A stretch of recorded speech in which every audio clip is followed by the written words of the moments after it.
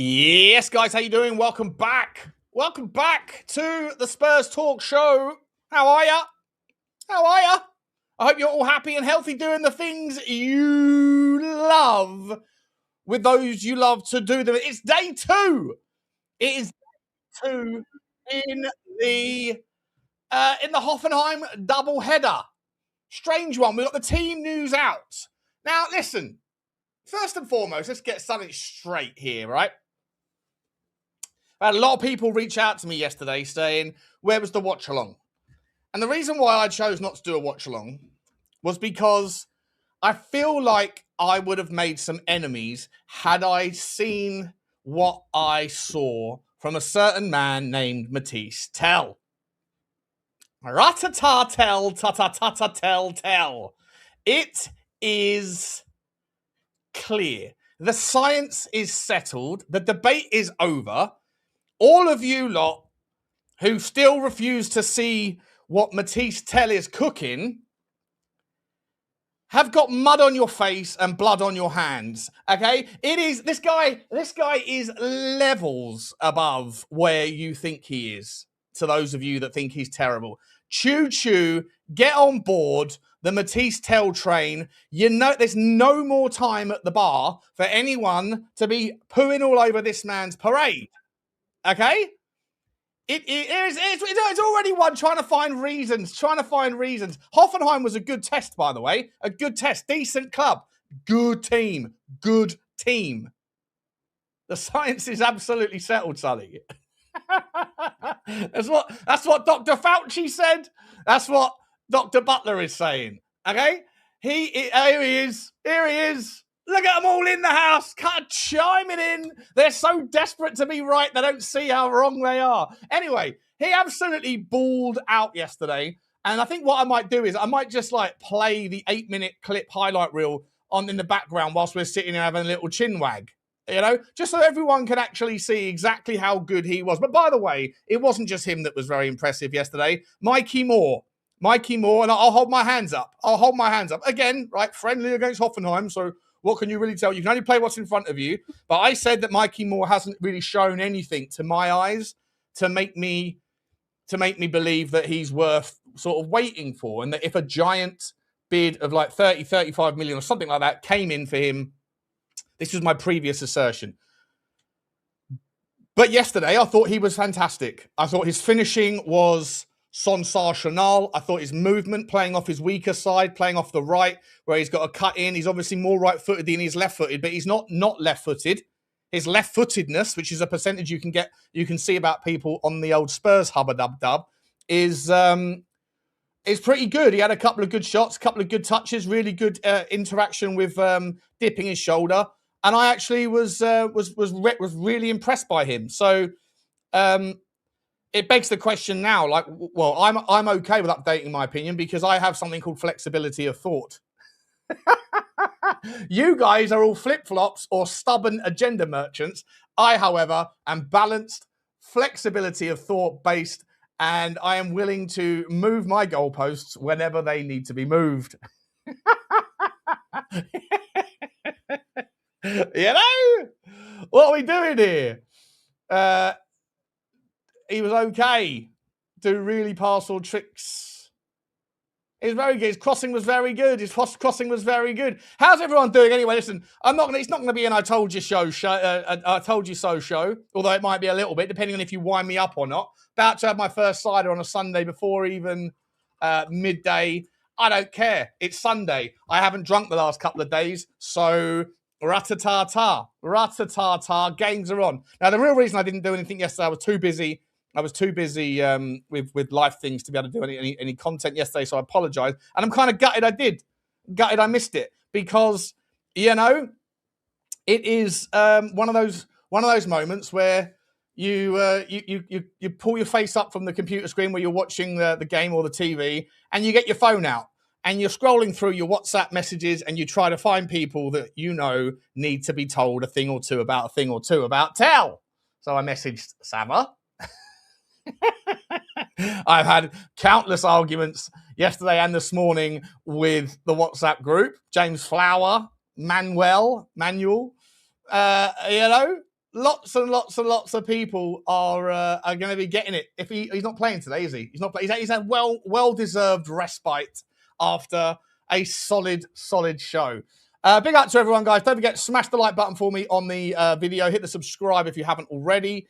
Notification button should be squeezed. Comments should be dropped. Sava still didn't want to accept it. What he did say was, I hope he proves me wrong because that's good for Tottenham, which is fine. That's absolutely fine. He wants to be proven wrong about him, but he still wouldn't go down the path of giving him any flowers.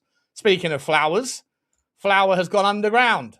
100%. Where is he? Where is he? Big up to Kate. She's in the house. Tom Tel was sensational. Yeah. Tell you who else was very good. Sandro Tonali. Sandro Tonali was good. I mean, he's a top player, isn't he? Top player, Sandro Tonali. He's not world class.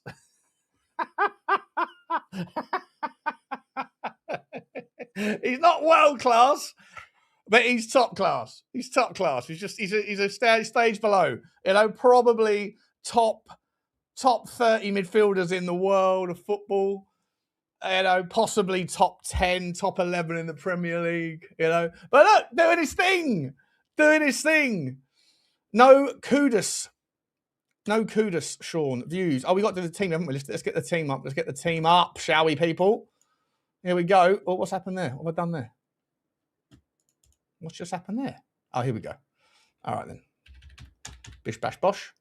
The team, ladies and gentlemen, for today's runabout in the park is as follows. Who is it? Brandon Austin in goal. Kevin Danso at centre-back. James Maddison making his return. That is good news. Fernandes, his calf muscle is less fatigued. It's now just a little bit wiped out, you know. Pape Matar Sarr makes his first appearance, I think, of the summer. Roddy Bentancur as well. We've got some good players in our second team, haven't we? Ben Davies. So it's Ben Davies and Danso on the centre-backs. Full-backs are going to be Ty Hall, I would imagine, and Souza. Interesting. Midfield three of Fernandes, Sarr, Bentancur. And then up front, it's going to be Williams, Barnett, Ajayi, and Maddison. How's that work? Let's bring in, we got Rain in the house. Be up to you, Rain. You all right, mate? You all right, mate? Yeah, good. Someone's going to have to play in the 9. Who's going to be playing in the 9 there then? Is it Maddison? Is it like a weird one? Or Williams, Barnett maybe in the 9? I do wish they'd do away with this numerical. Yeah, they're trying to keep everyone, trying to keep everybody guessing, including content creators who haven't got a fucking clue. It's a finger in the air thing, isn't it? I'm gonna go with Williams Barnett. Yeah, it wouldn't be Would it be Maddison in the false 9? Nah, he's gonna want to be controlling in the 10. He's gonna want to be in the middle of the pitch and for everything to just go through Maddison. That's what he's gonna want. He's gonna want to touch the ball. Everybody gets a touch, and Maddison gets a touch for every touch that everybody else gets a touch. If you know what I mean. We haven't got a striker. We haven't got a striker then, really, basically. Have we? So we haven't got a striker. And actually, you know, in the WhatsApp group this morning, you know, people were saying we need this, we need that, and I was like, we need Solanke as well, because not for quality, just for depth. At the moment, we've got one forward, we've got one striker, Richie. That is really concerning, isn't it? And let me ask you this. In fact, whilst we're doing that, let me see if I can. Do I still have that other game on? I do. Look, let me see. I don't think I'm going to get done for copyright because it's on Tottenham Hotspur's channel. Let me see if I can put this on the background whilst we're just having a chinwag here. Is that going to work? Hang about. Is that working? Yeah, that'll do, right? Yeah. So I hope that's not going to get copywritten. I don't think it will do. I might end up doing. Do you know what? It's not worth it.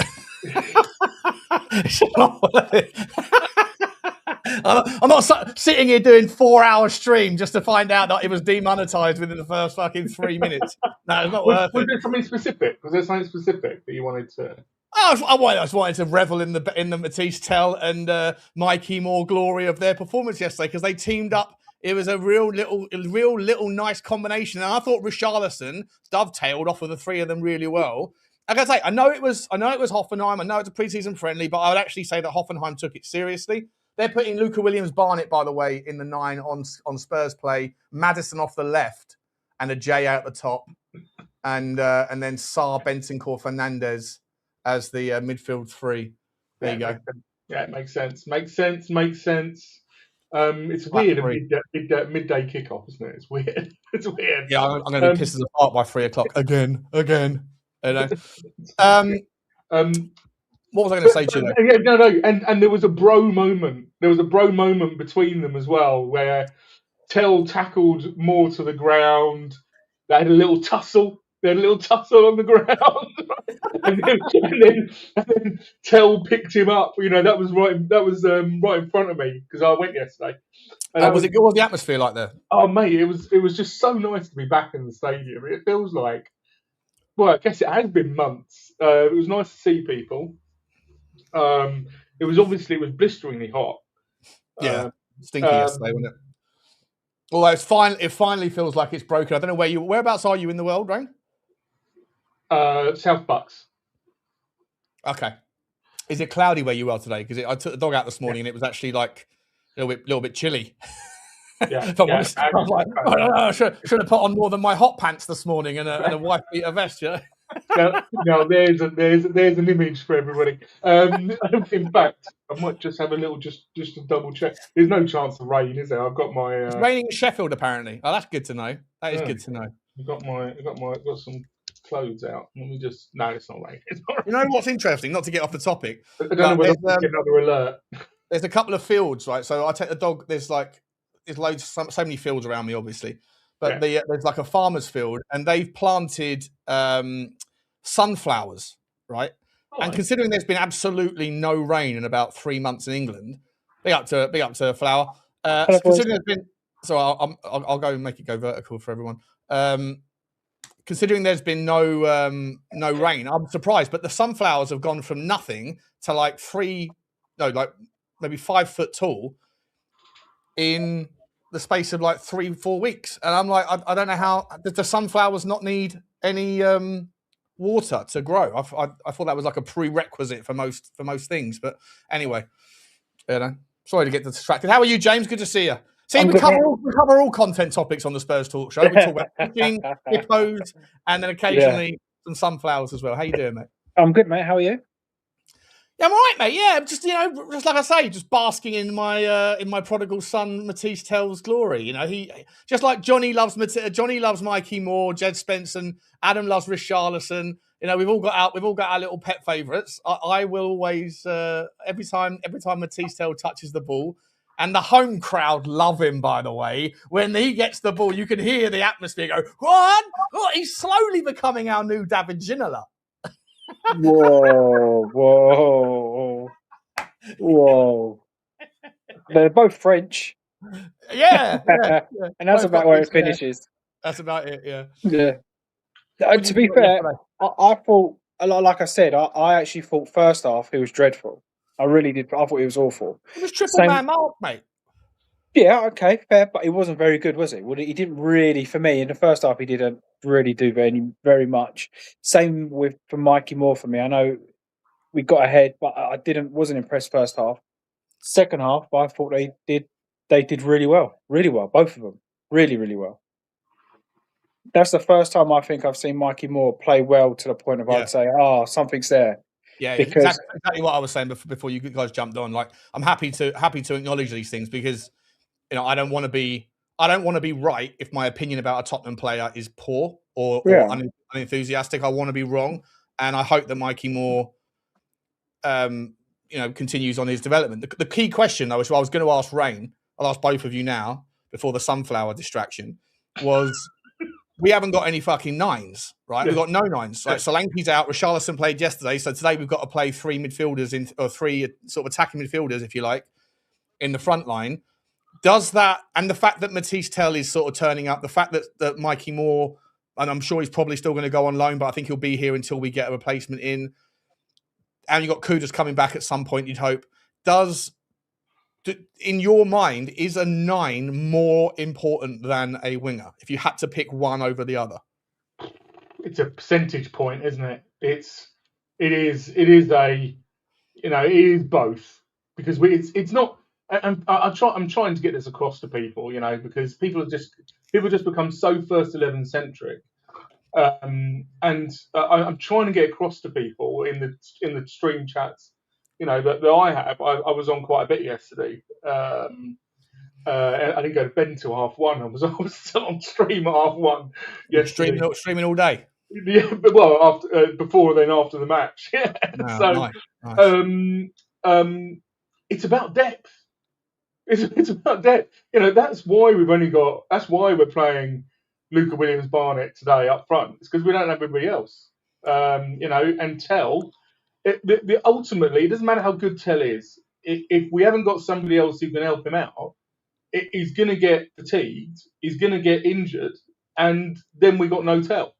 So, even if he is going to be our number one left winger, he needs somebody else. And for me, that somebody else can't be like Ajayi. I'm quite excited to see Ajayi today, actually, because him and did he play a few minutes yesterday as well?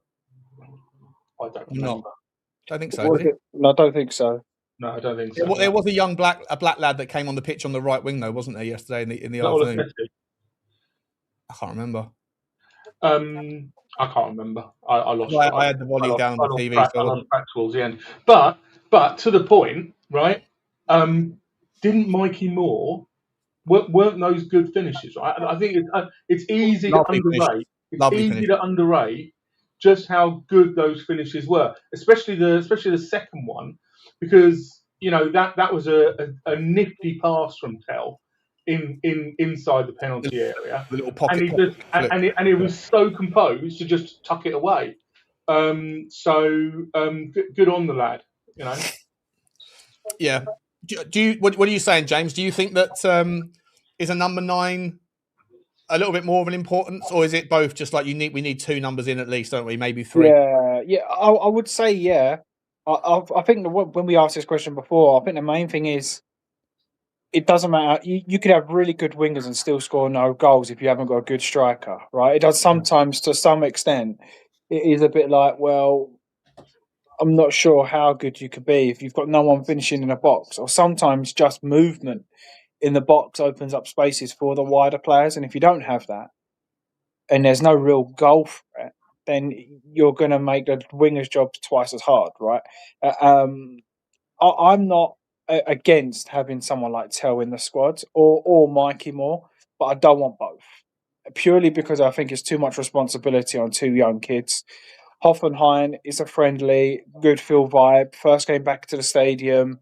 Like, I was impressed with their performances, but that's completely different to, say, Brentford away, right? Completely different atmosphere. Not going to get as much as the ball. It's not going to be as sort of relaxed. You're going to have to break teams down. And I feel like to have 2 young guys like that with someone like Richalison, I'm not happy with that, to be honest. I'm really not happy with that. So, kind of long story short, the Gakpo story feels like that one's, because apparently now Bradley Barker is not that whole deal is slowing up a little bit. But I don't know what's broken down there.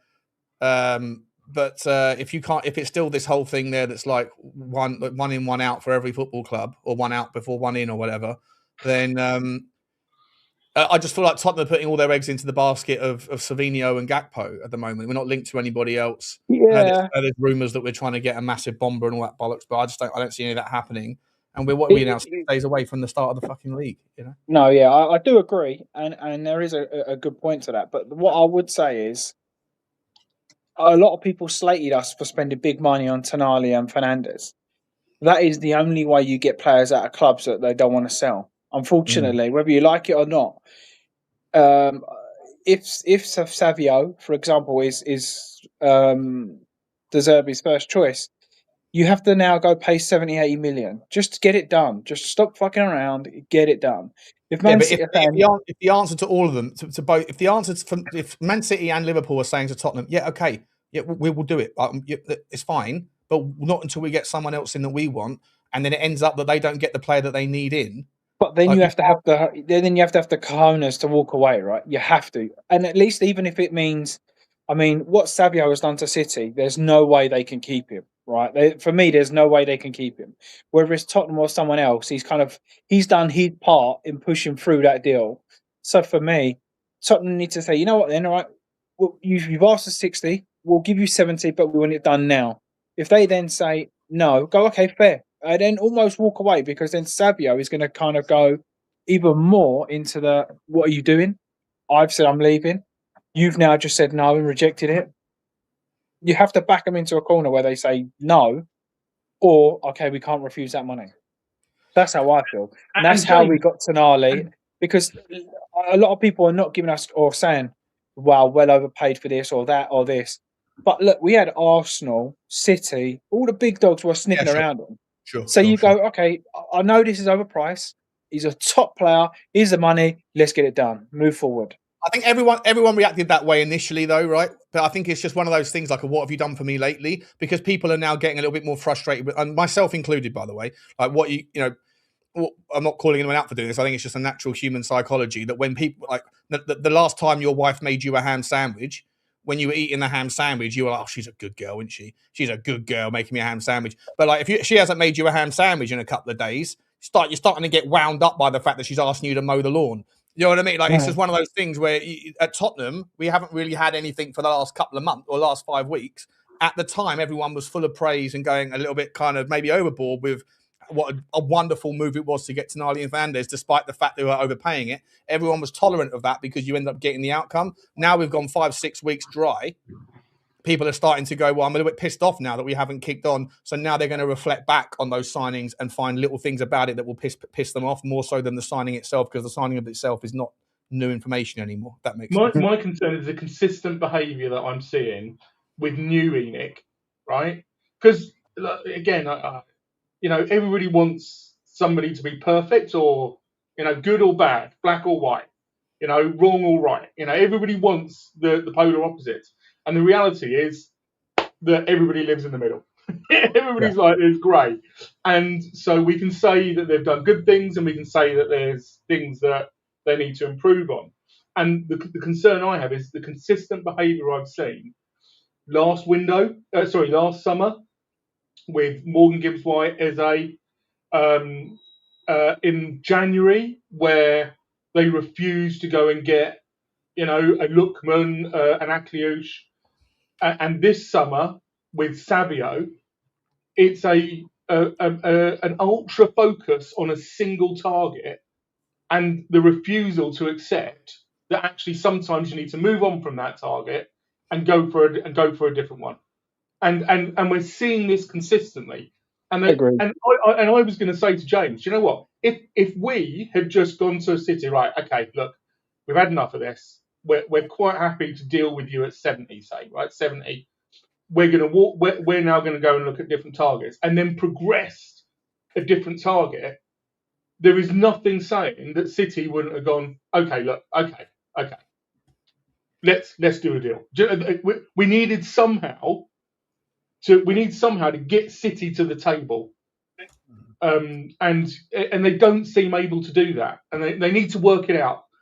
However they work it out, they need to work it out. Yeah. Can I ask you guys a quick question? I've got to do some super chats in a minute before the game starts. By the way, guys, I completely forgot to mention OK Jersey. Jesus, I've got to do this. I've got to do the ads. OK Jersey code Sean 10 at checkout. You can get the third kit's about to be launched in the next couple of days. As are, I think the training kits might already be up there. Some really nice training kits now. Plus all your Jeremy Jacquets and your old school retro stuff. They're adding more and more stuff all the time. There has been some massive typhoons, I think, over in China. So I'd just be a little bit patient if there's any problems with the postage. I don't know if there would be or not, but just like half of China is in under a lot of water at the moment. Now, there's no water in the UK, but it's all over in all the rain's on holiday over in China for the summer. Crazy stuff what's going on around the world right now. There's an earthquake, a 5.5 earthquake in Spain yesterday. Is that right? Did you hear that? 5.5, 5.5 on the Richter. Unbelievable stuff. Listen, also don't forget Spurs Hub. You know where to go. Data tool. By the way, the Predictions League is going to open tonight.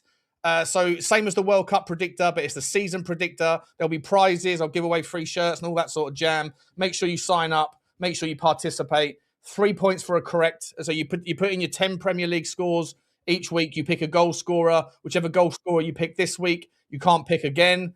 It gets difficult towards the end of the season. 3 points for a correct score, 1 point for a correct result, 0 point for everything else. If your goal scorer or your assist maker gets an assist, for every assist they get is 1 point. For every goal scorer they get, every goal they get in that game week, it's 3 points. It's an awesome game, and it's all done digitally. We did it on the Football Inc. last season. We're going to do it here as well. So that will be launched later today, this evening, after this game. I'm going to go and launch it, so make sure you get it in beforehand. Guys, I wanted to ask you one quick question, not to hark on about Mathys Tel, but I feel like this guy is a confidence player, right? I think right now he seems to be bubbling with confidence, enjoying and thriving as being the kind of main man in that front line without too many options. I remember when he first came to the football club, I think he made a couple of really poor errors. I think, when he had the one-on-one in the Newcastle game in the pre-season last year, and he had like the whole length of the pitch to run by himself, and then ended up just putting it into the hands of the keeper. He missed the penalty, didn't he, in the Super Cup, I think it was. There was a lot of reasons why he was just lacking confidence. Do you think that there is a chance that if Tottenham do buy someone in, like a Savinho or someone else, and then Kudus gets fit, and then as soon as, let's just say, for example, Savinho gets signed today on the off chance, and Kudus is fit by tomorrow, and then at the start of the season for Brentford or for the Newcastle game or for the Charlton game or whatever, that all of a sudden Mathys Tel found himself sat on the bench, despite, in my opinion, being inarguably the best player in pre-season. Do you think that will be something that will egg away at his confidence, and that then you might start seeing a prior version of him, whereas right now you want to reward the confidence that he has in himself and see what that happens? A bit like Will Lancashire at Middlesbrough, right? Started so well, and he's just getting better and better because his confidence is rock solid. Well, yeah. Again, that was kind of my point earlier, where I said I don't feel like he's ready to become that main man and have consistent pressure.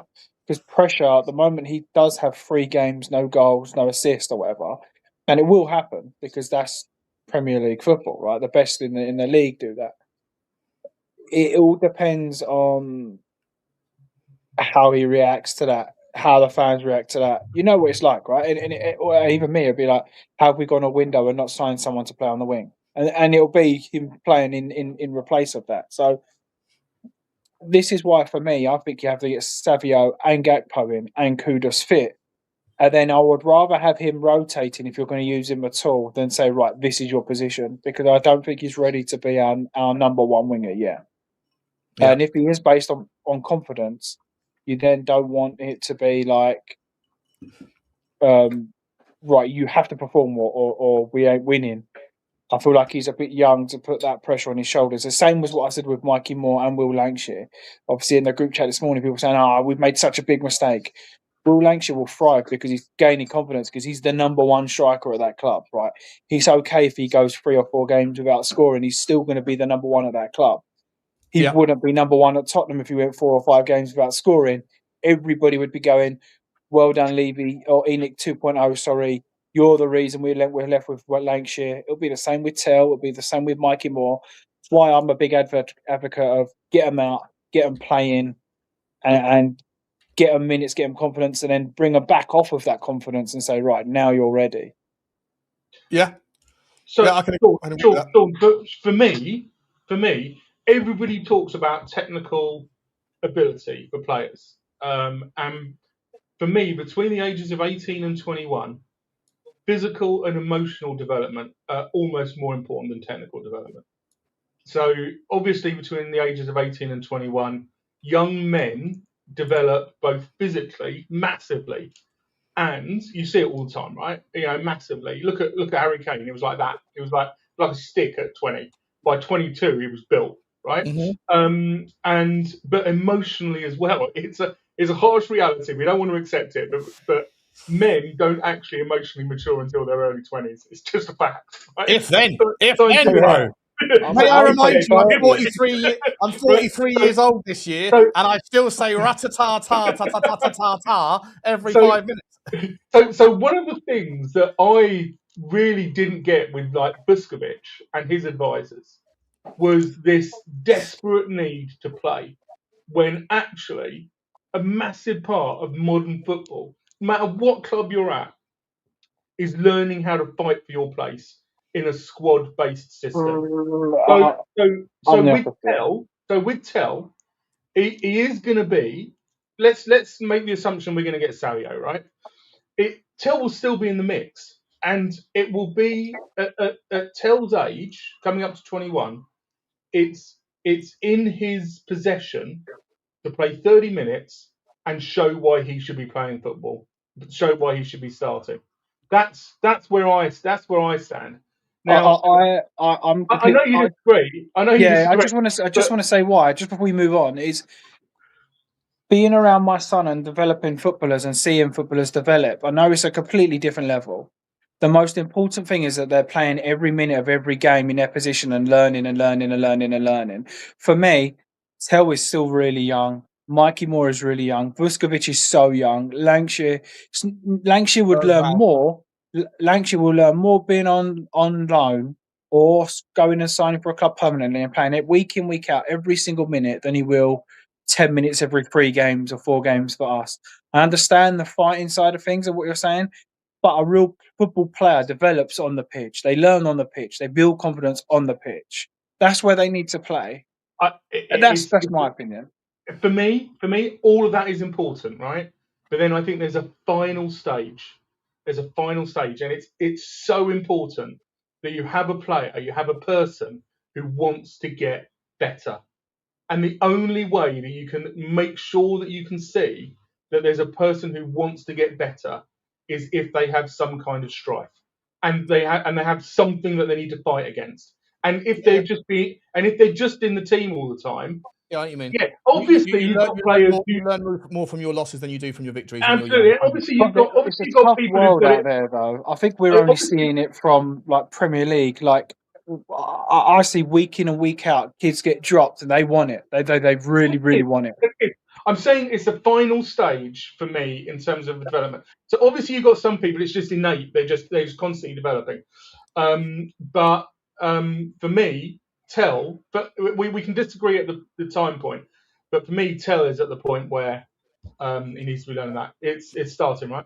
Yeah, the game's starting. If you guys, if you want to stay and watch it on with me, you can. Or if you want. I mean, you've kicked me already, mate. No, so you haven't. I'm just trying to adjust I'm going to drop out and watch it, and I'll join after if that's all right. All right, yeah, cheers, James. Appreciate you, mate. Yeah, sweet, mate. Thank you. See you, mate. There you go. You staying, Rain, or are you going to drop out? Rain, you're on mute, mate. Oh, hang on. What happened there? There you go. Yeah, no. I'll come back at half time. All right, mate. See you later. Take care, bro. Love you, man.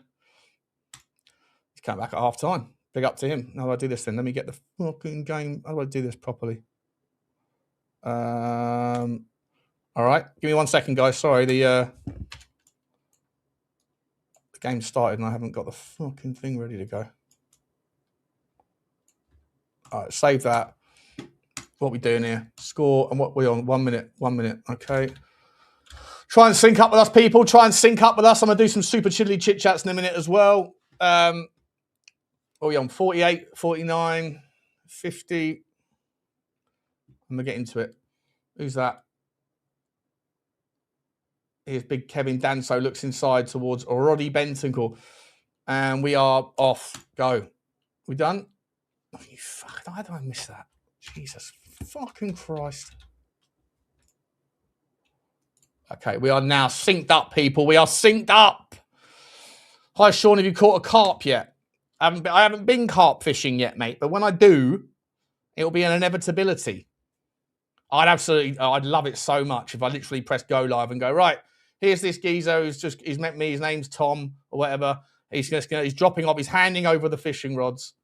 And then I sit myself down, crack open a Thatcher's, dink the fucking string into the river, and then half an hour later the stream's finished because I've got a fucking 60-pounder. You know? What are we doing here? Yeah, guys, let me do some super chats. There's a lot of super chats here. Let me do them whilst we're watching the game. Big up to everyone for being here. Appreciate you. Here we go. Let me get that. Wasn't bad. We didn't get a chance. We spoke too much about Mathys Tel on that one there, Mikey. Well, we didn't get a chance to talk about Lucas Berghvall. A chance for Hoffenheim! Oh, Brandon Austin almost let it go past in the back of the net. What are we doing there? And that geezer, that Hoffenheim player, fucking hell, he's got hair like James Maddison, but he looks like he's thinning like I am on the top. It's a lot of hair wafting around, but you can see a stripe of his scalp. Look at the number 8, unless he's wearing some sort of bandana or something. He's got too long hair for that giant five head that he's got going on. Absolutely ridiculous. Big up to Box Kev for the super chilly chat. Checking in from Bali, my brother. Fucking hell, mate. You don't mind, do you? Have more holidays than Johnny. I'm going to call you Johnny Kev or Box Johnny. Chance for Tottenham. Oh, mistake from Hoffenheim. Who was trying to get onto that then? Who was that fella? Luca Williams-Barnett. Anyway, here comes the right back. Big up to Boxy. Appreciate you, mate. Enjoy your time in Bali. Big up to you, bro. Big up to you. The jewels are here. The jewels are here, aren't they? Yes, they are. Big up to Harmless for the penny. Big up to Kicks. Fucking jewels. Big up to Spurs King. Fucking 2 jewelling me off. Let him cook, says Gavin Mills. Big up for the 750 jewels, bro. Yeah, listen, I'm excited, but I am a little bit wary of having too much responsibility. I agree with what James is saying 100%. Brandon Austin pissing around with the ball at the back, though. Hoffenheim on the press. This will be good today. This will be a good test if they're going to press us like this. It's like a swarm of bees, and we figured our way out of it. Luca Williams-Barnett with the back flip. Gives it away, Luca. He's growing his hair as well. What is it with 18-year-olds today? What, you think you've got all that hair forever, do you? Enjoy it whilst you're young. You've all got ridiculous amounts of hair. James Maddison's hair is glowing in the wind. You can see those highlights from fucking space. What are we doing here? Big lad. Hoffenheim have got a couple of monsters on the pitch, or maybe it's just our team look really small relative. Maybe it is. Luca Williams-Barnett wins the ball back, pops it back to Ben Davies, who launches it forward. Number 2 from Hoffenheim takes the ball down well, and they reset. Big up to Gavin Mills with the jewels. Big up to Kicks with the jewels. Big up to Adam Hines with the loot box jewels. 1,000 jewels, Adam. Thank you very much indeed, my man. Appreciate you, bro. Appreciate the Football Outsider for his jewels. Long ball up the top from Ty Hall. A J.A. He's got a lot of hair as well, a J.A. Gee whiz. Got a lot of hair.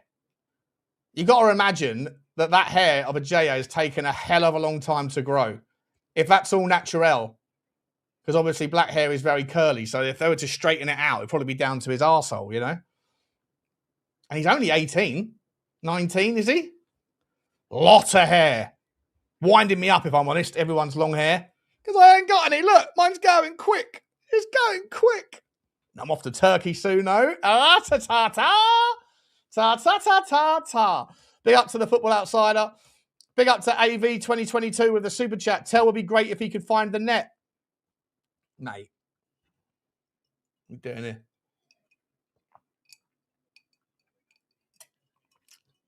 What exactly are we doing here, AV? Exactly are we doing here? Big up to you, though, mate. Big up to you. Thank you very much for the super chat. Keith Edwards says, I changed my mind on Berghvall on that performance. Keep that's all on De Zerbi. Yeah, we didn't talk about him in the preamble. I thought Berghvall was really good yesterday. Looked like he had a little bit of understanding there with Tonali as well. You know, they kind of dovetailed each other quite nicely. Here's Ben Davies out to Luca Williams-Barnett. Loses the ball again. Williams-Barnett loses the ball in a bad position. Hoffenheim have got a chance. He's going to spray it, is he? Oh, well done. Well done, Matheus Fernandes. Bentancur. Well done, Roddy. Rowdy Roddy Bentancur. That was nice work from him to clear up Luca Williams-Barnett's mess. That's twice he's given the ball away with flicks and tricks.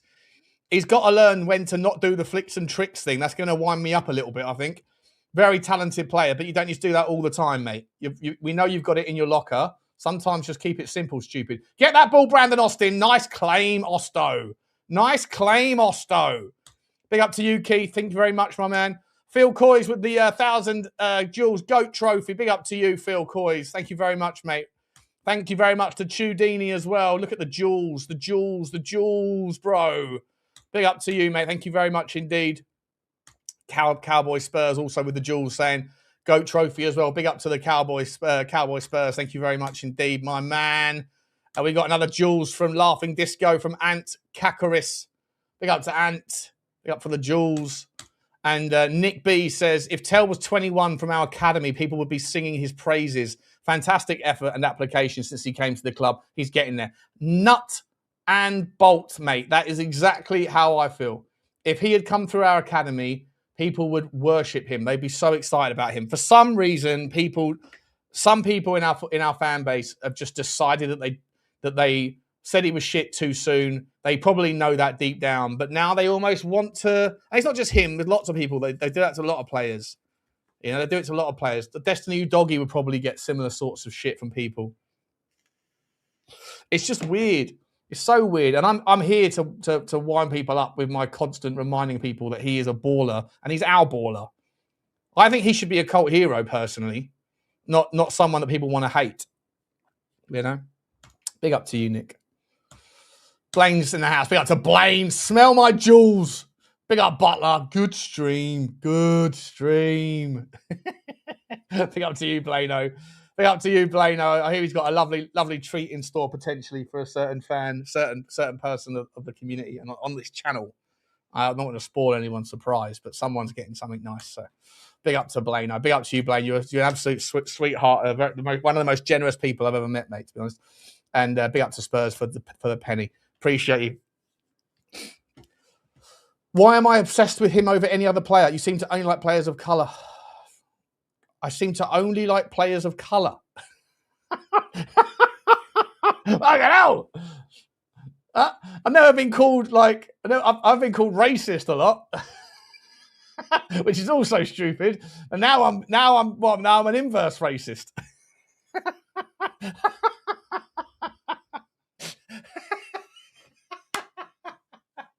That is insane. That is insane, bro. It's hilarious.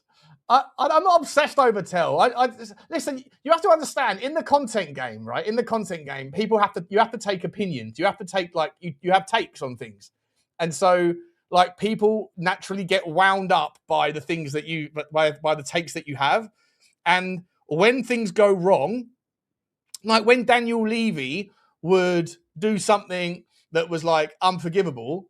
If I've been someone that's defended Daniel Levy for ages, the amount of pile-on that I got, when Tottenham lost out on Eberici Eze, I had thousands of people reach out to me in DMs or in atting me or commenting on posts, whatever, calling me every name under the sun. I had people wishing my dog got hit by a truck, not just one, 6 or 7 different people hoped that Bugsy was going to be hurt because Daniel Levy failed to sign Eberici Eze. Not because of what I did, but just because I apparently defended him a couple of times that they can't get to him, so they'll get to me, you know? And it's the same with player worshipping. If you have a stance on a player that splits opinion, then when they do something stupid, I think with Mathys Tel it's more banter than anything else, that people will come for you. So when Mathys Tel starts to play well, you best believe I'm coming for you. You best believe I'm coming for all of you. Them the rules. I didn't make the rules. That's just the game we play, you know? Anyway, Hoffenheim. Hoffenheim starting well against this sort of second string Tottenham. I'm guessing it's also second string. Oh, Luca Williams-Barnett glides past the man with no hair. The bald guy, the bald James Maddison, the number 8. He spreads it lovely over to a J.A. What are you going to do, a J.A.? You're 1 against 1, mate. 1 against 1. He beats the first man. He has a pop. He has a crack. It's deflected. Ooh. Pape Sarr gives away the free kick unnecessarily. I'm sticking up for my 8%. 100%, Leroy. I've never been called an inverse racist before. That is fucking wild.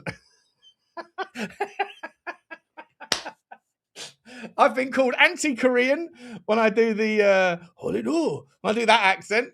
I've been called every name under the sun, but I've never been called. I've never been saying you like black people too much, Butler.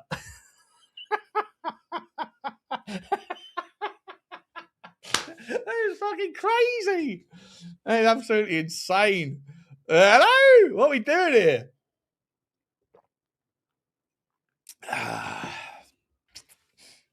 Come on, Tottenham. You've got to press from the front there. You've got to do better than that. Pape Sarr. Has Pape Sarr grown a beard? No. Has he? I wouldn't mind seeing Pape Sarr with a bit of an end-on-belly beard. Go on, Maddison. Maddison swings it wide. Oh, come on now. Who's that? Who slipped over there?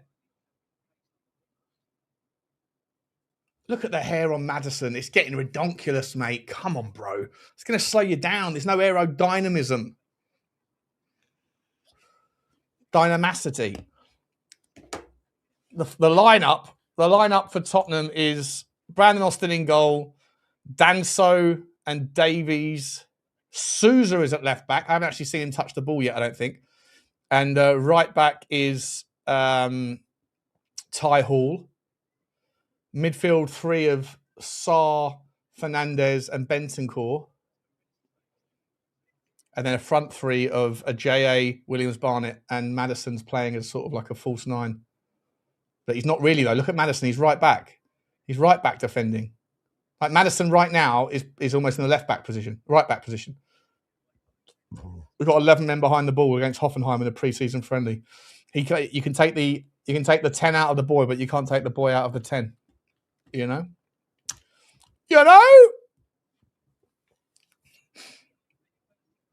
No, that's nice. Nice. A lot of the first team players from yesterday. All sitting there watching.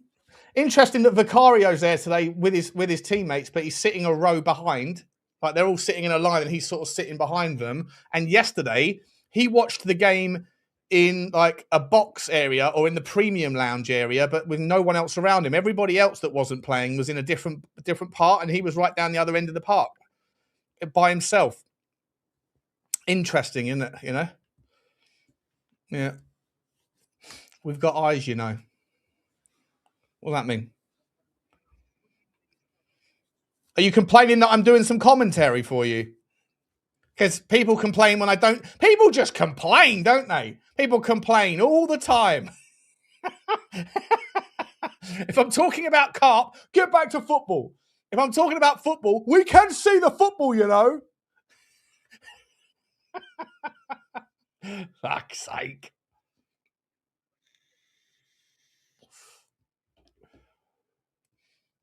Oh, there's been a collision there. Someone's got hurt. It's a penalty. It's a penalty to Hoffenheim. What's happened there?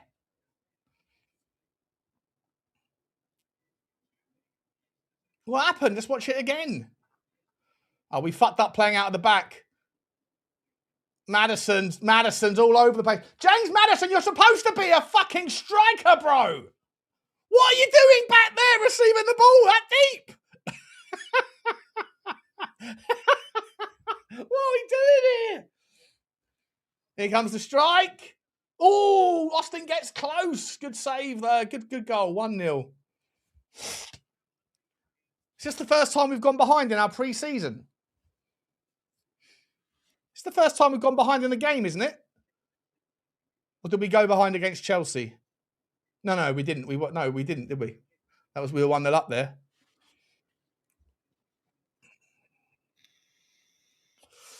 I don't know what is going on. I'll tell you what I'm doing, though. I'm reloading my fucking cider before the ice cubes melt.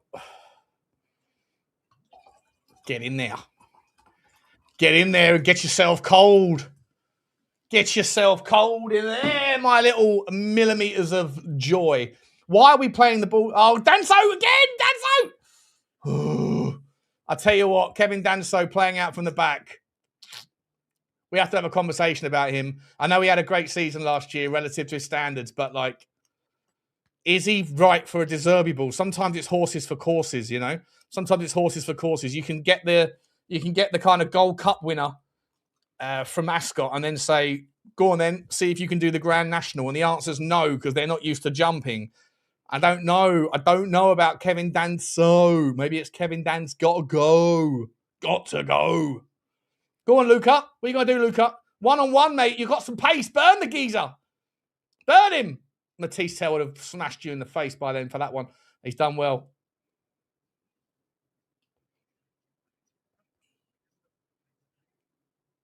The right back for Hoffenheim is twice as old as the left wing forward in Luca Williams-Barnett. Do you reckon he's sitting there going, I am old enough to be your father.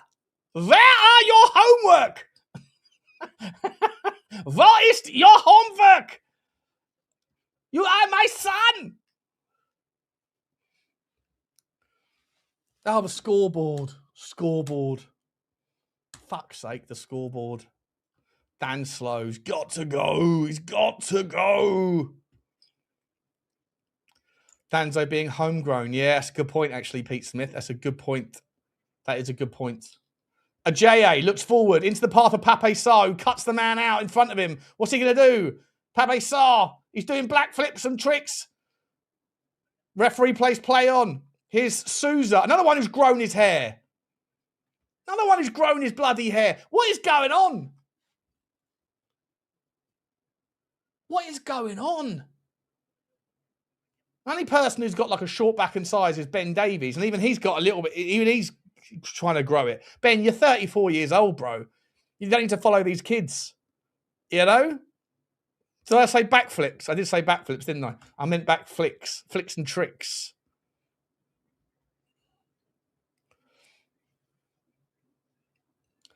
Luca Williams-Barnett comes deep across to Ajayi.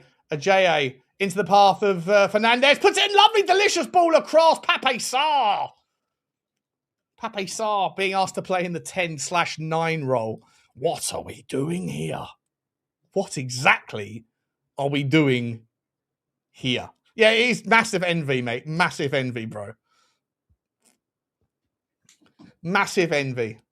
It is envy. Because my days of growing long hair are gone. You know what? I'll show you a picture on another show. I used to have hair longer than Maddison's with blonde highlights in it. But I was about 18 years old at the time, not 28. You know? Cross comes in. Good ball. It's a great header. It's 1-1. Ben Davies. Is it Ben Davies? It was Ben Davies, yeah. Ben Davies looks like he's lost weight. Lovely. That was a lovely ball. Delicious ball. Let's change the scoreboard. 1-1. Back in the game. We're back in the game.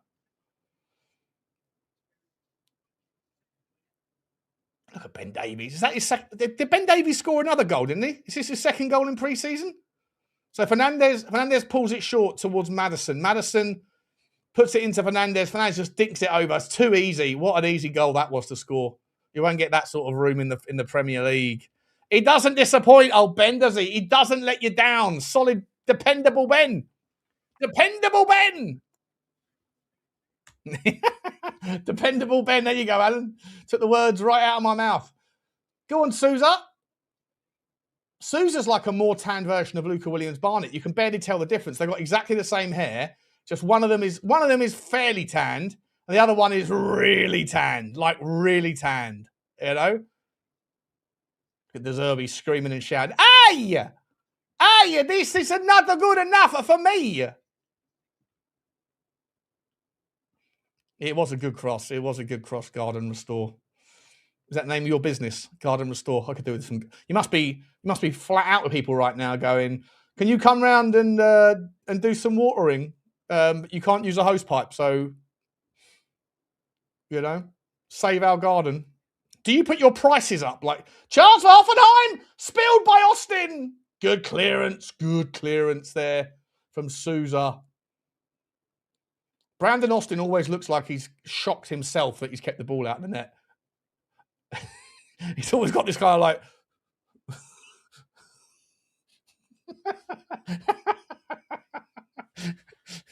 He always got this like surprised look on his face. Can I keep that out? Ay, dice club. Oh, it's Fernandes that got it clear. Okay, Roddy Bentancur. Oh, who's lost the ball there?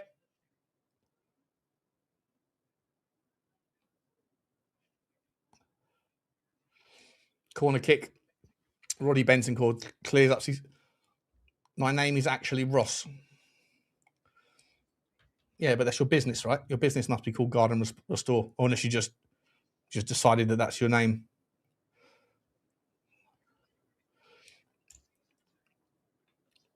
If you are a gardener, I'd like to know how it is. Like, how do you operate in this sort of cross comes in? It's a good one. Well cleared by Bentancur again. Fucking hell, Bentancur looks like he's. We do have a height problem in Tottenham. We really do.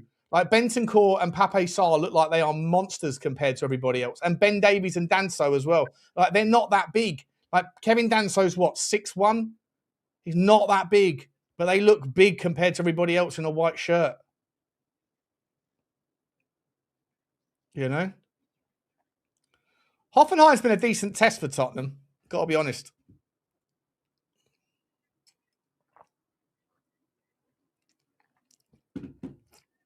Got to be honest with you.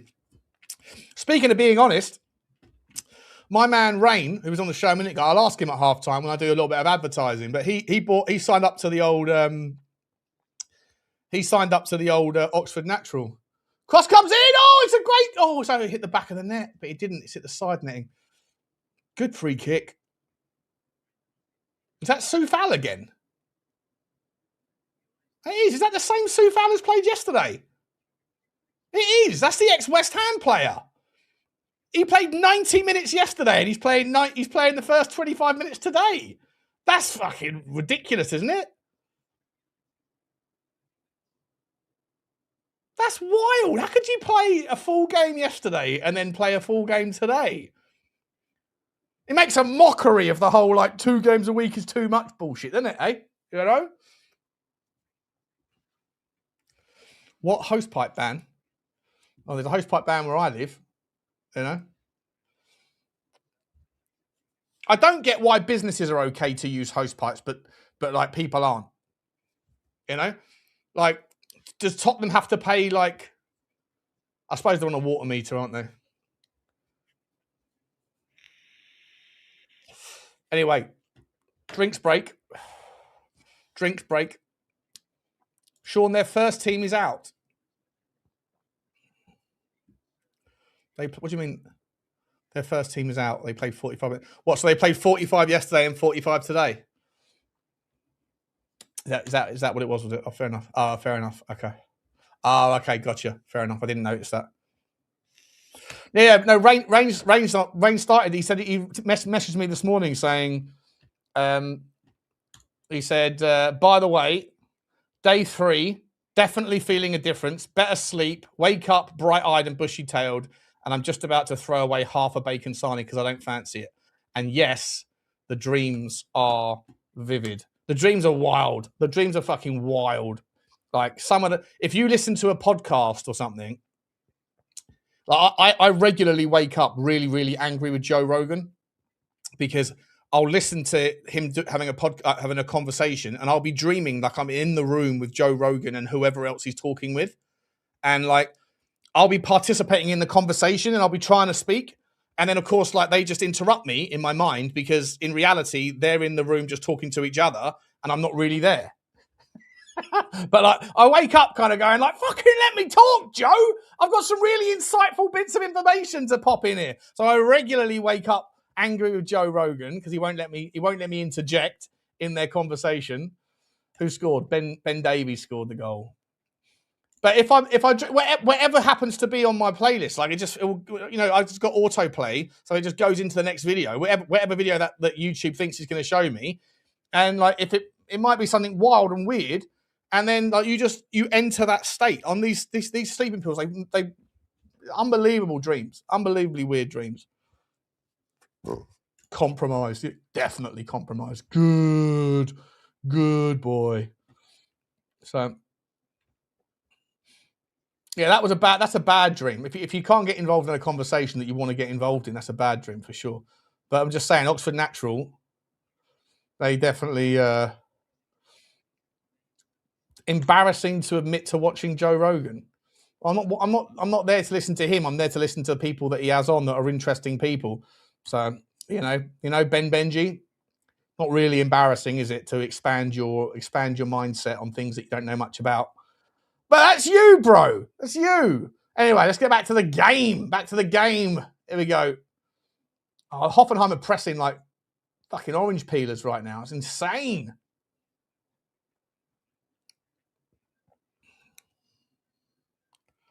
Joe Rogan is a giant tool. He's a mouthpiece for the Epstein class. Yeah, he's definitely changed in the last year for sure. You know, but like if you want a serious conversation about, I don't know, I like aliens and UFOs and all that stuff. So most of those sort of big emerging podcasters that are in that sort of space, they all, if you go and do enough research on them, they all seem to be a little bit compromised or a little bit like Julian Dorey and all those sorts of guys.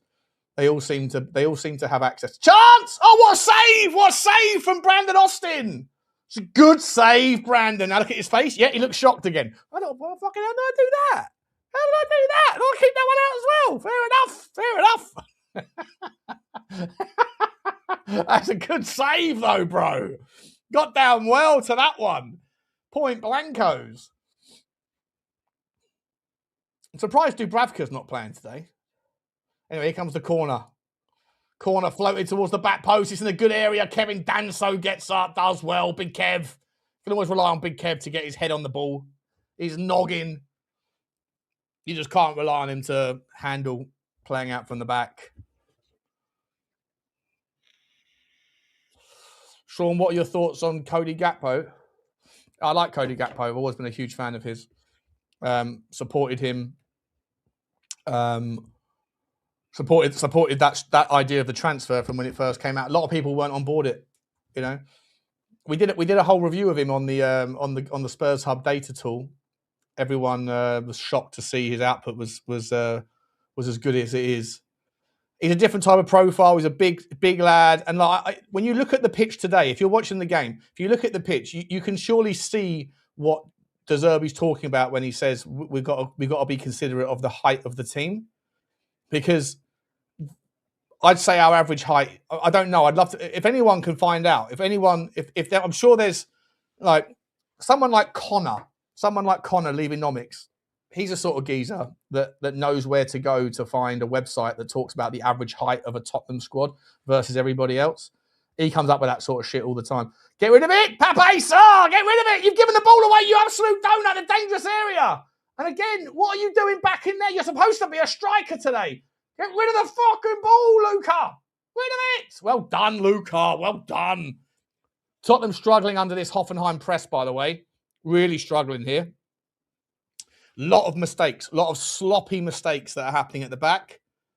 And you'd get punished in a Premier League game if we were to do that. So they've got to be a lot better at getting the ball out and sometimes just clearing it. I know they want to play out from the back and all that stuff, but if I'm watching this, if I'm Brentford, I know it's like second team against second team or whatever, but first and foremost, we get pinned back, because our strikers now 10s are just following people all the way back towards their own goal. Like Pape Sarr and James Maddison are supposed to be the 9 and the 10 today, and they are now currently in the final third. Both of them getting back to work, defending like they're midfielders. You know, it's not particularly impressive defensive performance here in the first half from Tottenham. How has Sousa played so far?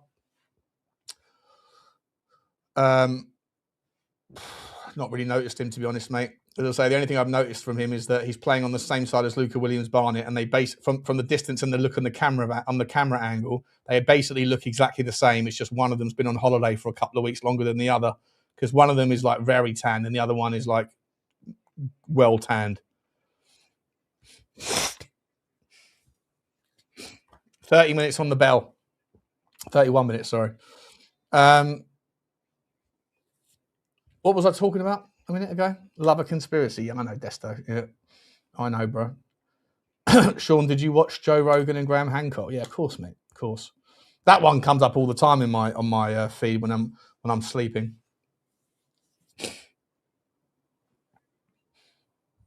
See, that's the other thing. Like with the Oxford Natural, if you get the one on with if you get one of those like alien things, and they're talking about craft, they're talking about what's the guy's name? Bob Lazar. If you go and listen to a Bob Lazar podcast when you're sleeping and they start to talk about the craft and the shape of it, your mind start to go astral planing and stuff. It's weird. It's cool though. Cool. And your dreams seem to last like a long time, and then you wake up and you go, oh, must have been asleep for like 12 hours. That was a very detailed dream and I remember it. And then you realise you've only been asleep for 20 minutes. It's weird how that happens. Very strange. Are you doing a rabbit hole tonight? What day is it today? Sunday. Maybe. I've got a lot of work I've got to do on the Spurs hub to get everything ready for next weekend. So if I can, I will. If I can, I will. Here goes. Nice ball. Oh, James Maddison's put it behind Bentancur and they can turn on us. It's a great shot. Oh, the shot from distance, just wide. Who is that geezer with the nut? Who is he? Good player. It's a good player. Looks up, pops it in the top bins, just a little bit wide, a little bit off the mark. You know? A little bit off the mark. Pape Sarr is such a nothing player, says Spurs Paul. Kevin Danso getting turned. Number 24. Oh, well, big Kev. Big Kev. Look at him pumped. He's pumped up with that one because he's saying, anyone says I get turned, I don't get turned that easily. I might be an oil tanker, but then so is that big guy Vogt. Look at the size of 24's shoulders. That guy's ripped, bro. Like a swimmer.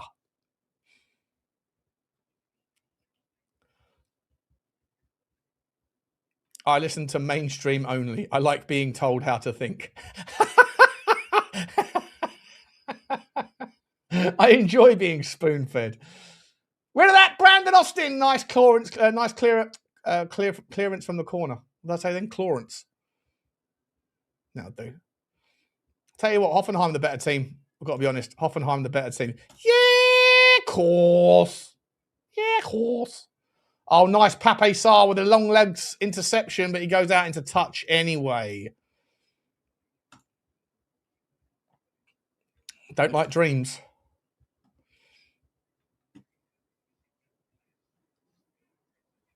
Sean almost said one looks blacker than the other. No, more tanned. More tanned. They do look from the camera angle right now. Sousa and Luca Williams-Barnett look identical. They've got exactly the same hair, same length, same curls, same dark locks. They've both got an 8 on their back with another number in front of it, and one of them looks tan, the other one looks a lot more tan. That's all I'm saying.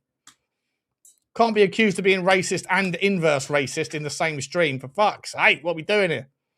Watch porn, dude. Wicked dreams. The thought has crossed my mind, mate. The thought has crossed my mind.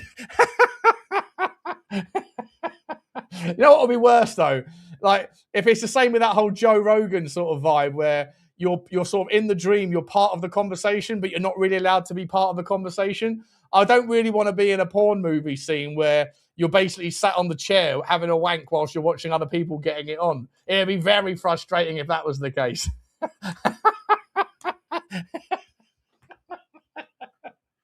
You're the gimp on the fucking side who's sitting there in the hotel room while someone shags your missus, you know? What are we doing here?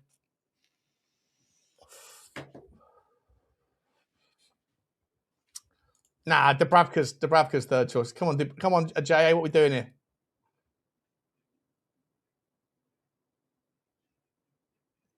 Oh no, that's Sousa. Hang on, Sousa's gone to right wing. How the fuck did Sousa get from left back to right wing? Go on, Luca. No.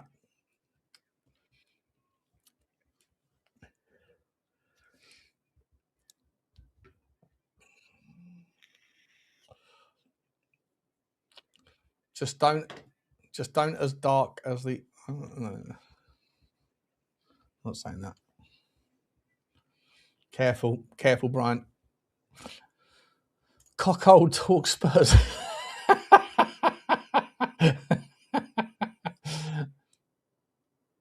Ty Hall doing well there. Good boy, Ty Hall. He's had a decent pre-season, old Ty Hall. Quite impressed with him. Looks like he's someone to keep an eye out for over the next couple of years.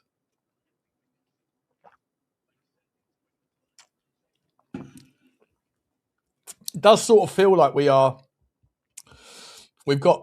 got some talent, haven't we, coming through? But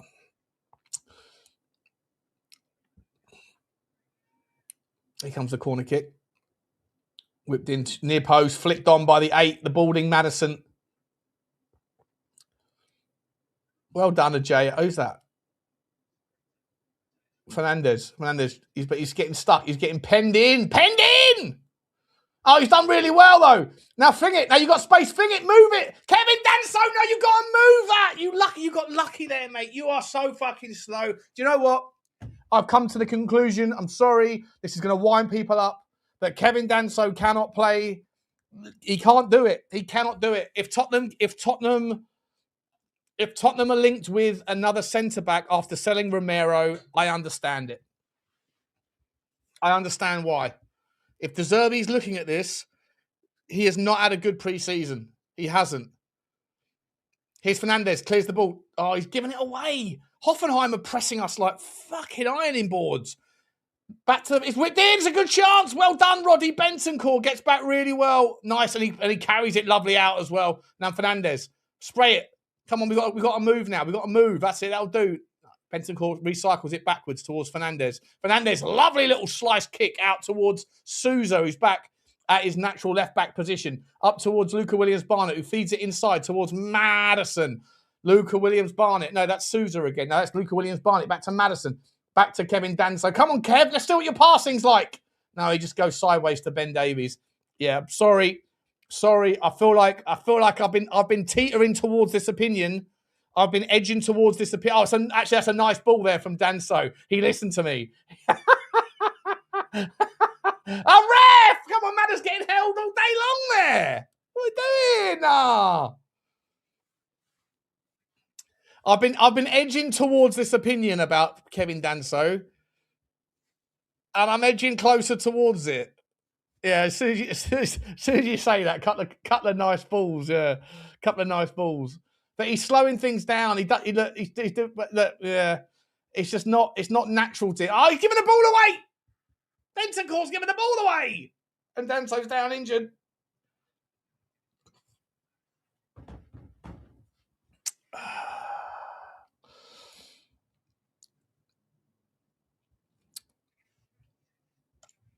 Let me get some of these super chilling chit chats done. Macaulay Routledge. What a name! Sound like you're two-thirds of a law firm. Macaulay Routledge and Bentley. Big up to you, Macaulay Routledge. What a name! What a name! I won't forget that name. Oh, lovely step there from Souza. Come on, Suze. Then Pape Sarr cuts inside. It's quite nice little footwork, but we're not progressing. It's all very ticker-tacker, but it's a little bit ticker-shatter, if you know what I mean. Danso does a nice threaded ball forward. He's definitely listening. He's definitely got an earpiece in, listening to the Spurs Talk shit show commentary, you know. Well done. Get on that, Bentancur. Lost the ball. Giving away a free kick. No, you haven't. Oh, Hoffenheim are through. What a save that is by Brandon Austin. Everyone stopped thinking the game was over. Brandon Austin looks absolutely gobsmacked.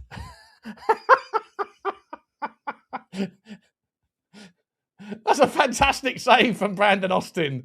That is a fantastic save from Brandon Austin. He's closed the tee, closing down well. Big up to Macaulay Routledge. Big up to you. Big up to Musees with the 10. Big up to Spurs with the 5.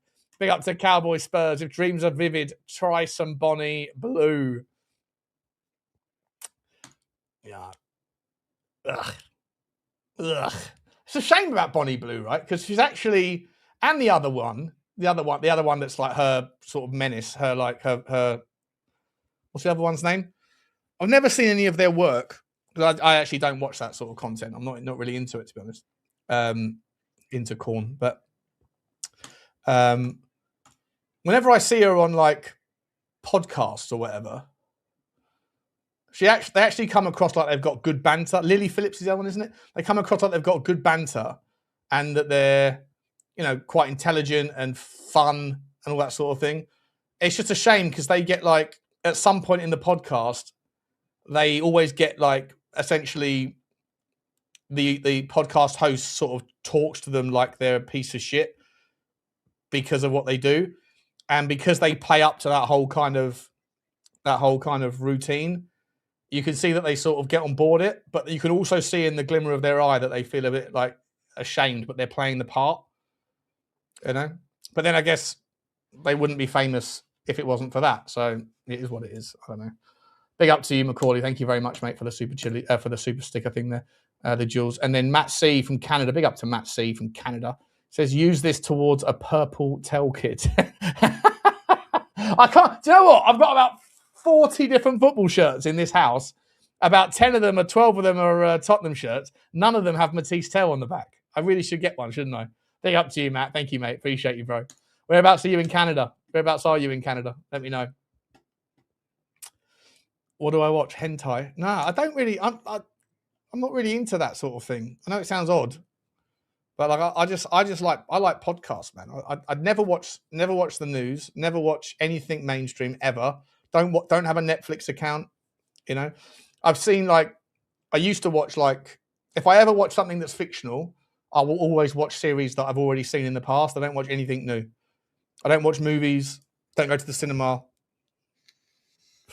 I just think that the truth is stranger than fiction, and I just like to hear people's perspectives on alternative perspectives on how the world works and what's really running the world and all that stuff. That's my jam, you know. Yeah, I spend probably 95% of my time that I'm listening to other people's content, watching YouTube. Cross comes in. Oh, easy start of a chance. Benton call the pop. No, he says it out wide to a JA. Jay's got double man marked. What are you going to do? What was that, a JA? You just tried to launch it back. You've managed to get a throw in. A JA is not ready.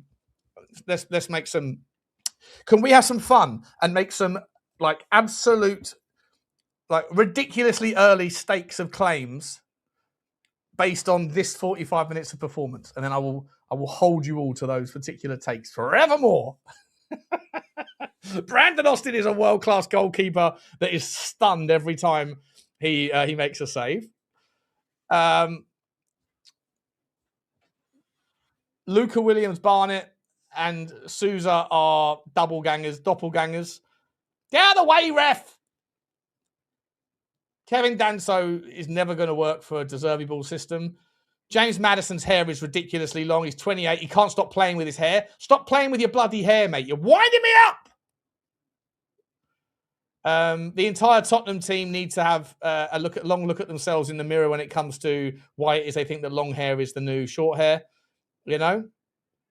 What other claims can we make after this 45 minutes?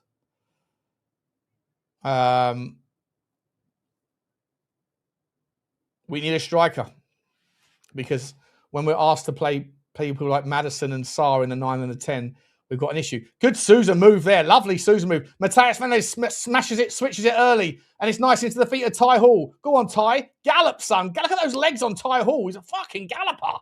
Go on, a JA. Whips the ball in. It's not good enough from a JA. He can fuck off. We've decided that one. He's done. He's not good enough. Yeah, brass house every night. No need for corn. 100%.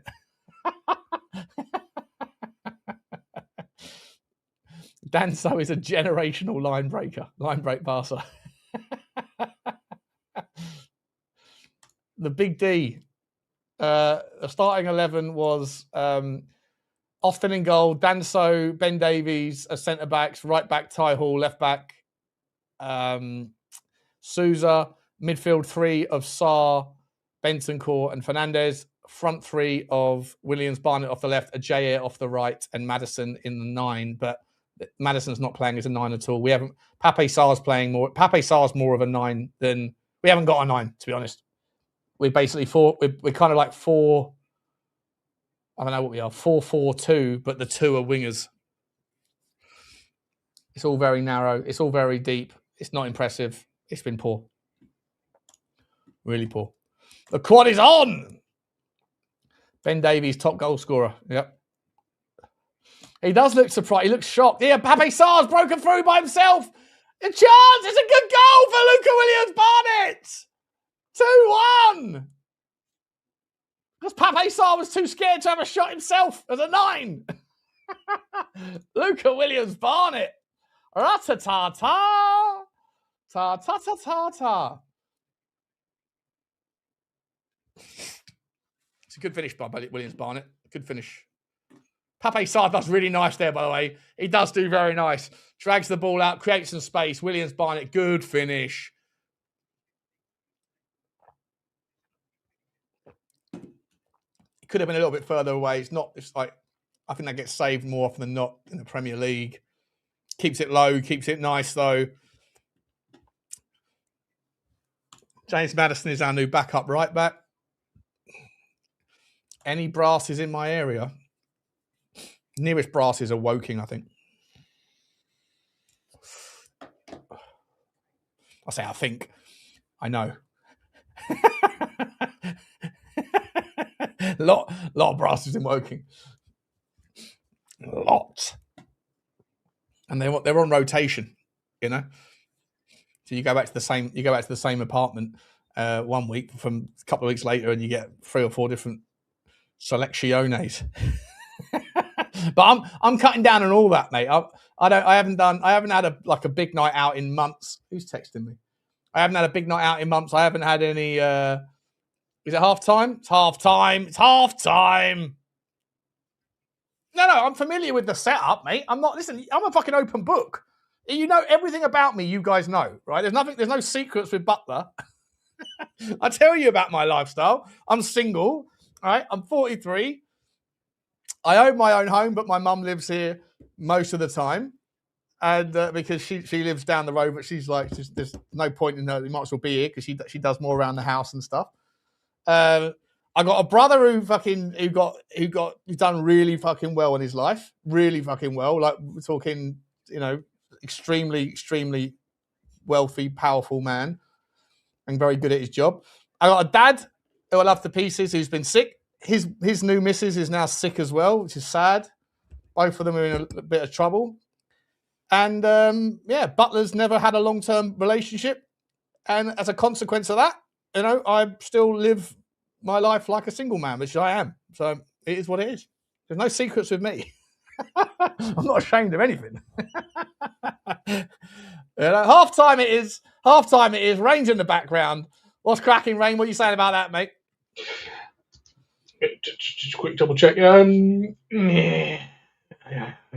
can't stand these training ground friendlies. You know, the camera's so low. Yeah, it's a bit of a kickabout, isn't it? I mean, do we really want to go to the point of sort of extracting like proper analysis from it? Because no, that's what we're doing. We're making giant leaps. Okay, giant leaps. From 45 minutes of football, I've decided that Kevin Danso is not a good fit for Roberto De Zerbi ball. Really don't think he's good enough. A JA is never going to make it. Fuck him right out of here. Okay. Yeah. So if Luca Williams Barnett wants to pretend like he's Sousa a little bit more, he needs to get down the Tanners. Couple like 25 more minutes on the sunbed, and we won't be able to tell the difference. You know, there's not a lot else going on. Yeah. Danzo, it's not just now. We only have to go back to the Brighton game at the end of last season when a certain Van Hecke, you know, when Danzo tried one of those little turns in a very inside the penalty area. It was quite late on in the game as well, and Van Hecke, he tried one of those little turns. He hasn't got it in him, right? Somebody needs to give him a bit of a, you know, don't do that, mate. Right, that's not who you are, right? That's not who you are. Don't do that, because and Van Hecke, you know, nicked it off him and they scored. And then we've obviously had the Chelsea. Again, we're looking for consistent behaviour. He does it all the time. I've got to be honest, mate. I've got to be honest. When you look at our back line yesterday and our back line today, this is a scary statement, but the one centre-back that we've seen in pre-season that looks like a defensive centre-back that you can rely on to just be positionally assertive and just to sort of do what you want from a centre-back is probably Ben Davies. Like Van Hecke, Senesi, Kevin Danso good in certain range. Like Van Hecke looked amazing on the ball, right? And so did Senesi yesterday. The progression. I love the fact that yesterday, when Berghvall, whatever his name, came deeper, Senesi went, fuck off, up the pitch. Like, I've got this. I don't need you. I know you pointed that out on WhatsApp, right? He sort of waved him away. And I love that. Because like you've got a centre back that goes, I don't need you to come back and handle this. I can handle this, bro. I'm probably a better passer than you are. So fuck off up the pitch. I got it. Which is great. And I actually thought Senesi was very good yesterday. But Van Hecke has shown maybe 3 or 4 times in pre-season that he can get caught out. Yeah. Possession, he can do it a little bit too risky. And similar sort of concerns a little bit with Senesi. Obviously, we haven't seen anything from Micky van der Ven in pre-season, but we know Micky. So with Senesi, you know when you're at the game, right? You know, like I always have this argument with people because I've got a couple of mates who never go to the game, and I never want to say to them, I go to the game, therefore I know more than you. It is quite clearly, if you're watching on TV, you get some benefits, and if you're watching in the ground, you get some benefits. Sure. You just need to accept both, and that's why we have to team up, right? So what's going on in the ground, what's going on, what the heck is going on with this VAR thing, right? Yeah. At home. Yeah, but you get to see things that are not on the camera, right? And Senesi was constant, mate. He was constant. He was constantly directing. Really? I mean, he's what? He's 28, 29? Yeah, he's a senior player, yeah. So you'd hope that, and he is Argentinian. Hopefully he's not an emotional bonehead. But I don't think he is. But he was absolutely directing. And that's great. I love that. I absolutely love it. We've been desperate for it. I'm expecting Van der Ven to step up and do similar things this season. So if that sort of left-sided centre-back is the, don't do this, do that, do this, do that, and they're gonna bring through like the Archie Gray and Berghvalls in our team who've learned bad things, coming too deep. No. We don't want you to collect the ball in our penalty area. I want you to collect the ball halfway to the halfway line, so you can turn and we can go. So that's the benefit. If you're going to have those sorts of players at centre back, right? And there's no such thing as a perfect centre back that is always there defensively, knowing like positionally where to be, and that also can. I mean, not Micky van der Ven, Virgil van Dijk would probably be the closest thing to a player that ticks every box. But even though he's off the top, right? But back in that maybe 4 or 5 years ago, Virgil van Dijk, his ability to progress the ball forward, break lines, run with the ball, carry the ball, spread the ball forward, and also make sure that he was just unbelievable in defensive positional sense and aerially. He was sort of a tick, tick, tick, tick, tick type of player. But we don't have those sorts of players. We don't have world class players. But so if you're gonna have players like Van Hecke and Senesi in your 11, then it's good for Berghvall to know. Tell him now, rather than having to sort of waste the opportunity against Brentford or Newcastle or wherever else. No, you're not necessary to come back here, mate. We can do this bit. We've got on the ball. We're good. Where we might need you to come back and help out is in a world where we try to carry the ball and we get picked off. Then if you're playing in that sort of double pivot 6-8 thing, you're going to have to come back and support us a little bit more because we're risk-taking centre-backs. And that's fine. It's absolutely fine. But back to my point, though, which is I feel like today in this 45 minutes, the Hoffenheim first 11, that I didn't realise they played 45 and then swapped the whole team. So yeah, that's fine. So we're playing our second team against their first team, fine.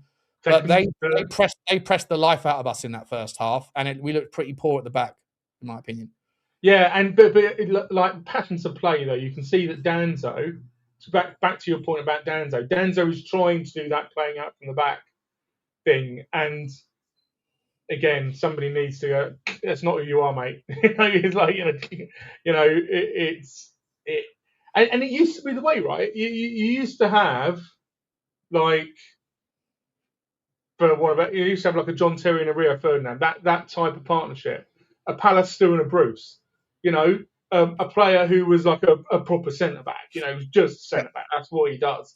And then a player who's Hansen and what was his name? Oh, for Liverpool, I can't remember. Anyway, you always used to have that, a centre back, defender, and a ball player. And Danzo needs to you're a defender, mate. just don't do any of the other stuff because you're Yeah. just going to mess it up, and stop doing the little turny things. Maddison he looks fresh.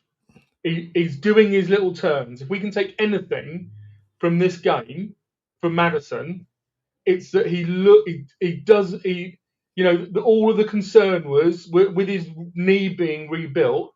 Was he going to be able to do what Maddison does, which is turn on a sixpence? He likes to do the little kicks around, and he's doing those, which is he is. really He looks definitely mobile as well. He looks like he's getting up and down the park. But like I say, for me, my concern not that it matters that much because it's the second half. It's the second friendly in 2 days, whatever. But I'm not sure what the expectation was from today. But if it's just minutes in the legs, then great. But what I would say is if you're going to start a team with no recognised striker and you've got Maddison and Pape Sarr as your 9 and your 10, for the vast majority of that first half when we were under pressure, both of those guys were sat there in the penalty area defending. And so there was no outlet apart from Luca Williams-Barnett and Ajayi. And Ajayi for me is, he hasn't taken his chance particularly. I think he's been poor. He hasn't even had 2 men on him. He's had 1 man and he's still struggling to beat them. And then when he gives up, he just turns around and whacks the ball as hard as he can into the foot of the defender and he goes out for a throw-in. So a little bit underwhelmed by Ajayi, to be honest. But I mean, I do like the loan watch kind of thing. I'm quite keen on keeping an eye on our younger players when they're out, even if I don't get to watch them. But I watched a lot of Lancashire and Micky Moore last season, and I followed Ajayi, and he's what I want. Where was Ajayi last year? Bromley. I think it was Bromley. Oh, okay. So he's like, and he didn't step up. Flower and me, like ideally, right, in a player development room, you want me and Flower giving our opinions, right? You want both of us giving our opinions because we want different things from the young people. So actually, in an ideal room, you want both of us giving a score and then somebody making a decision based on both of those opinions. And they're about to start again. And the thing for me that I loved, Mark Lawrenson, thank you very much. Mark Lawrenson and Hansen, they were absolutely fantastic. For me, the great thing about Lancashire and Micky Moore yesterday, which Ajayi didn't do when he was on loan, was they started hard and then they got better and better, and by the end, they were basically the best player in their club, and that kind of development, that's a good thing. Yep. Right. Great to see you, mate. I'll see you at the end of the game. Yeah. Yeah. Love you, mate. Take care. Big up to him. Big up. We're back on, guys. We started again. Let me know if there's any changes. See any changes? I still see Ty Hall there and Kevin Danso.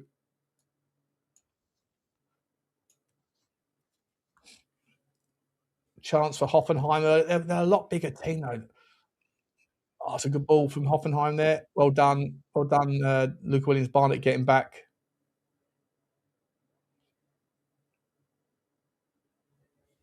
No, it wasn't Luca Williams-Barnett. It was Sousa. I'm using a shadeometer to figure it out. How was Sousa? I didn't really see him do too much, to be honest, mate. Didn't really see him do too much. Maddison's come off, so who's come on for Maddison then? Who's come on for James Maddison?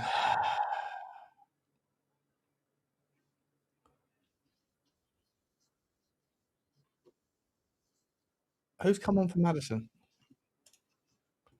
Elliot Paris has come on. Never heard of him. Something, whatever his first name is, then Elliot Paris has come on.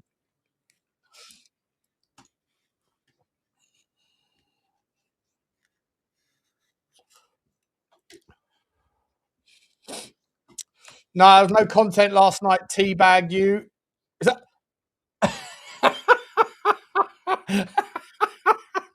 I like your icon picture.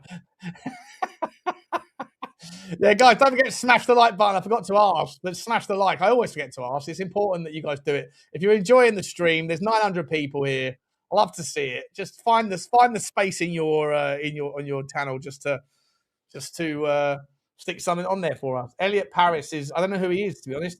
Here's Pape Sarr coming out with the ball. It's a JA. Long head of JA. Let's see what you're going to do, mate. It's 1-on-1. Go on, son. Go on, son. Do him right. He's done him. He's done him. And he's popped it over the top. He smashed it over the bar. Nice little pop shot. Not bad, though. Not bad. Confidence inspiring. Although not for me, because I've already made my mind up about you, a JA. I've already made my mind up. You're not good enough, son. Yeah, Maddison ain't going to start this weekend. No chance. No chance. Who played yesterday? Who played yesterday?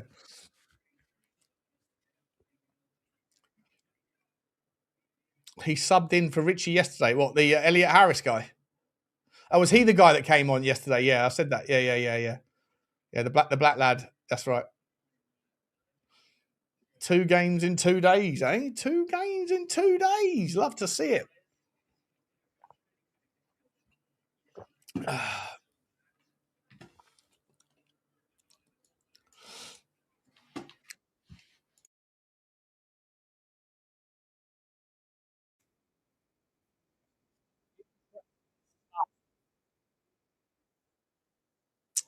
Updates on the fitness of Udogie, Solanke, Van der Ven, and Kudus. Yeah, none that I've heard, mate. So none of them are fit. So as it stands, you know what it's going to be, right? It's going to be Senesi and Van Hecke. It's going to be, I would imagine, Archie Gray and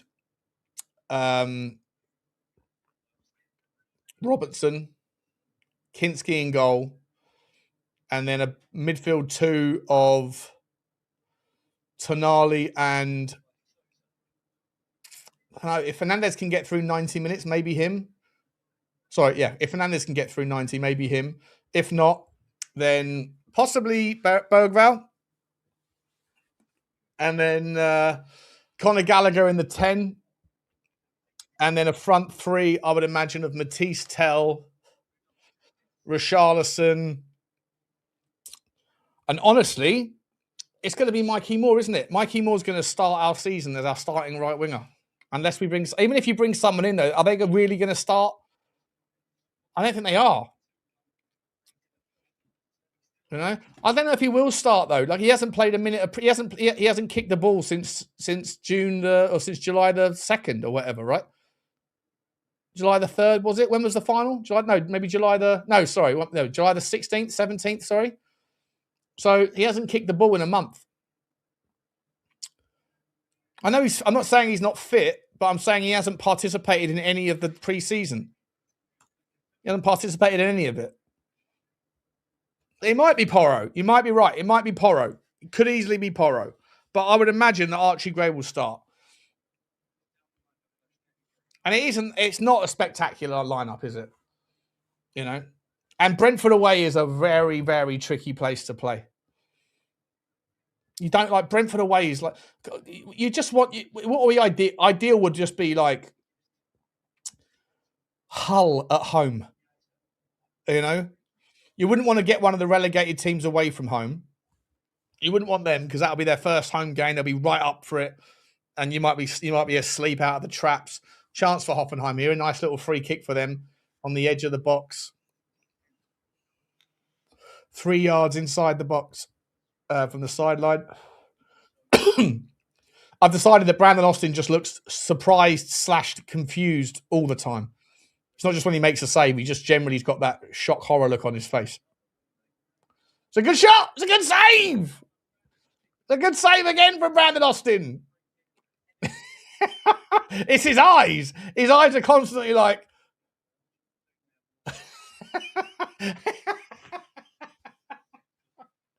It's a bit like Hugo Lloris. Hugo Lloris always looked like he was angry / shocked. Oh, chance. Tottenham break here. Go on, win that. Oh, he's been elbowed in the grid. Who is that? He's got some pace on him. Who's that geezer? Is that Elliot Harris? Yeah, Reece Elliot Harris. He's got some pace on him. See those legs run? Look at hell. Got Usain Bolt on the bench. Come on, a JA, break. Oh, what you doing? A JA, how do you say a JA? Trying to do a fucking round the world. What are we doing here?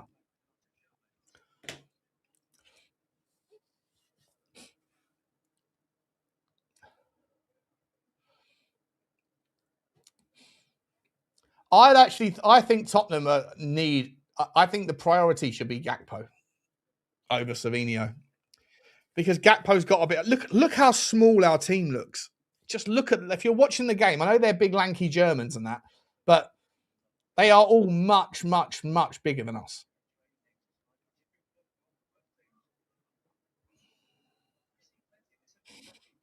You know? Is Donkey Dom getting? No, he's got a runny nose or something. What do you mean my scoreboard is not right? Scoreboard's bang on the fucking money. What are you talking about? Throwing around accusations at me, Spurs 6659. Big up to Gary Speed, says, hi Sean, heard late last night that Spurs delegation has flown to Germany. There's some geezer called Stu, right? Who's like, he must be my age, and he's desperate to be thought of as an ITK. And like, it just listening to his stuff. I don't know him. Apparently, he's a really nice guy, and so I'm not having a crack at him personally. I get it in the content space. Like, everyone's desperate to stand out.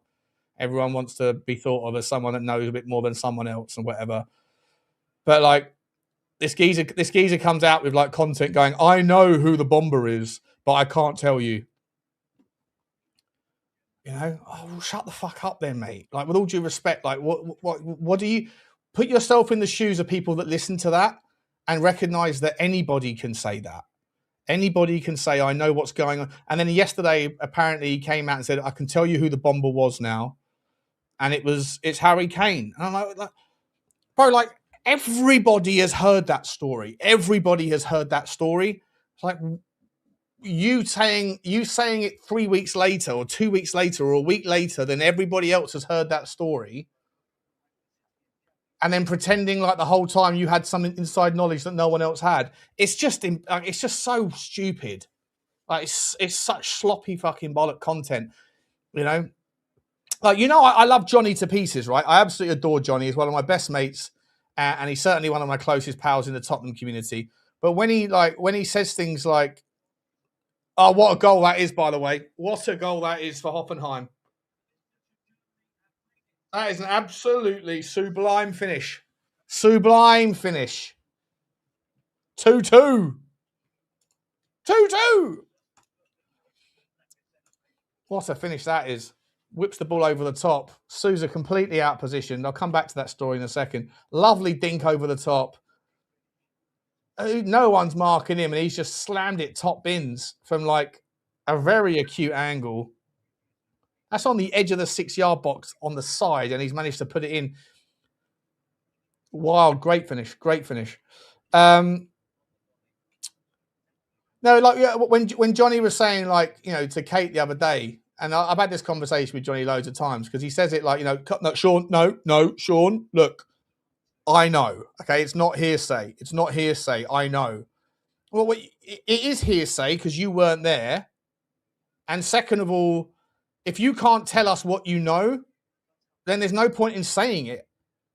There's no point in saying it, right? Like, you can say I know, but like, if no one else can verify that you know, then you're just saying things and you're dismissing other people's opinions and stuff, and it can come across a little bit like odd. You know, it's not just Joe, but loads of people do it. Loads of people do it. I know, you don't. Well, go on, what do you know? I can't tell you. Shut the fuck up then.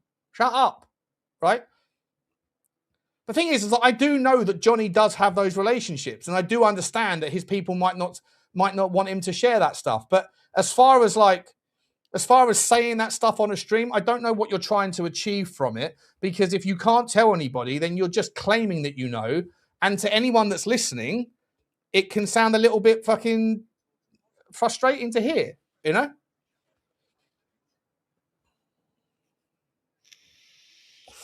Oh, yeah, you're right. He also talked about Turkey with Osman. But like, again, mate, like, fucking hell, everyone has heard that story. Everybody's heard that story. like it's when Lubo used to talk all this bollocks like all the time. I know people. They've told me this is happening. Like everything that anyone ever claims that they know that's somehow unique information is already on Twitter. I genuinely feel like people get sucked up in this ITK bollocks so much, and I don't get it. Like you're not the ITK, right? You're claiming that you know someone that is, but ultimately no one ever brings any new information. No one ever brings anything that isn't already out there. No one ever does.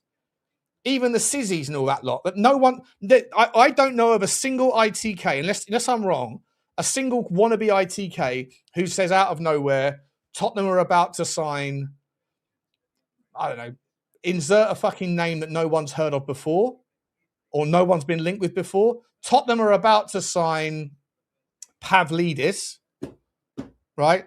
And then tomorrow, Pavlidis signs. It's always after the story drops from somewhere else. And even people like fucking Ornstein have been late on Tottenham transfers recently. And Ornstein's the guy who doesn't even do tap-ins. You know, he's the guy who just doesn't even speculate.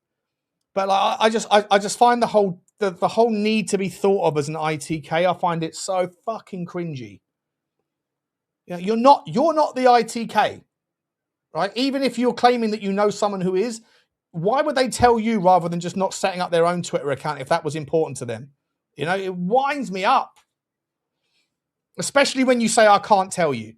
I know who it is, but I can't tell you. And then eventually when they go, oh, okay, I better tell you now. And all they drop is a name that everyone's fucking heard of 1,000 times. Shut the fuck up. With all due respect, I don't know you people. I'm sure you're lovely people. I know people who know you and they tell me that you're awesome people and I'd love to have a beer with you and we'll get to know each other and I'll wind you up to your face about it. But like in the best, nicest intentions in the world. But honestly, like bore off with the bollocks. You're grown men. You're grown men. Says me. You're grown men for ratatatar's sake, you know?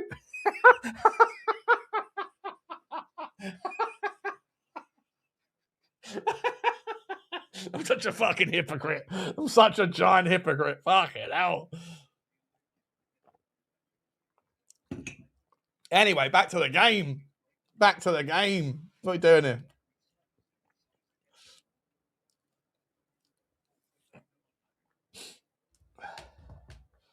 Anyway, what's this? Sorry, but my opinion of Johnny has changed. No, Johnny's a legend, mate. He's the screen's crashed. Oh, it hasn't. It's fine. Johnny's a legend of a guy. Legend of a guy, you know?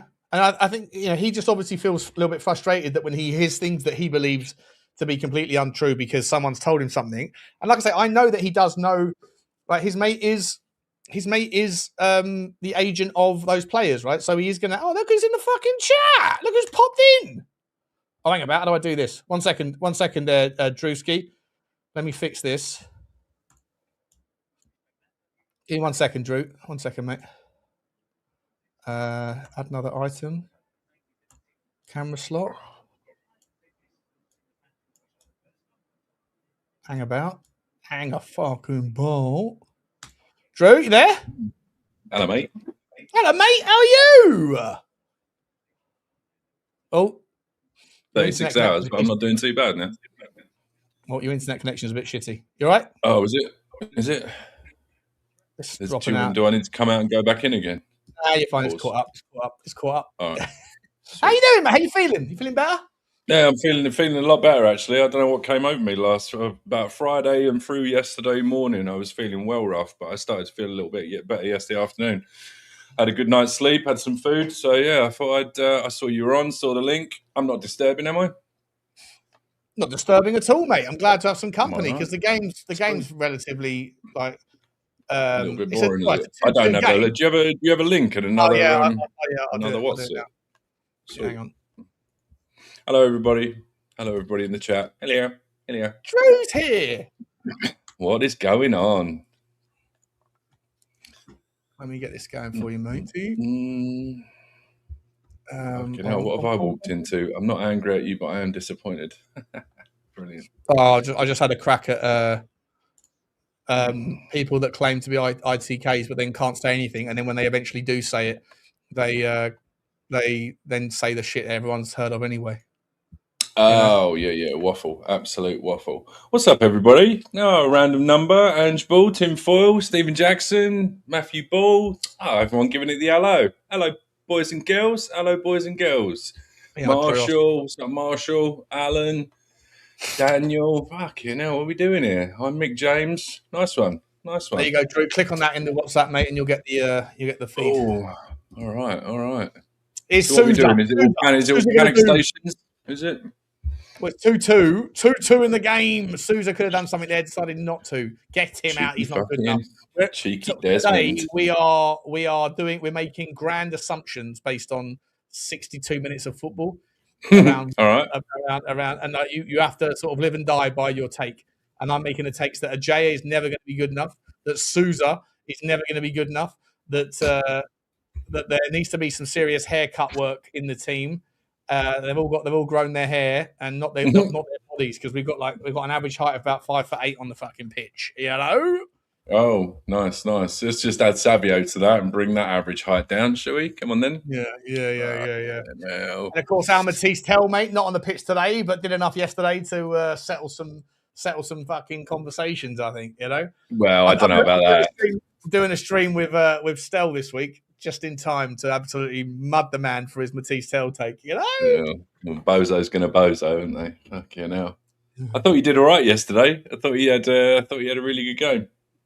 I mean, obviously, first half he was a bit hit and miss, but like I've sort of been listening on and off, and I know he was proper man marked for a little bit, but I thought the perseverance, especially for one of the goals, he was actually, I was quite pleasantly surprised. I think he's going to surprise a couple of people this season. Fingers crossed. It's a surprise to the downside. Oh, what's this? Lovely ball by Pape Matar Sarr. Cut in. Do something with it. Do something. Oh, you got to find a better pass there, mate. You got to find a better pass, Papa. Come on now. I want to see Pape Sarr close up. I swear he looks like he's grown a beard. Has he grown a Tanguy and Ndombele beard? He looks like he has. Oh, God, don't. Did somebody saw somebody in the chat yesterday say, I saw somebody in the chat earlier say that Jason McGovern from Last Word on Spurs said that Pape Sarr was the third best midfielder in the team. That can't be right, can it? He's usually pretty spot on, and I can't believe that's his take. Yeah, terrible take. Terrible fucking take. What are we doing? Drew, you are on a delay, mate. There's about 3 seconds between hearing you. Right. You want to jump back in? Your Wi-Fi, you're on like not even 720p. It's like 350p or whatever that is. Fucking hell, proper fucking 8-bit. Hang on. 8-bit. We love to see Drew. We fucking love to see a little bit of Drew Zilla on a Sunday. You know? Pape Sarr is probably the 7th best midfielder in the team. That's a shocking take. Yeah.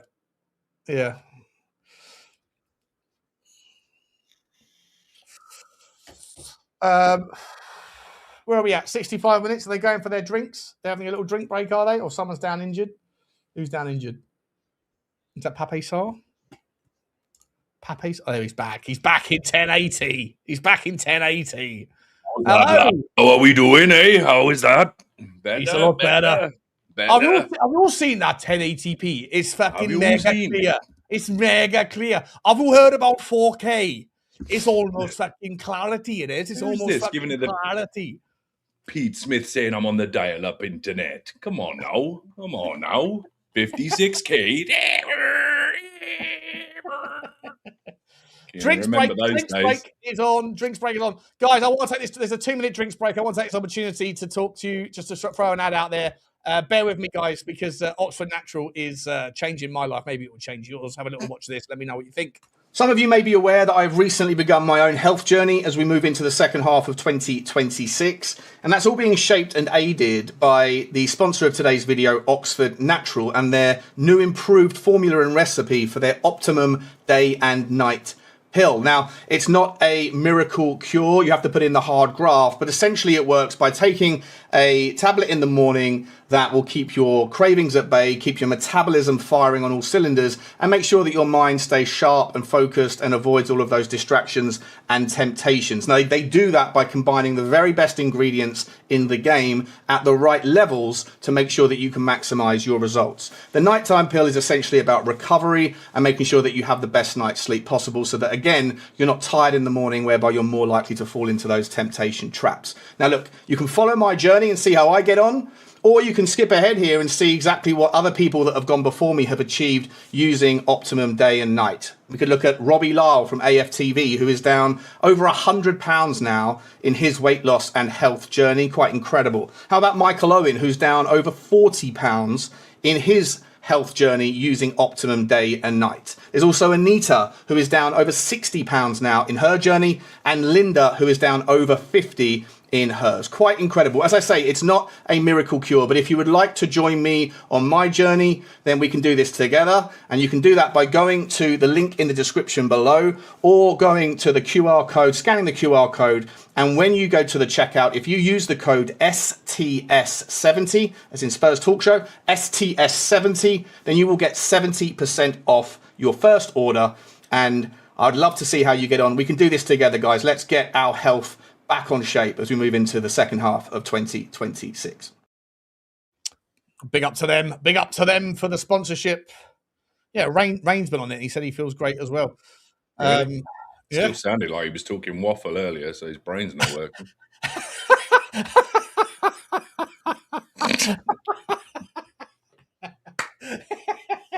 They're not fucking personality cures, Drew. Oh, sorry, my bad. Oh, bad.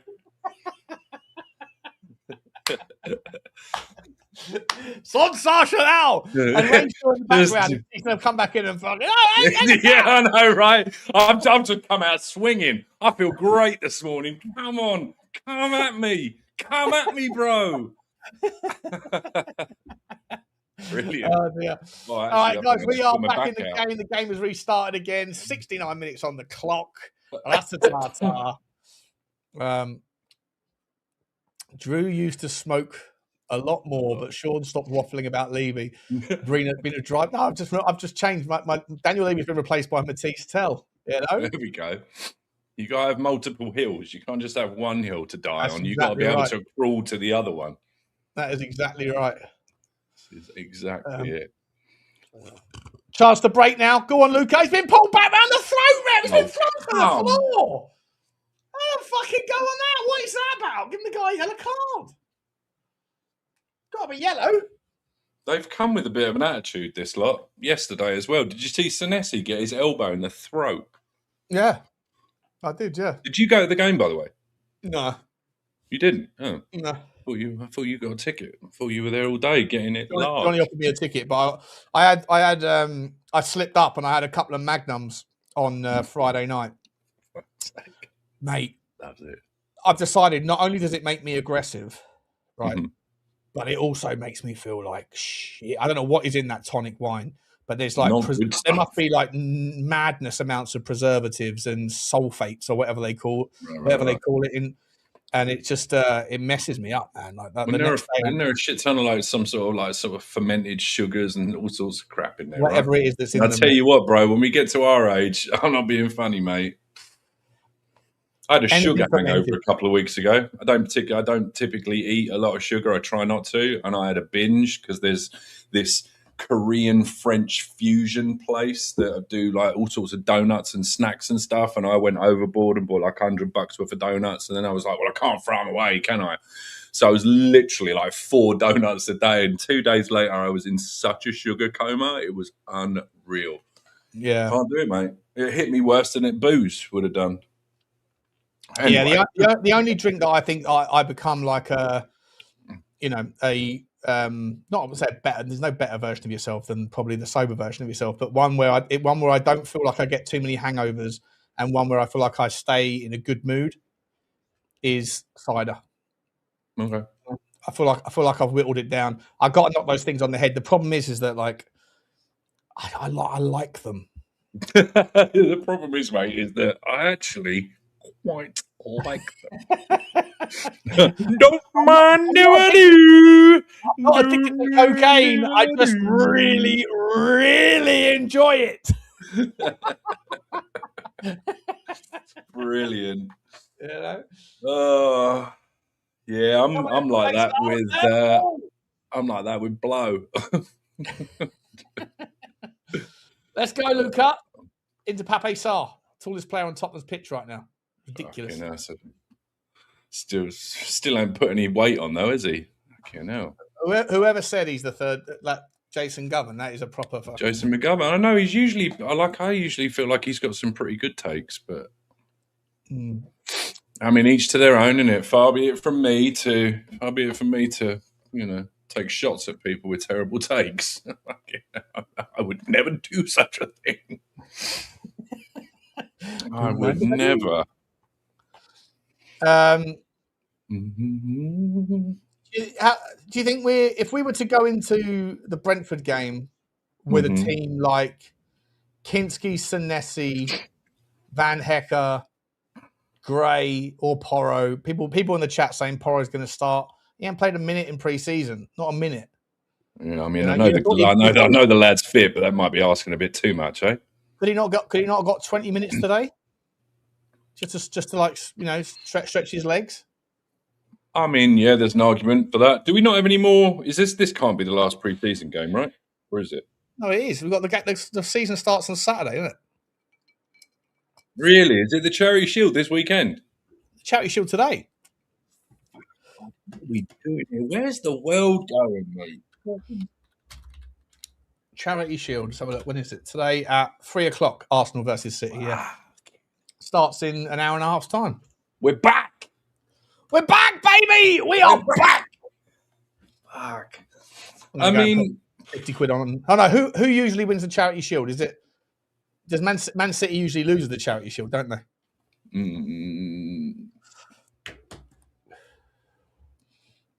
I can recall them winning it.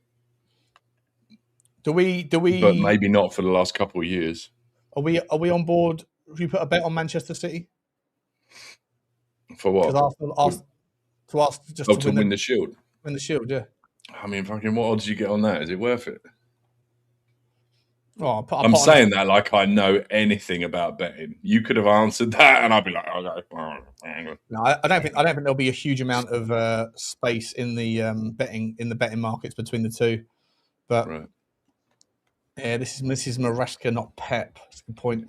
Lineups are out in 15 minutes. Porro's in full training. Don't see a problem. I saw what's his bollocks in training as well? Kudus. Yeah. But he's not going to play. He hasn't played any pre-season. He's just been in training, so he's going to take... not kicked a minute of professional football in 8 months. 8 months, right. So he's going to take a minute to get back up to speed. And we know Roberto De Zerbi's not one for risking players at all, so he's going to get drip-fed probably. So Mikey Moore is going to start. Mikey Moore is going to start for Tottenham on Saturday. Potentially, unless we get a bomber in this week. But even then, what do you think the chances of that? I don't, even if you do, it's a good ball. It's a lovely ball. First touch of an absolute disaster class from Lucas William Barnett. That's it. Get him gone. Sell him. Oh, nice Pointless. pick up there. Nice pick up from the Elliot Reed, whatever his name is.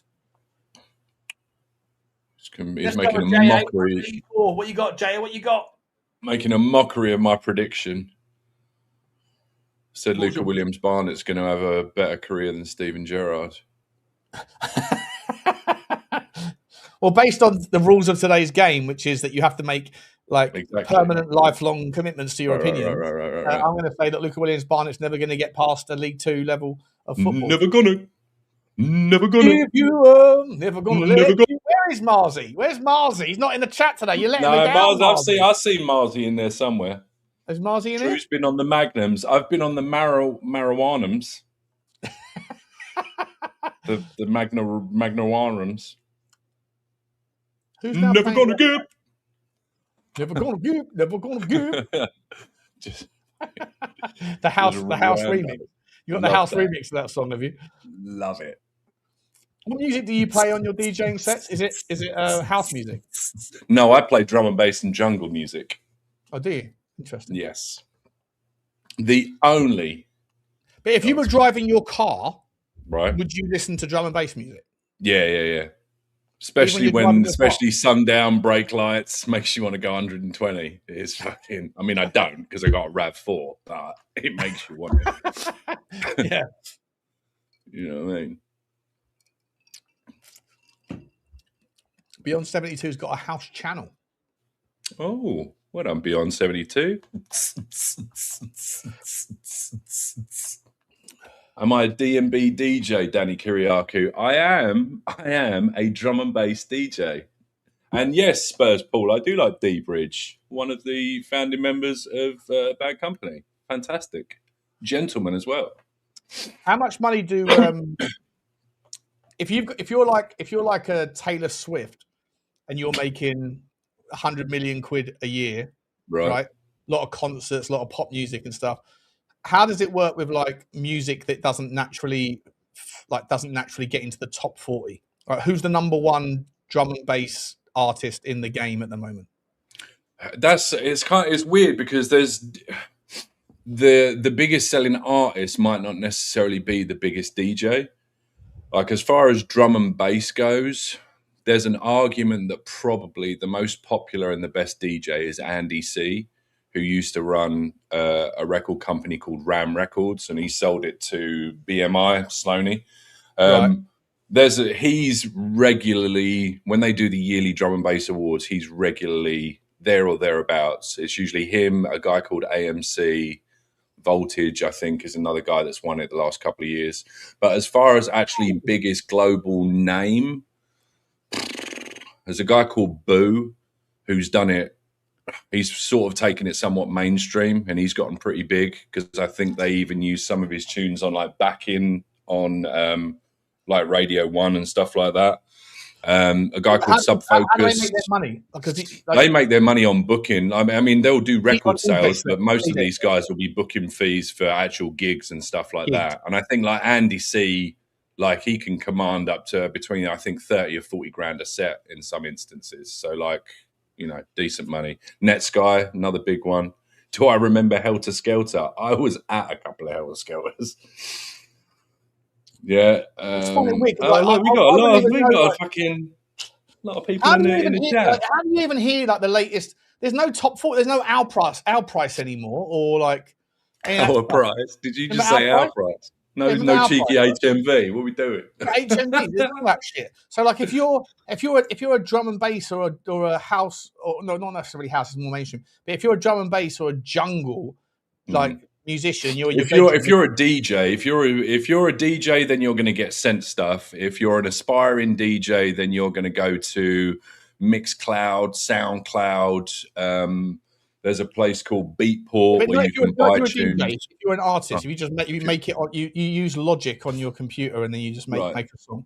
How does it get? Yeah. You send it to you just you would send it, or you self-publish nowadays. So you don't even need to. You can be an artist who's got a label in his bedroom and just self-promote and do it from there. You haven't even got to send it to a big label with a promoter anymore. Right. You know, you can just do it all yourself. There's a website called Bandcamp, which is all independent artists and stuff like that, where they can, you know, they basically have their own page, self-promote, put stuff on there. They can sell it directly without having to do a middleman, that sort of thing.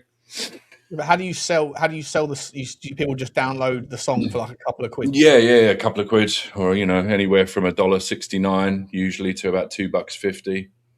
Fucking hell, I've got loads of questions in the chat. Let's have a little LK. Appreciate everybody. Appreciate everyone chiming in. That's awesome. Ray Keefe is the goat. He's one of the goats for sure. Jump up drum and basses for children. Brilliant. Have you heard of my boy Dawn Raid? Dawn Raid. That does ring a bell. Is he fairly recent? Nicky Black Market. Nice one. LimeWire, is that still a thing? Jeez. If it is, they're still after me. Ronnie Size. Drewski, can you check back at my message, please? Oh, Kate, what are you doing to me? Hang on. Oh, Drew, you like Goldie? I'm trying with a couple of people. Oh, fuck yeah. Goldie's fucking awesome. Goldie, the guy with the teeth. Yeah, who's made a real, he made a real career for himself. He lives out in Thailand now. Goes back and forth to England. Nicky Black Market, chasing status. Damn, all these people I know no one have heard of. I actually used to work, Hospital Records is a record company that I actually used to work for, and I was the tour manager for London Electricity, the live band. And I did a Germany and Europe tour with them in like 2008. It was pretty cool. Nice. Pretty cool. But the number one guy, like, how much does Goldie make a year now? He's probably an easy six figures, but I wouldn't probably not a million. Okay. I would say probably six figures. The jewels are all coming in again. Big up to the tuppence, big up to the pennies, big up to the guys, Callum, big up to you. Guard and Restore UK put in 1,000 jewels. Big up to the 1,000 jewels. We got 8 minutes to go here, and the game is fizzling out. By the way, we're not stopping watching. We are watching, but the game there's not a lot going on. Big up to Guard and Restore, my man. Big up to Spurs King with 2 jewels. Thank you for the penny. Big up to Tony Rodriguez for the 5p. We appreciate you. We appreciate you. Danny's saying, "Are you serious? Hospitality?" Yeah, them's my boys right there. Them's my boys. I know who fucking Goldie was, Kate. You think I was born yesterday, you donut? Jesus Christ! You're winding me up, Kate! I'm a constant wind-up, girl! By the way, link in the chat, Kate, if you want to come on and wind me up in person, you donut. Big up to Marzi. Oh, there he is. Never gonna give you up. Hey, never gonna give. Never gonna give.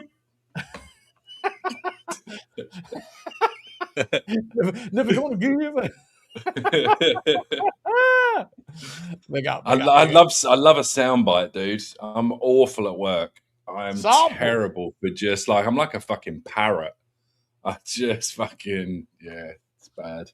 Do you ever have do you ever have conversations in your head, like where you're having an argument with someone that hasn't like fictitious hypothetical arguments, that maybe you had a conversation with someone like a week ago and it's never sat right with you because what you said at the time didn't really get the point across, and then you have those conversations with your head for like a week later, and then you finally figured out the right words in the right order that would have won the argument, and then at some point you actually say them out loud, like you're sitting there, you're driving along, and you've got your mum in the car or you've got your son in the car, and you go, "Well, no, it wouldn't have been that way if it wasn't for this." And then you go, "What?" And you go, nothing. All done it. I've been diagnosed with problematic rumination, and that's exactly what that is. Is that what it is? Exactly what that is. Problematic rumination. I can't stop thinking about potential outcomes to conversations. It's bad. My brain does not stop. Over the bar from Star.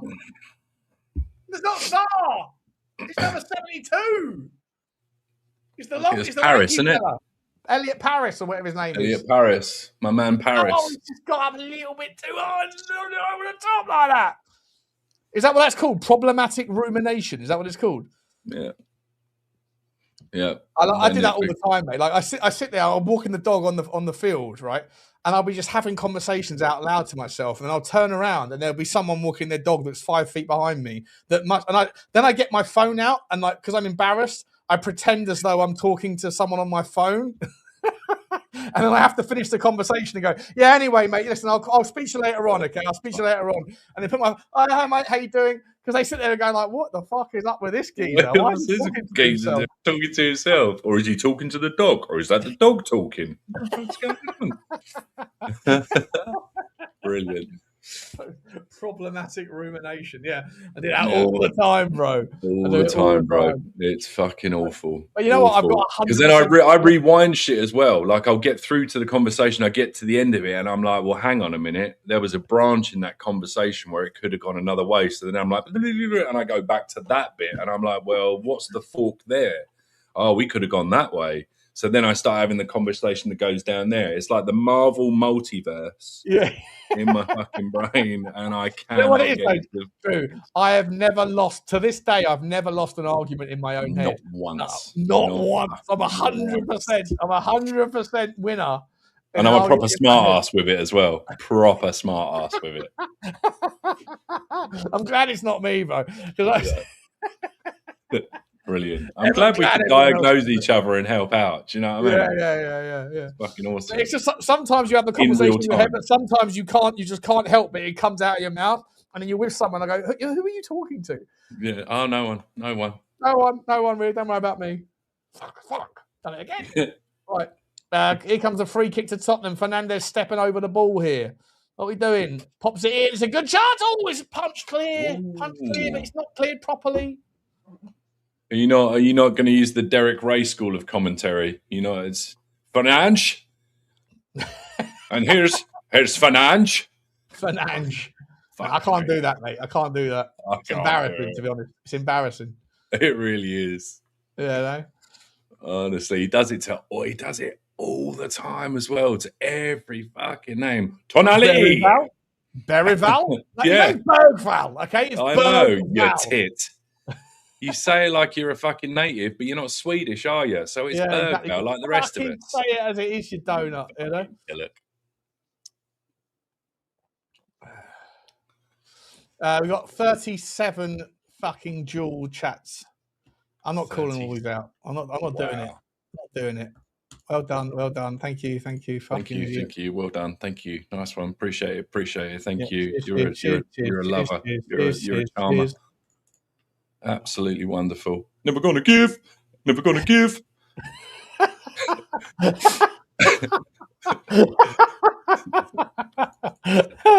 Hello, it's Danny Kiriakou. How's it going? I'm deleting them all. Fucking bozos. Big up, Danny. With the 10 jewels. Big up. Fucking loads of them. Oh, and a silver star. Another 2 jeweler. Crikey. Absolute bozo. Never gonna give. Yeah. Every time you pull up a Marzi one. Never gonna give. That would actually be awesome if you could attach like a sound bite to a super chat when someone put in this particular guy, Marzi 82, every time he puts in a super chat, it's just in the middle of your stream, never gonna give. Oh, hello. There he is. And then with Danny Kiriakou, deluded. And then Kate comes up and is bozo. Bozo. She's going to come for me now because I've prodded. She's like, what are you fucking talking about, Drew? Where is she? Get her on. I don't know where she is. What's she fucking up to? Sake. I'm turning these fucking They're probably doing winding it, me up, mate. Winding probably me up. Doing it. Look at the fucking duck. Can you put on like a minimum jewels for it to be even a fucking thing? Big up to Danny with the 250. Appreciate no that. more than 1,000 jewels. Yeah, minimum jewels. Minimum jewels. Minimum jewels. Oh, Spud. She's going to tell her everything. Nothing is safe. Sean, keep singing. You got the singing voice. I've got a guitar over here as well. Yeah, both I'm thinking about breaking out song time. I feel like what I might do is every live stream, at some point in the live stream, I might do a song. A little song. You want Louis Armstrong? Oh, here she is. Look at Louis. A fucking cat dragged in. We're going. Okay, we're going to turn up. We're going to turn off the. What? Kate, you're in the chat. You can speak, but you can't be seen just now. How you doing, Donut? You all right? I'm good, thank you. How are you, Drew? Oh, love. I did this just to get you on, love. Just to get you on. Come on. Proper carp. She is a proper carp. Proper carp. Cleverest freshwater fish, Shawnee, don't you know? The cleverest freshwater fish. Exactly. Is even a word? It's not. Isn't it most clever? Most clever, yeah. Most clever, not cleverest. Exposing yourself already, mate. Exposing yourself. Is that true? I think Yeah, it I might think- be. I don't I'm not think entirely Cleverest- sure. I'm not really good at English, Excuse me, cleverest is the superlative form of the adjective clever. Oh, all right. The Fair enough. superlative I'm or happy the to be proven superlative? wrong. The superlative or the The superlative? superlative. It doesn't Well, matter let me how you ask you say it. guys. Can I ask you Bitch. guys, is it inventory or inventory? Have I been Americanized? Inventory. It's inventory, right? Yeah, it is, yeah. I was playing online. I was playing a shooty game with one of my friends, and he said inventory, and I was like, "What are you on about? It's inventory." kind of works as well. But no, anyone I says think- inventory, Yeah, inventory. like I'm making up what's in the fucking cupboard. I ain't having it. I'm still waiting for my apology for the fact that cleverest is a word. I apologise, cleverest. Thank you. I did not. I had no idea. I'm clearly the cleverest here. Yeah, I'm never apologising. Hang No, on. I noticed that after you got the hippo thing wrong. Big up to Futures Bright, big up to Marzi, big up to Futures, big up. You guys fuck off with these double fucking cats. Getting rid of them, all of them. Getting rid of all of them. I might have just timed someone out as well, which I didn't mean to. If I did, sorry. Big up I to did that the other day, Carl and then I Guido with couldn't find who it 800 was. jewels. I That's can spend a little time saying thank you for. That's a jewel that's worth saying thank you for. Appreciate you, Carl. What a Right. player. What a game. 2-2 we finished. 2-2 we finished. It's done out here. What are your thoughts, guys? What are your thoughts, Kate? It was all right. Not much to say, really, was there? It wasn't the most inspiring game I've ever seen, but what we had to do. I thought we was quite decent. Delighted the fucking pre-season's done, Kate, aren't you? Like, there's nothing to really get excited about in the pre-season, is there? No, although there was a little bit of excitement yesterday, I've got to be honest, with Micky and Tel linking up so well together. Tonali being the absolute savage beast that I knew he was. So there was a little bit of excitement, but really, if we sit back and look, have we learned anything from pre-season? Absolutely not. So what I would say is we're unbeaten in pre-season. Yeah, but was it a couple of seasons ago? Everybody else in the top 4 or 5 has lost a lot of games. United got smashed by Milan. Arsenal lost to, was it a Portuguese team? Liverpool have lost to Leeds. Lots of big teams have lost lots of games. We haven't lost. We are unbeaten against, in 70-minute duels and in double headers against Hoffenheim. We haven't really played anybody of any note, have we? Though it's a bit. I can give you one word for the reason we're unbeaten, Shawnee. Mathys Tel? Correct. Go! Most improved player in pre-season all day long. All day long and twice on Sunday. What are we talking about? They're all slagging him off in the group yesterday, slating him, and then what's he do? Goes and does 2 sensational assists. Football's a humbler. They all look like bozos. I was licking my lips. Yeah. I mean, listen, does Mathys Tel... This is what I asked Rain and James before the game started. Like, to me, even if you sign Savio tomorrow, you're shoehorning Savio straight onto the right wing because Mathys Tel can play on both. Savinho can play on both, but they both ideally play off the left. Mathys Tel has locked down that left wing position as his own at the moment. Locked it down. It's COVID all over again. A lot of lockdowns. According to Flowers, big up Flowers, Savio's just going to walk in regardless of whether Tel, because I think probably even if let's just say perfect case scenario, he does come in this week. The fact that Kudus still hasn't played, like we said, for about 8 months, I could see a scenario where you have Tel on the left and Savio come in on the right. According to Mr. Flowers, big up Mr. Flowers, this guy's ready to hit the ground running. And by all accounts, he's had a pretty good pre-season. Yeah, so yes, off the right-hand there's side. some less, there would be some less getting used to stuff, right? He could potentially, but it's all fucking if buts and maybes at the moment. Yeah. I mean, we're talking delusional. Mathys Tel is our best attacking player. Fact. He is our best attacking player that's available right now. And people that tell me that Kudus is far better than Mathys Tel, based on what? Mathys Tel does everything that Kudus can do. When Kudus was double man marked, he struggled. Mathys Tel only struggled when he was triple man marked. Mathys Tel is an absolute fucking baller, and you lot need to fucking wake up and get with the program. Otherwise, there's going to be a lot of wound-ups that are being wound up, Kate. Am I wrong, girl? Am I wrong? No, you're right. You're right. I mean, I see people put Tel is horrendous, and I wonder if they actually watch him because the horrendous for that bit. third goal was sensational yesterday. Yeah. And I know it's only Hoffenheim, but you still got to have a level of skill to be able to do things like Hoffenheim that. are no mugs, mate. No, exactly. And I I also in the Bundesliga last year. I think half the time they make their mind up, they double down on it, and then they won't go back on it because they don't want to admit that they were wrong about our Mathys Tel, who's, I agree, he is at the minute, with everyone that's fit, he's our best attacking player. And if Savio walked in, now bearing in mind he'd have to get a work permit anyway, and what's the word? I was going to say dismantled, but took his place. Let me put it that way. I can't think what the word is. It's getting on my nerves. Neither can I, based on that. Fucking hell, what are we doing? I thought I was going to try and help you out, and I was like, I don't know where he's fucking going with this. You know, when you take someone's place, you demote, dethrone them. Dethrone? Oh.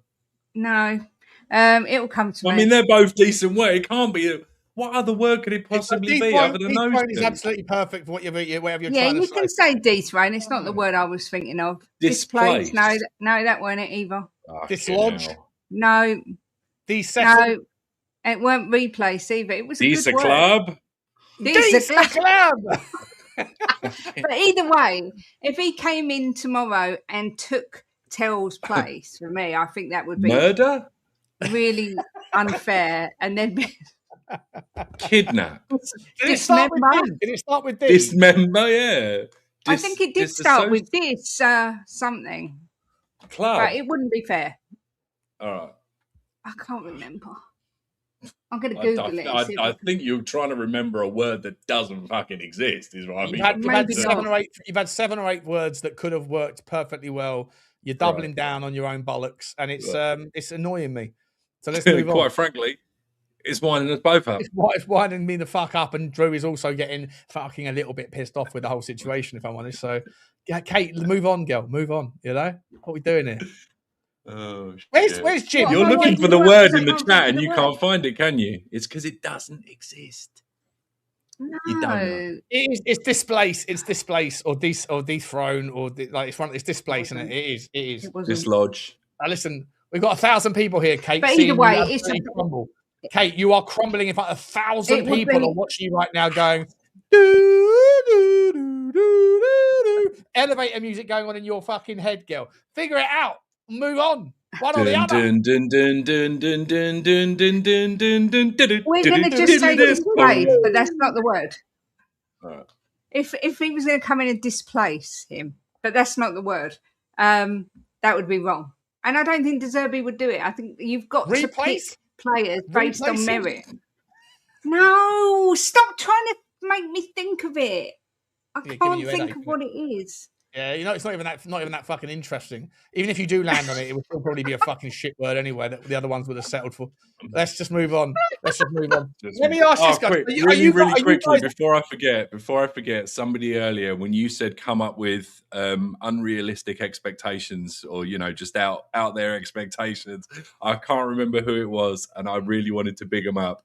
They basically said something along the lines of Sousa becomes like the regen of Marcelo. Somebody like Berghvall becomes this, that, or the other, and Archie Gray marries a fella. Hey, and that just tickled me. Not that, you know, I just love it. Are you guys okay with the idea of Mikey Moore starting for us on the right wing this weekend? Because we're done out here. Like there's no more chances to see anyone else. So at the moment, it's a new signing or it is Mikey Moore. Well, we haven't got a lot of choice, have we? Yeah. Oh, okay. Maybe could you see a scenario? Do you think you think Maddison's ready? No. Look, you think he's got a good 45 minutes in him? Yeah, Maddison will play, but Conor Gallagher. Listen, I think Conor Gallagher is a player that's going to frustrate people because people are going to judge him on his ability to emulate Maddison. But actually, Conor Gallagher does a lot more than Maddison does in terms of working off the ball, getting the ball back, and his fitness and his stamina and his character and his ability to get on the ball. He doesn't have the tricks and the flicks and all that sort of stuff, which is what you naturally want in a 10, of course. But I think there's like you got Conor Gallagher that's the least 10-like of the options that we have. You've got Maddison like a hybrid, and then you've got someone like Luca Williams-Barnett, who every time the ball comes to him, he's trying to do some sort of back heel, one of these things, which needs to up a little bit. Right. He needs to calm down on that shit. Like, it's all good, but you're not Brazilian, bro, and you're not playing. You're 18 years old. Like, I'm not trying to like quash it from his game, but doing the Panenka against Chelsea, all that stuff, it's all great. But I think he's running before he walks a little bit. The Premier League is a fucking huge step up. He's going to be a sensational superstar, but if all he ever wants to do is to, like in the first half today, he gave the ball away 3 times in the first 15 minutes by doing unnecessary flicks and tricks. I'm not trying to crack. You just want to slap a bit of the old Adel Taarabt out of him, don't you? A little bit. It's just like, calm it down a little bit, bro. Because otherwise, you're going to have there'll be some equivalent of the tall poppy syndrome. That do you guys know the tall poppy syndrome in Australia?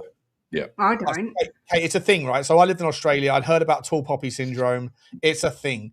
Like anyone, it's not just in sports, but anybody in Australia that ever emerges as like a superb talent, as soon as they start getting cocky, as soon as they show any level of ego, Australians get together, the media and the people and the fan base and the print press and the internet forums, they get together and they just sort of like cut the guy down because they just don't like people with giant egos. But it's exactly the same thing in the businesses world as well. There was like a young kid who came into my sales team, and I loved how confident he was. He'd pick up the phone. He'd be the first one to pick up the phone and do a cold call in front of like the sales team. And everybody else didn't really like doing it because if you're doing it, he's nervous or whatever else. This guy did it, but he got super cocky, and sometimes it would get over the top. And I had a tap on my shoulder from my boss saying, I thought, what was his name? Hayden, I think his name was. And it was about 21. Hayden, man. Hayden. You're good, yeah. You're good, but you're not that good. Come here. Now, Drew, why is it when you say Hayden, you raise one eyebrow? Hayden. It's the inflection. It's the inflection. You either inflect your voice or you inflect your eyebrows, mate. But one way or the other. You cut people down, right? You go, no. Around here, you keep your fucking feet on the floor, right? You keep your feet on the floor. And I feel like that doesn't really exist in the UK, but I feel like with our fan base, there's always this need to find a reason to have a problem with people. And I feel like if he doesn't calm down that shit, he will do that in a Premier League game. It will get picked off. It will get punished. And then all of a sudden, he'll get on the full fucking force of a fan base that wants to have a pop at him. He doesn't need to do it every time he does it, but every time he gets the ball, he kind of over-eggs the pudding a little bit. And I just feel like he'd be better off just relaxing and doing the simple things first. And then, occasionally do the cool stuff. But if you don't, tall poppy will emerge. What's going on, Danny? Good to see you, mate. How are you? I'm good. How are you guys? Can you hear me? Good. Right? Yeah, good to see you, Danny. Tall poppy will emerge. I didn't know you. You knew my penis is nickname. Hell. What are you doing here? Came to just join the fun. Yeah, apparently, everyone's saying Savio absent from the City squad, and then somebody else saying he's got a medical tomorrow. I don't know if these are ITKs or these people are just winding me up. Have a look. It must be something. If it was like proper. If it was a sizzy, right? If it was a sizzy, people in the chat would let us know, bro. Sizzy. Do you know what word I was? Sorry. Do you know what word I was trying to think of? Oh, here we go. It's completely the wrong word. But it was dispossessed. It doesn't even make sense. So yeah, sorry, that's my blonde moment for the day. What's your go on, Sean? Worrying about, was it, Kate? Let's be honest. Well, it was because I had to find out, Sean, because it was winding me up. Someone says Fabrizio to you, but do we even care about Fabrizio anymore? He's a fraud, isn't he? Isn't he quitting or something like after the season, after the window or something? Sean's just fucking. My camera What's frozen. going on with Sean? Oh, hello, he's back. No, camera's gone.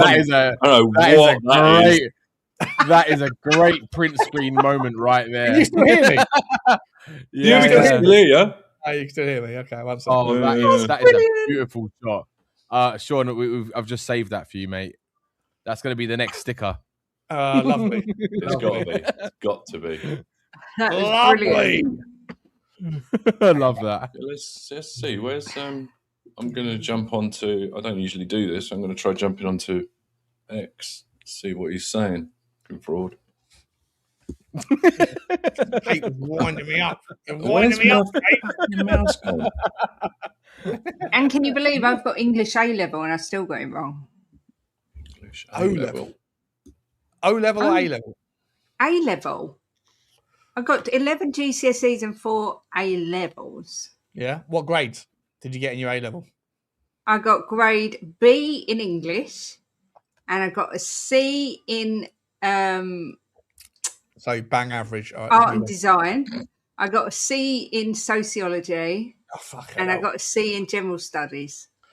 Yeah, Jesus Christ. Miss bang average is what we'll call Kate from now on. Listen, at least I get a bang, whether it's average or not, mate. And it don't cost me nothing. It just cost Jimbo. She's up Gimbo Street, isn't it? Oh, Gimbo Street. Get out. Hello? She marries a man who's retired, so technically she's retired. How old are you, Kate? Oh, I never asked women her age. Get out. Get a fucking job.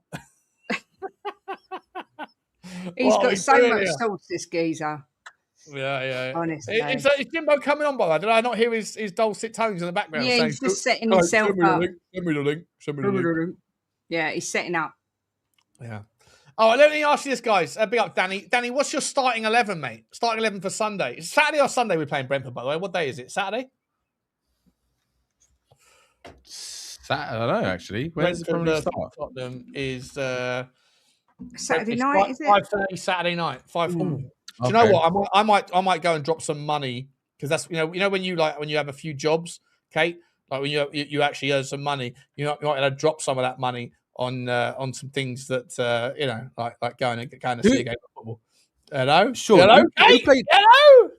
Oh, Sean. Who played? Have you been on CZ comps? Is that legit? Yes, that's legit. What's he said? So 1 hour ago, he says Luca and Savinho on the wings versus Brentford. # why not? And then some dude says # Tel exists. And then CZ responds # nah. Oh, fuck this guy. That's what I'm saying, bro. Do you know, I actually think that the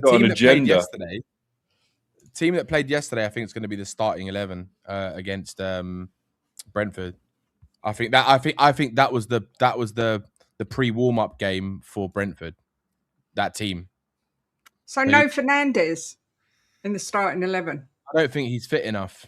I think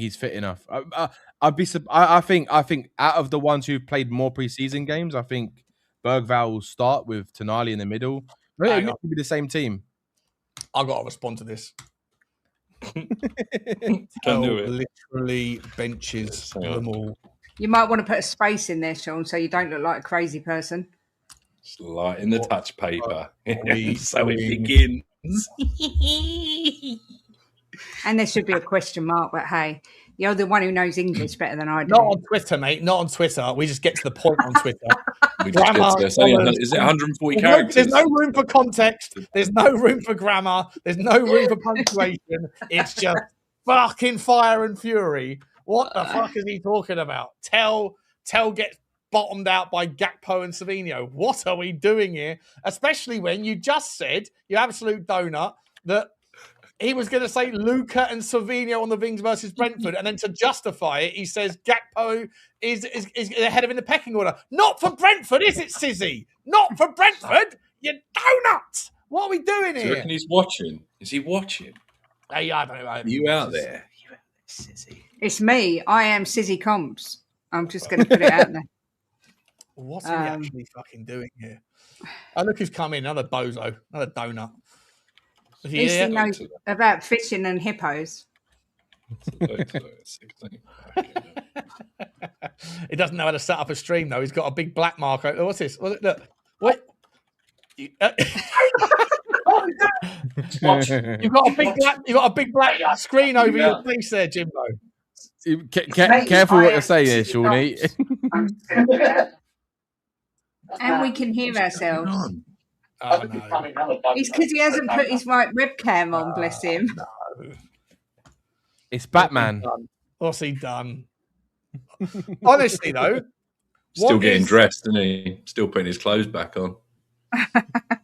Why has he got a black, like a black? Because he's got a webcam and he's put it over his camera, but not turned the settings to the webcam. Okay. Bless him. He is in his 60s. He's got a letterbox fetish. I don't even know what that fucking means. I don't even know what that means. You fucking know what that means, Drew. Oh, you know what it means. Oh dear. Off the rails. Absolutely Drew. off the rails. Big up playing with the super chat. Says Kate, I love you, but coming in here schmoozing Butler up about Tel, nose browner than See, shite. What are we doing here? You're winding me up. Blaine, are you on the anti-Tel train, mate? Is that what you're saying? Blaine is. I gotta say something, Sean.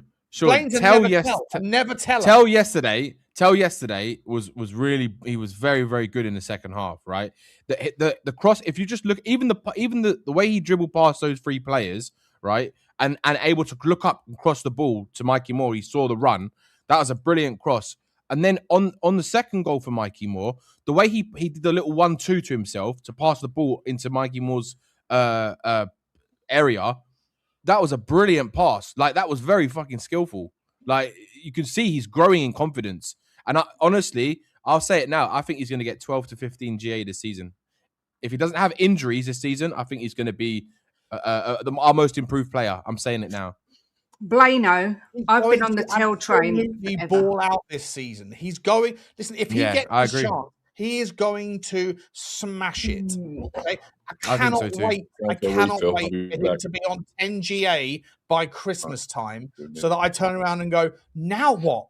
Now what? Miserable bastard. Same here.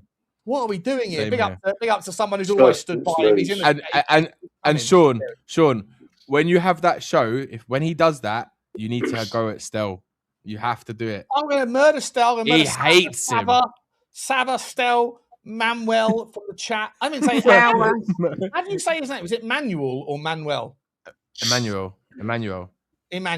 Yeah, he's getting or it. Manny. Flowers getting it. Everybody. I thought Manny likes Tel. I thought you liked Tel. No, he hates him. He hates him. Oh my god, deluded. You know. I heard you all taking a piss at me. I had to switch my camera over. I know. I knew how to do it, but I just had to do it. Well, you know. Oh, look at it is. Hugo's in bed. I'm in the. I'm lying on the lying on a bed in the hotel. It's first, as they call it over here, soccer tournament of this thing season. It's the finals. Bless him. And he's in the final later this morning. Go on, Jasper. Oh, nice. Go on, the Jasper. Yeah. Go on, sunshine. They had a couple of good results yesterday. 4-1 and 13-3. They did. No, not bad. Oh yeah. Well, it's one of his teammates. Hi. Hello, guys. How you Right, doing? boys. Hello. Good luck today, lads. Yeah. Good luck. Yeah, good luck. Good luck. Big game. Big game. Big day. Big fatherhood moment. My dog will be Good going player. mad now because his name's Jasper, and he'll probably be thinking, "Why is everyone talking about me?" So I've no doubt No, he's going crazy. Where's the book for It's Jasper? Yeah, it's not all about your dog, you know. Tell them that. So how we doing? I'm not going to lie. I haven't had a chance to really watch much of the stuff other than like follow the kind of the ticker tape pretty much. I feel like I still feel like we have a massive gulf up front. Yeah, we do. Yeah, we had no striker today. No, At all. no. Which what it really concerns me is whether the Danish pastry pulls his finger out or not. Which, let's be honest, chances are probably not. No, this is the sort of moment where you need Fabrizio Paratici. Fabrizio? No, Fabio. Fabio Paratici. You need him to be to be spinning plates. You remember back in the day, like before we had Lang on board, he used to go out there. There used to be so many transfer news, views, and clues. There'd be like 50. He'd be spinning plates, running around, and he'd go around and go, "Yeah, we'll do that one. We'll do that one. We'll do that one. We'll do that one. We'll come back to you. We'll come back to you. We'll come back to you." And you knew you were getting one of them. You just didn't know which one it was. Whereas now we don't hear anything. We don't hear anything, any of them. Well, the problem is that. I mean, can you imagine being on the? Can you imagine? I mean, unless you wanted the cure for insomnia, can you imagine being on the phone to Johan Lang? Yeah, true. Just quickly, just need to interrupt 1 second. It's clear that Kate and Danny are having a background chat on text messages. That is a little bit bitchy. I don't know what you're talking about, but cut it out. Check your messages. Check your messages. And bring it up on screen, please, Sean. Please bring it up. I just got sent that. I'll bring it up right now.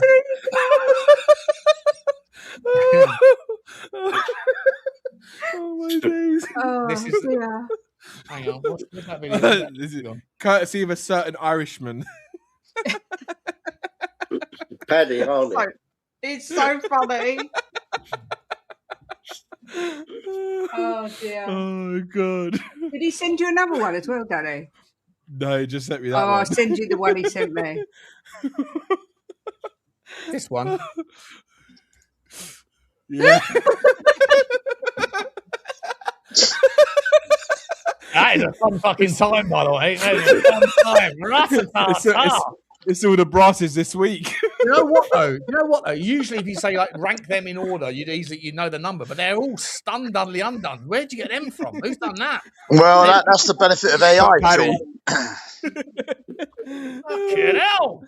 Don't mind if I do. I'm not sure Butler makes it out of there alive. To be honest, I don't even want to. I think he'd go out with that smile would be welded on his face as he felt that. He wouldn't be Butler after that. No, he'd be brown bread. Sensational. We've got someone in the background. I need to bring him in. Hang on a second. Let me add an extra item to the thing. That is class. Yeah. Brilliant. Well, big up to you. Rain's back in the. Wait a second. What done So all jokes aside, with the Osman links to the scum, we are deep in the doo-doo, aren't we? He ain't going nowhere, Osman. You think he stays in Turkey, do you? Well, his president came out and said they won't sell him for $1 billion. So I don't think he's going anywhere. 2 billion. 10 billion. I don't think Arteta could $20 billion. But no, I don't know what we're going to do. But I do think everyone's getting a little bit. I mean, there was some epic meltdowns yesterday. But hang on a sec, Kate. Let's say, unless we bring in someone that's top-notch striker, right? Yeah. If either the donkey or Richie go down, not that they're prolific to begin with. Well, the donkey's down already. Well, yeah, exactly. That's my point. But I mean, let's say all Richie's, he's about one stretch away from a hamstring, right? So if that happens, we are buggered. To the extent where it's the same sort of line that's being trotted out by the Danish pastry about, oh yeah, well, got people coming back from injury, so we don't need reinforcement. Yeah, but I don't believe that's going to happen because I don't believe that they're just that short. Jim, you're echoing, babe. How do you know it's me? Put your headset on, Jimbo. Hello. Is it going on?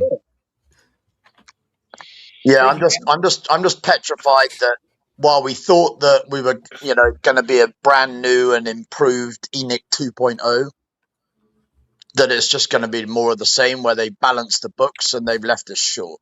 No, why not? What were you going to say, Kate, about epic meltdowns? Epic meltdowns on which side? Because I've seen epic meltdowns on we desperately need transfers, and I've seen epic meltdowns on just everybody relax. I haven't. When I say ENIC 2.0, religious belief, all that kind of stuff. I wasn't saying there was an epic meltdown on any side particularly, just that I expected a 3-0 win, there to be some positivity come out of it, and I literally saw none.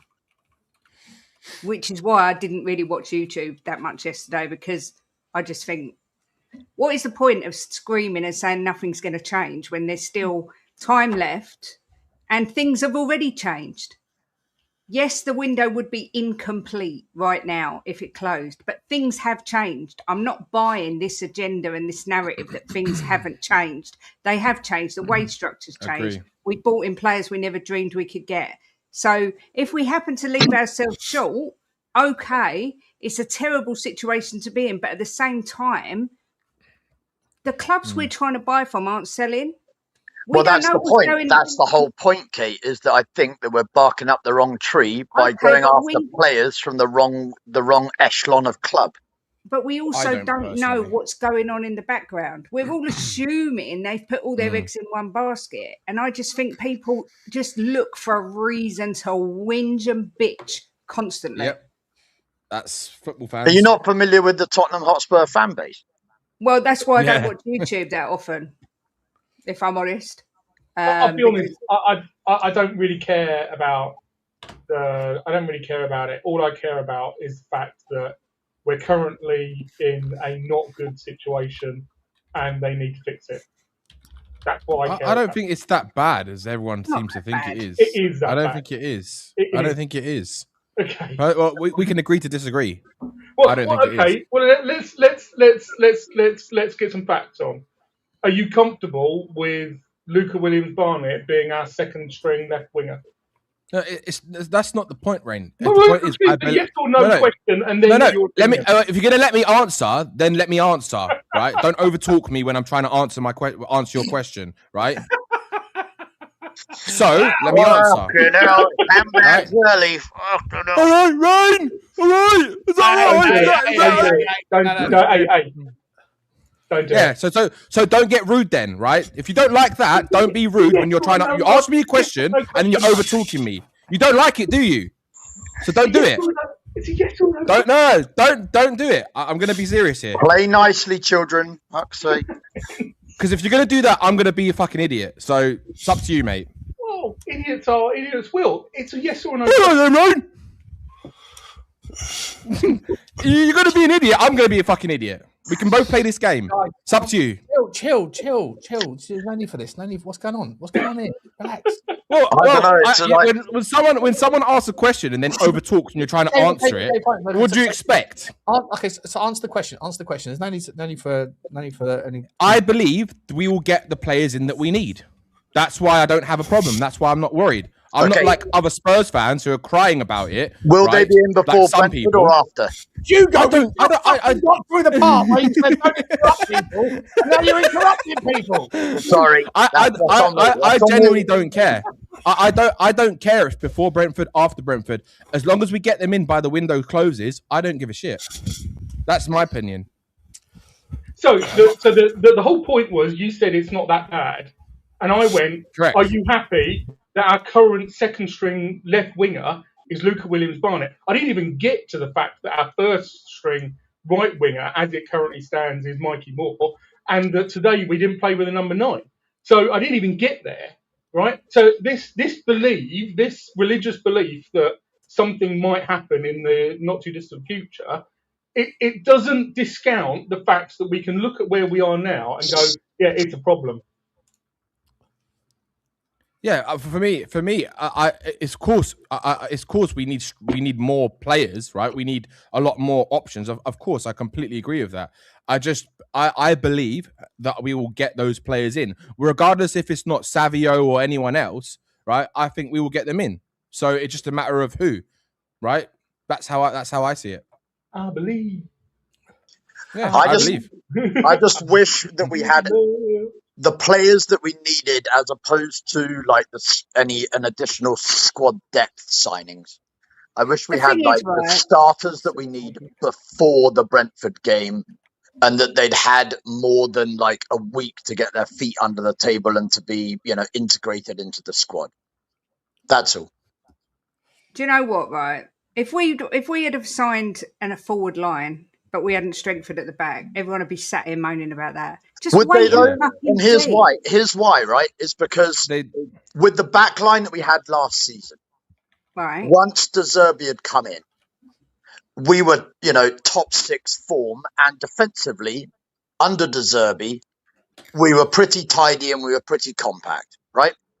So even if, for argument's sake, you say, okay, well, Romero was always going to be gone, right? Then you've still, let's say you brought in, Van Hecke, or you brought in Senesi, depends on, who you want to say, right? Bearing in mind that, well, Senesi cost us nothing, right? So let's, for argument's sake, say you brought in Senesi instead of Romero. Arguably, while there's probably a little bit of a drop-off between Romero and Senesi, maybe in talent, there might be in talent, but mentality-wise, I think you've probably done better, right? So arguably, let's say, defensively we're on a par, right? Then the place arguably where we were fundamentally weakest was up front, and where we've struggled since we've lost Kane and since we've lost Sonny, both of whom have never been adequately replaced, even close to being adequately replaced. That has been our fundamental area of weakness, and that has been left until the last chance saloon. And I think that is playing with fire, personally. Can I just It's give also an the- alternative it's also the perspective? hardest thing to fix. It's also the hardest thing to fix, isn't it? Well, yeah, because they're the most in-demand players. Sorry, Kate. Can I just give an alternative perspective? We could have been sat here today and played our first game in the Championship yesterday, or be playing today, right? At the end of last season, if we had all been sat here and said Romero's going to go, Spencer's going to go, Vuskovic is going to go, all these players are going to go, and we're going to bring in Fernandes, Tonali, Van Hecke, maybe not Dubravka, Robbo, Senesi, we'd have all gone, yeah, all right, pull the other one. Spurs don't buy players like that.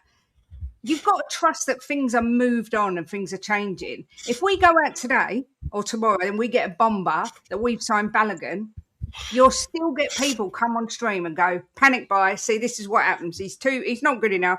Just let the process happen. There is no way they have invested this much money to then say, we're not going to touch the front line. It will get done. Do you think it will get done this window, or do you think it will get done in January or the one after? This window. Because I also want to add a modicum of, kind of reality to it, in that is it likely that we're going to fix every area in one window, or be able to, subject to player availability? Answer, no. So that means that, are we, with that in mind, and if we can't get the players that we want, do you think they'll stick, or do you think they'll twist? I think if we can't get the players we want, for instance, I would think De Zerbi would probably like Nico Williams. I don't think they can get him.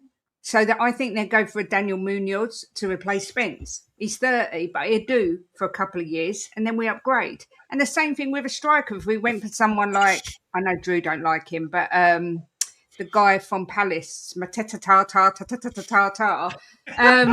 he's older, but it's a stopgap till we improve. They will not just leave it. They're not spending this sort of money for a rebuild to just go, actually, do you know what?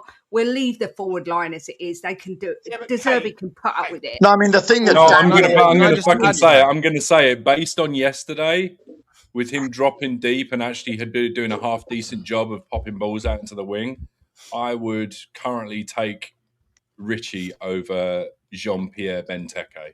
I would as well right Because now. I just think I just think you're selling him for less money than you would have to buy for the replacement. And if you're telling me that you're going to sell Richie to get Mateta, then for me, you might as well just keep Richie and spend the difference somewhere else. And just do you know what, Drew? Do you know what, Drew? I actually think that is injuries, right? We have problems with injuries. If anyone, Kate, I hear what you're saying around the like sort of trust the process thing, but that's also not what content creators are supposed to do, right? If content creators are supposed to just sit there and kind of go, well, it's not done yet. Like that's not what we have to sort of. So you're here to spout shit like the hippo. I'm here. I sent you that fucking video of the hippo that crunched that crocodile. That's not what we do here. Like, yeah, but if that hippo that crunched that crocodile's jaw in half happened to crunch on top of a fucking bull elephant, so that weren't AI, no. That wasn't AI. Yes, it was. It was written on there on the bottom. It said AI. It wasn't. No, it's such a liar. No, it was. Listen. Watch out! The hands are coming out. The hands are coming out. Okay. My point being that when it comes, we'll come back to the fucking crocodile and the hippo in a second. Okay? My point being that as content creators, we have to sometimes like. Even if it means you take one for the team and the people in the chat don't realize that the person who's like playing the provocateur in the conversation, you have to play the provocateur. You have to take conversations the way you do because we need things to talk about. If every content creator just went, oh, well, trust the process, just wait. Any news today? No. Cool. See you tomorrow. Like it doesn't work that way. You need to have conversations about this. And the fact of the matter is, Kate, that just because things are changing, we haven't as of yet signed anybody. Plus, we have horrendous injury crises that are just ongoing things. So it's okay for someone on this panel to present the argument that we are potentially walking into a fucking shit show. And the counter argument is, just because things have somewhat changed, therefore there's nothing to worry about. Can't we just wait and see? If you want to say that, great. But I think that other people on the panel are more than welcome to be able to express the fear that things might not resolve in the way that we want them to be. I agree, but I also don't think it's the job of content creators to absolutely spread doom and gloom all over the world. I think a lot. I'm not talking about anyone in here, but I'm saying YouTube yesterday was a cesspit. For the most part, I switched it off. We win 3-0, and there's nothing but moaning and shouting and screaming. I mean, maybe I just maybe I'm one of these fluffy pink YouTubers that wants everything to be well. No, do you know what it is, Kate? More people need to get a blowjob. Debate. That's the whole. If someone wants to be negative and say doom and gloom, someone else on the panel has got to say, which is what you're trying to do, right? Yeah. Hang about, it ain't that bad. But I'm just saying, like, to shut the conversation down and say we've got to trust in De Zerbi. First and foremost, De Zerbi is not the fucking Pope. He's not infallible, right? I don't necessarily agree with all of his decisions. Are any of us going to change any of his decisions? Obviously not. They're going to do their thing. But in the meantime, until the thing is done, we've got to speculate both sides of the Oki to provide 800 people that are still watching. Shout out to you all for watching. Smash like and subscribe. It also means that we don't need to attack the person who's saying it.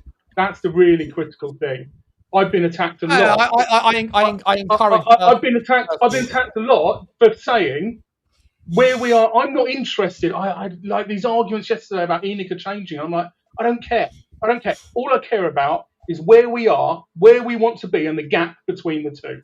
That's what I care about, right? And you can have your religious belief that something will happen. Nobody knows that it will. It might not. But all I'm interested in is what do we need? Where can we do that? And and like Kate, you said, right, go and get Mateta and go and get Munoz. And my instant reaction to that is, so what, we're going to go to Crystal Palace, who we couldn't get Eze out of last summer, and we're going to get 2 players out of them. I'm not sure that is that going to happen. I don't think we could get Mateta. I don't think we could, if I'm honest. But we could get Munoz. They've pretty much signed a replacement for him already, so they were ready to let him go to Everton. Everton were looking at around 22 million. They want 25. I think we can get Munoz. There's strikers out there we can get. What My about the point Everton is- winger? What's happened to him? You know, like his Udogie. move's fallen through, and he's an instant upgrade, surely. Well, the rumours that I saw yesterday was that Everton are interested in Richie. Well, it was in the chat, you know, and it's like we're stalling on. We want more money, and I'm like, just take what they're offering. But There's no Rain, point. who do we bring in? Who do we Yeah, but bring that- in instead of Richie? That's the problem. The problem That's right why now we can't get rid is of him. The entire footballing world in the Premier League is on this kind of Mexican standoff thing, and it's like it's not just an English thing because a lot of it depends on things that are happening around Europe as well, right? But It's a domino if you are effect. the person that shoots first, whether you're purchasing or selling, you could end up being at the wrong end of the transfer market. It's exactly the same thing that happened. This window in July and August since the World Cup, or throughout the World Cup and since, has felt so much like the January transfer window, where you've got 31 days, but for 28 of them, everyone is doing this, and no one wants to shoot first because you've only got a certain amount of bullets, and you don't know if it's going to go in the right direction. Whoever sells first needs to buy. That puts themselves in a difficult spot leverage-wise. Whoever buys first then needs to sell. That puts them in a difficult leverage position. It will happen. I'm with Kate in as much as it will happen. The final 2 weeks of the window are usually the craziest. But the reality is that the fucking season starts on Saturday for us, right? Friday night for others. And the problem is that right now, We're short. we are wildly short, Hugo. But more than that, is that I think everybody is looking at our squad and going, our midfield set. You've got Tonali, you've got Fernandes, our defense is set. But we're assuming that there's not going to be any fucking injuries. And the one thing that you know, as sure as day follows night, is that Tottenham have injuries. So, even if I'm not of the opinion where you sell Richarlison to Everton, Rain. I'm not, right? Not yet. Because personally, Solanke's fucking availability is disgusting. Most of the time, his injuries are not pronounced injuries, like he's got a calf tear or an ACL. He's got a sore throat. He's got a sore throat or a runny fucking nose or a fucking bum knee. He fell off his bike and he's got a little scratch. Like that, his commitment to participating, to me, I don't know if it's true. I've got no insight, but it comes across like the vast majority of his injuries are weird, ambiguous things. No gumption, Sean. No gumption. No fucking gumption, right? No gumption to play. And Richarlison, well, he genuinely does have a lot of injury concerns. Always has. Yesterday, but he tries. He's a trier. Yeah, of course. But I'm not saying that. I'm just saying that injury-wise, like to go into the season with Richarlison and Solanke, both of whom, one of them has a constant injury concern. The other is someone that just can't be bothered for most of the point. I thought Richie had injured himself falling over yesterday. Yeah, he hurt his shoulder. He was in a lot of distress about his shoulder, right? So for me, you go and sign a striker. You do not sell a striker before you buy a striker. I don't think Spurs will do that, Sean, either. I don't think Spurs are that dumb enough to, after how they've trying to build a squad this season. Half anything else, I don't think. Oh, hold on, Hugo. I don't think Spurs will let go of Richarlison. Also because, like you said, we've got injury issues. We've got all of this kind of problems. So I think it'd be the most fucking ridiculous thing they could do if they sold Richarlison without knowing that they're going to bring in a striker or a deal is on the verge of being accepted or signed to bring in a different striker. Yeah. Apart from anything else, Danny, we'd be as if we weren't already being held to ransom by quite a few signings this window. Imagine sending a striker out and being like, "Oh crap, we need one in." Whoever you bring in is going to be coming in at a massive premium because people are going to know that they've got you, over a barrel. Yeah, I think, and also Hugo, I think if Tottenham are going to sell Richie, I think it's once they know they've actually signed an additional striker. Yeah, you've got to have a nail on, surely. Yeah, 100%. I mean, it would be like an offence, offence worse than death to, get rid and then just be like, oh well, I guess we'll do our best to sign someone now. But this is a good reason why. Okay, look, I'm not saying he's going to be the second coming, right? I'm not saying he's the next Harry Kane, but why did we get rid? When they got rid of Lancashire, right? I was in the religious belief thing. They've got rid of Lancashire because they must have somebody already lined up that they're gonna sign, right? Because otherwise, what sense does it make to let a half decent player who you've already got control over that player because they're in your books?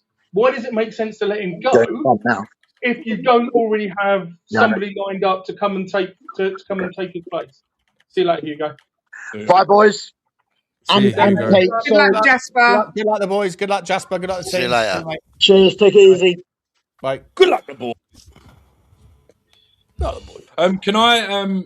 I've got an article pulled up that I wanted to go through with everybody because I think it's all well and good sitting here saying we need to get rid of this person, we need to buy that person. The makeup of the squad at the moment is currently that you need to shift on at least, I think, 2 or 3 players before you can really think about bringing in anybody else, right? Because of the registration and the fact that the registration's got to take place at the end of this week. I mean, we've done ourselves no favours. Like, I'm not trying to make excuses for the club. I'm just trying to point out. It says, this is from Football London. So basically, and also to bear in mind, this is from 4 days ago. So a couple of these things have changed just in that, obviously, Spencer's gone and Christian Romero's gone. But I'm just going to read it real quick and just see what everyone thinks. So, we start from Tottenham currently have 20, make that 18, I think, non-homegrown players over the age of 21 when they are only allowed 17. So we've got Vicario, Kinsky, Dubravka, Robertson, Porro, Udogie, Romero, who's gone, Van der Ven, Senesi, Paul Van Hecke, Koto Takai, Matheus Fernandes, Sandro Tonali, Roddy Bentancur, Dejan Kulusevski, Richalison, Pape Matar Sarr, Mohamed Kudus, Xavi Simons, and Wilson Odegaard. We've also got 8 homegrown players over the age of 21 in Solanke, Danzo, Austin, Davies, Maddison, Gallagher, Spence, who's now gone, and Scarlett. Yeah, so we're on 7. We're on 7 homegrown, including someone like Dane Scarlett, who's useless. Right. Let's be entirely honest. Right. And in terms of the 20 that should be 18, well, you're including in there. I think Christian Romero is actually the only one that's gone. So out of the 20, we've 19. actually got 19, and we're supposed to have 17. Yeah, but Vicario's going. Right. And then after that, it's a toss-up between Kota Takai and Sarr. But you could also leave out Xavi Simons because I think, but not sure, if anyone in the chat or anyone here on the panel can confirm either way, I think that there is a chance to reassociate in January. There is in January. You can redo that in January. Can you rebuild the squad however you want? Because in Europe you can't. In Europe you can only remove one and bring one in or whatever it is. I think it's 3. I think it was a maximum of 3. Yeah, right? But that's, Sean, that's Europe. Is that the same for the Premier League? Yeah, I think we can do 3 in the Premier League. Okay, so then you might as well do you think around until January, is he? So do you believe that the De Zerbi is going to exclude Xavi Simons from registration? Because I find that very hard to believe. Yeah, well, if he's not only, he might do till January. Until January, because there's no chance he's going to play. What, he absolutely can't play. But how do you know that he can't play? What if he comes back sooner? Because I've had a conversation with the ex-chief medical officer of Everton, who happens to be the captain of the Oxford Natural thing, and he's going to come on the channel as well at some point. But I was talking to him about ACLs and talking to him about the pitch and everything. And he said, with ACL, the way an ACL works, when you snap your ACL or tear your ACL, they essentially replace the ligament, or they do something with regards turning a tendon into a ligament. And the way that they do that, but a tendon has to then become scar tissue, because the difference between a tendon and a ligament is that ligament is like super rigid, whereas a tendon obviously stretches. So essentially, the process of recovering from an ACL is minimum 6 months, because that's how long it takes for the scar tissue on the tendon to attach itself as a replacement ligament. And so, you'll have some people that will be younger, that will be fitter sooner, and others that will be older, and whatever else the conditions, the variables will apply. But in a nutshell, an ACL is minimum 6 months, because it takes at least 6 months minimum for your tendon to become scar tissued like a ligament. So with regards to Xavi Simons, there is absolute, doesn't matter whether he's Superman. Well, even the article here is back. saying that there's a chance Wilson Odegaard comes back first, but there's a Yeah, chance that both of them don't only get because registered. Odegaard did his ACL in January, right? Whereas, also, someone in the chat, big up Spud Harmless, Potato, Sean, he says that the 3-person change rule only applies to European competitions. Okay, big up Harmless. So they can pivot their squadding. So on that basis, then you might as well. So you could just leave Xavi Simons out because you know that he's not going to ever be fit again, just by the laws of science. But then, then you're weighing up. So then you're weighing up.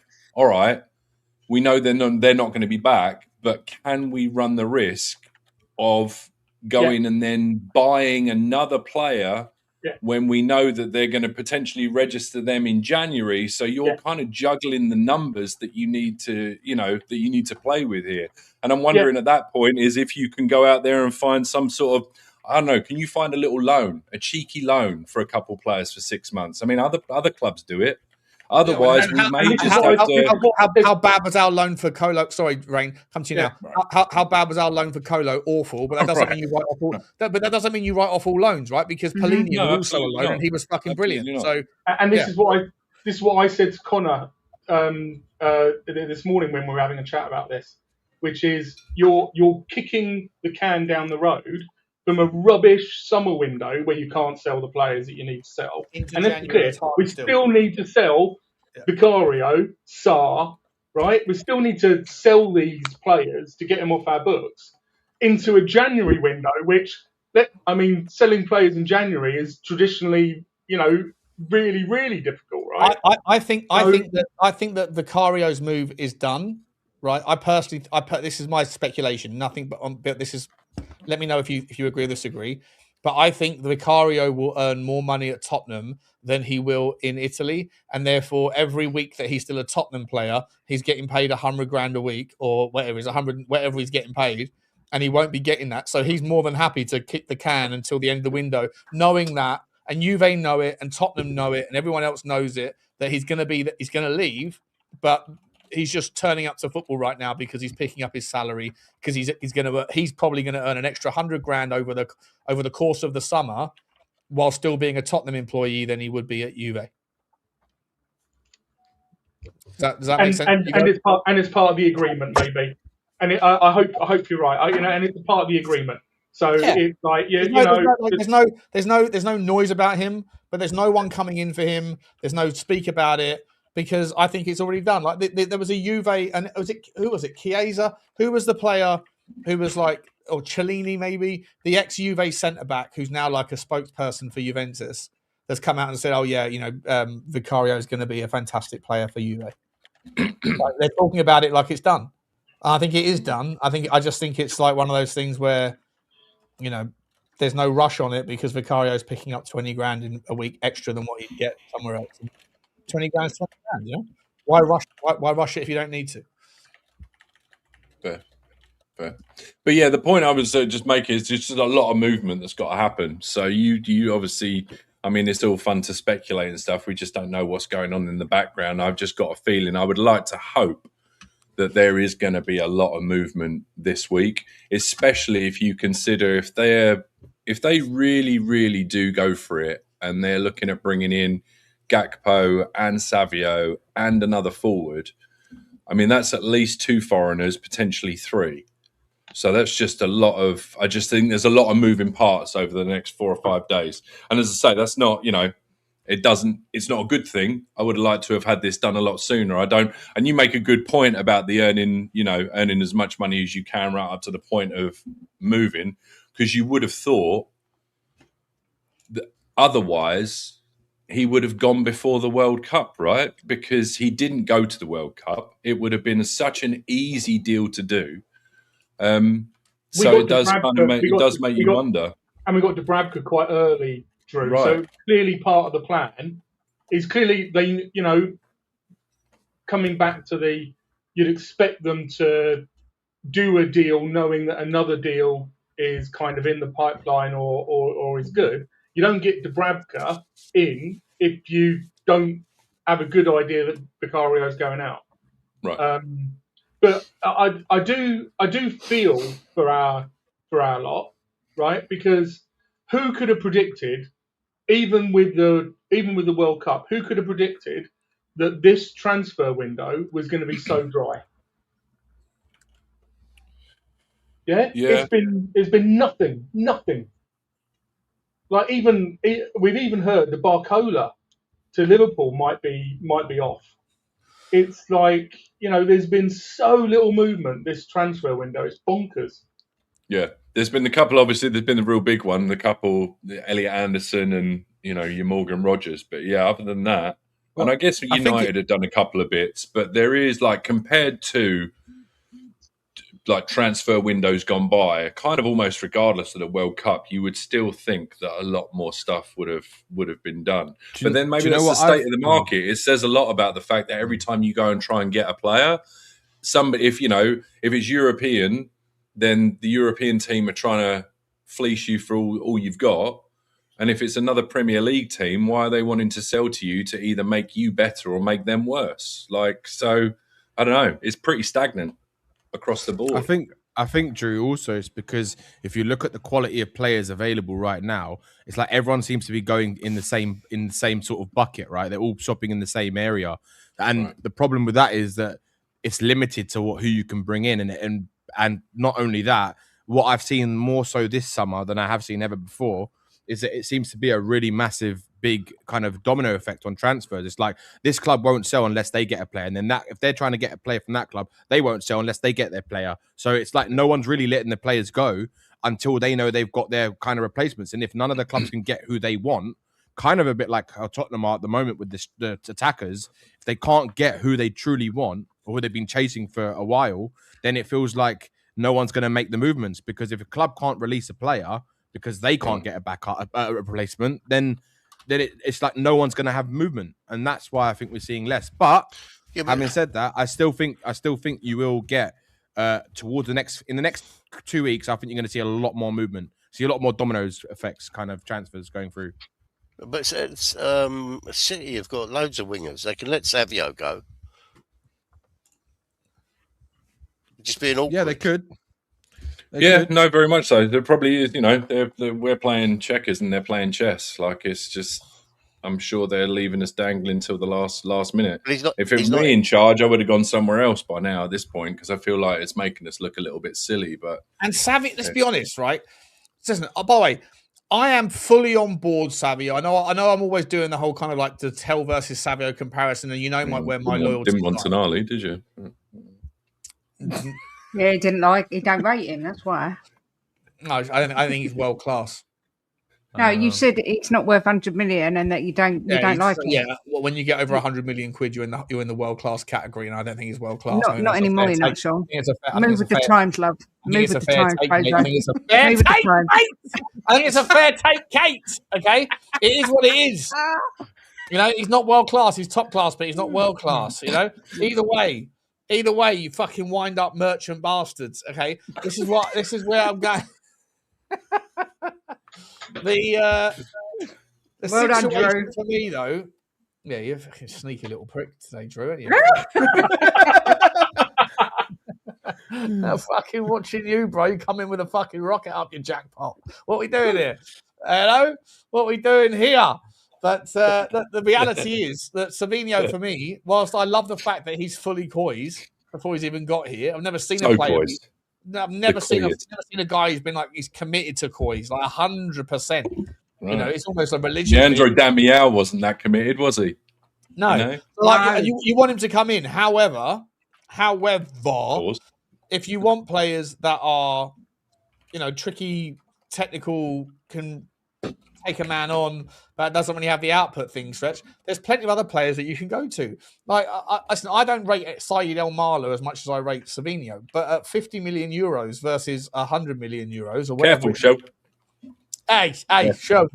Careful, Show. Okay. Show. Been saying it, Show. Been saying it. Shawnee. Just quickly, there's an interesting question from the chat, which I don't know if you chose to ignore or you missed.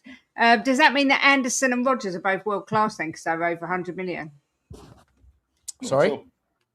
Does that mean that Anderson and Rodgers are both world class because they were over 100 million? We're doing it.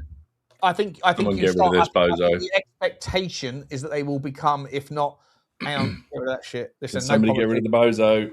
No politics, bro. No politics, bro. The expectation is that Anderson is going to be world class, and I think I think it's insane, to be honest. I don't think he's. I think he's a very good player. Good player. But he's not world class either. No, he is. It is top 5. That's the specs, right, for world class. Top 5 in your position in the world. Top 5 in your position. Is Elliot Anderson top 5? Or is that a little bit harsh? Should it be top 10? No, world class in your position is world top 5. class. Gets into any team. Gets into anything. Now he's back at it again. How did that happen? People were saying the same about Rice when Arsenal signed him for 105, and they were like, is he worth it? And he went and he stepped up and I think he's proven that actually he is pretty good. He's decent, and that's what Anderson and Rodgers need to do. Yeah. I think also, Rain, I think it's I think nowadays, kind of Kate was alluding to it, that is a far less world-class players around.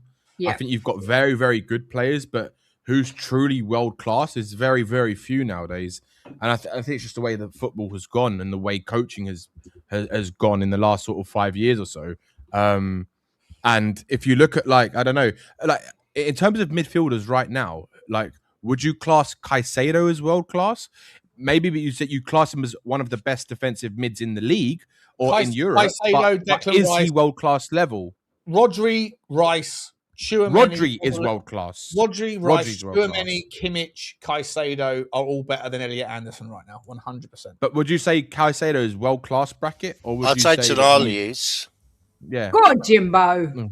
Tonali is not a world-class player. No, he is. Yeah. No, I wouldn't say yet. My opinion. You say he's 28 years old, mate. He's not going to become better. 26, isn't he? 28. He doesn't need to become better because he's the bollocks now. 26. Either Get it right, Shawnee. Shawnee, those Oxford naturals aren't working, mate. Fucking hell, sort it out. Genuinely, Sean, do you not think that potentially over the next couple of years, between 26 and 28, he has the potential to become a world-class midfielder? You not think that's possible? I do. No. Really? Under the Zerbe. Why? I don't think he has the minerals in him. I think he's a very, very, very good player, but I don't think he's world-class standard. No, do you think he can become world class? Oh, only if the players that are currently above him fall off, and they're all younger than him, apart from Rodri. So no. Let me guess something, Shawnee. Do you I'd think say a bit Tel easier, could be Drew. world class? Could Tel become world class in the left wing position? No. In any position apart from sexual?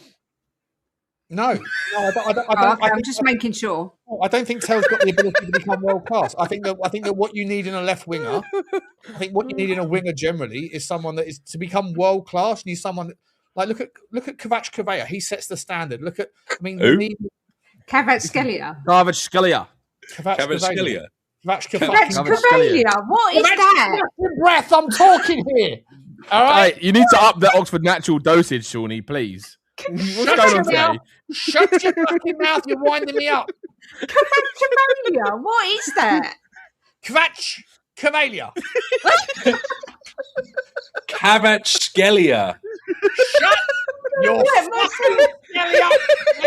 Don't give a fuck. Jim, I'm not even going to attempt it, Jim. Kvaratskhelia. There's an S in it. It's not Kvaratskhelia.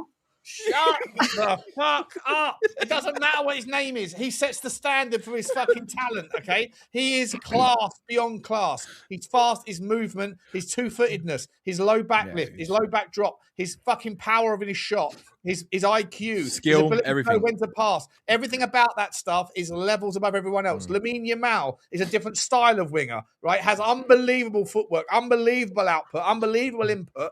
And for his age, will be a Ballon d'Or winner if he'll be a Ballon d'Or winner in the next couple of years. Okay, he is different level. Absent any injuries, absent any fall off because he gets too big for his boots. There's standards. Mathys Tel has the standard to become better than he is by miles. He has the standard to become possibly a £100 million player. Does he have world class in him? Who the fuck knows? But the answer in my inkling is no. But Tottenham are not going to be able to attract anyone that's world class. So it's a bit of a moot point. But also, Sean, just to add, merchants, by the way. Also, well, that's why he could become world class, because you said that you literally just said we can't attract world class. So I'm just wondering, with coaching and with the right setup, whether you think he has the potential. But you've already answered. But also, Sean, what about Harry Kane? Like Lucas Berghvall. What about Harry Kane?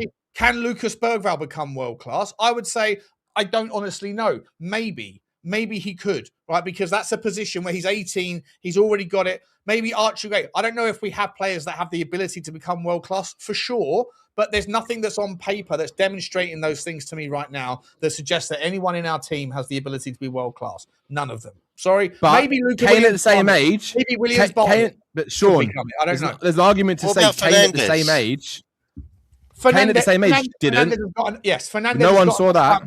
Fernandes has got enough time on his side to become world-class in his position 100%. Because the standard metrics of a world-class midfielder are different to the standard prerequisites of a world-class winger. A world-class winger needs to have certain things that I don't think Mathys Tel has. I don't think he's fast enough. I don't think his footwork is going to get faster or better. But I still think Mathys Tel has a huge ceiling.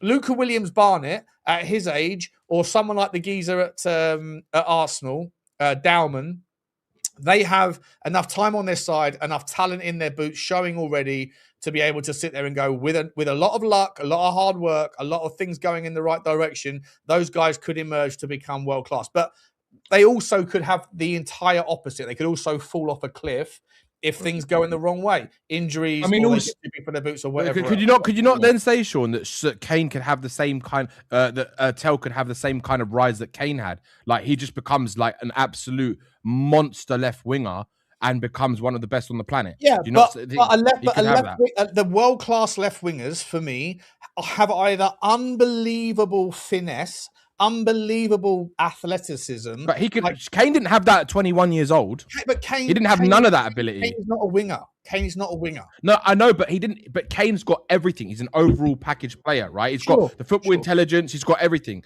Kane didn't show that kind of ability at 21 years old. But again, like Kane is a massive outlier where hard work rate, determination, dedication, focus, keeping his head on his shoulders, keeping his eyes on the prize, all of that stuff emerged. And he was a complete, if you asked anybody when he was 21, 22, 23, was he world class? No. Right? Or was he going to become world class? Could he be? Yeah, no one. Probably most people would say no. So of course there's a window for everybody to become world class when they're 21. But if you're telling me, can Tonali become a world class, which is the start of this conversation, does Tonali have enough time in his side? Does he have enough demonstrations of absolute dedication to his craft? Does he have enough pace, physicality? Is he the strongest guy? No. Is he the fastest guy? No. Does he have the quickest feet? No. Does he have the busiest, most unbelievable brain on his shoulders? No. And does he also have a load of baggage with regards to other problems that have also emerged for other players that could have been world class that didn't become it? I'm just making a claim that Tonali can become a top, or is already a top player. But I don't think he has the general minerals to become a world-class player. I think you guys are missing one other critical thing, is that was Declan Rice a world-class player at West Ham? No. Was he a world-class player at Arsenal winning the league? Yes. You cannot be a world-class player. You cannot be considered to be a world-class player unless you are given the stage to demonstrate that you can compete against the best to be a world-class player. And the biggest problem that Tonali is going to have is he going to get that stage at Tottenham Hotspur Football Club? Well, also though, Rain, also it's the manager, because to be look at Eddie Howe. To be world-class is also a temporal moment, right? Like right now, like if you go back, if you compare anyone that's world-class today, the vast majority of people, like, would Cratch, I'm going to call him Cratch just to shut you lot up from fucking... Carver. whatever you want to fucking call him, would you have, if he was playing at the same time in the late 90s, early 2000s, would he have been a top 5 player then? No, he wouldn't. Right, so like the style and the standard of football has dropped massively. No, Don't do that, Drew. Don't do fucking that. Do you know what? That's a passive-aggressive disagreement. That is. It's one of those things you go. I'm I'll not be going honest to come out with you, and say like, there's I'm that- talking bollocks, but if I do that, it means I'm There's basically. an argument with certain players. It doesn't matter what era they're in. They're world class because they're elite level players for a reason, and they'll play in any era. They'd be one of the best in any era. Kvaratskhelia, you can see how talented he is.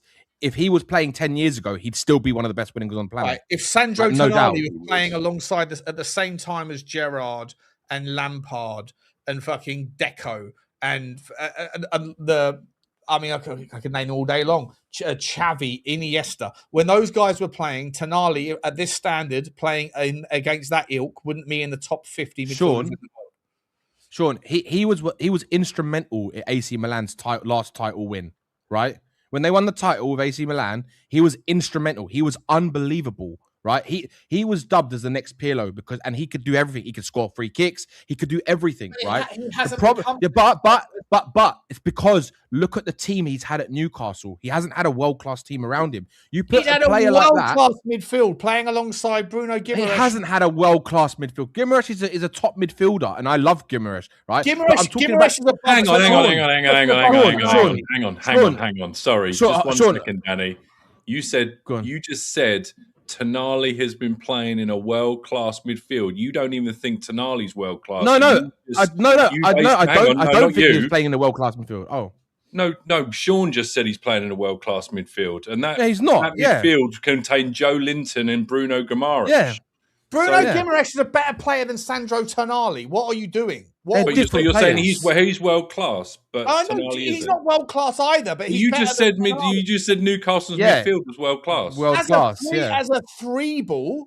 Tonali, so Guimaraes. Could you not make the argument that you could hang on? You're trying to do a gotcha. I see where you're going with it, mate. I'm going to fucking bury you. Okay, Tonali and Joel Linton as a 3-ball is a better midfield than other midfields that have better players as individuals but weaker components. Okay, what are we doing here? Do you not make a fucking?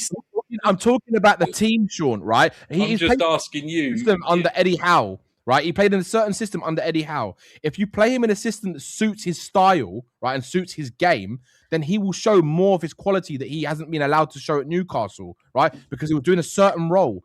When you put him in a team that suits him, right, that suits the type of football he wants to play, and with a manager who wants to play the way that he knows how to play him, right? Then there's an argument to say that he could actually become a world-class player because he's, in my opinion, I think Fernandes could be a better player than Guimaraes, in my opinion. I think Fernandes has enough time on his side for me. And by the way, I'm not just again. I hate and hope that this is not getting misrepresented as somehow I don't rate Tonali. I've always rated him. It's not. Nice ice cream. I always rated him. I don't think he's a £100 million player. I understand why Tottenham overpaid. But for me, if you remember the clock, and we'll go back on the receipts, I always wanted Fernandes and always rated Fernandes as a better player than Tonali. For me, Fernandes is, and I get it, and this fucking higher season.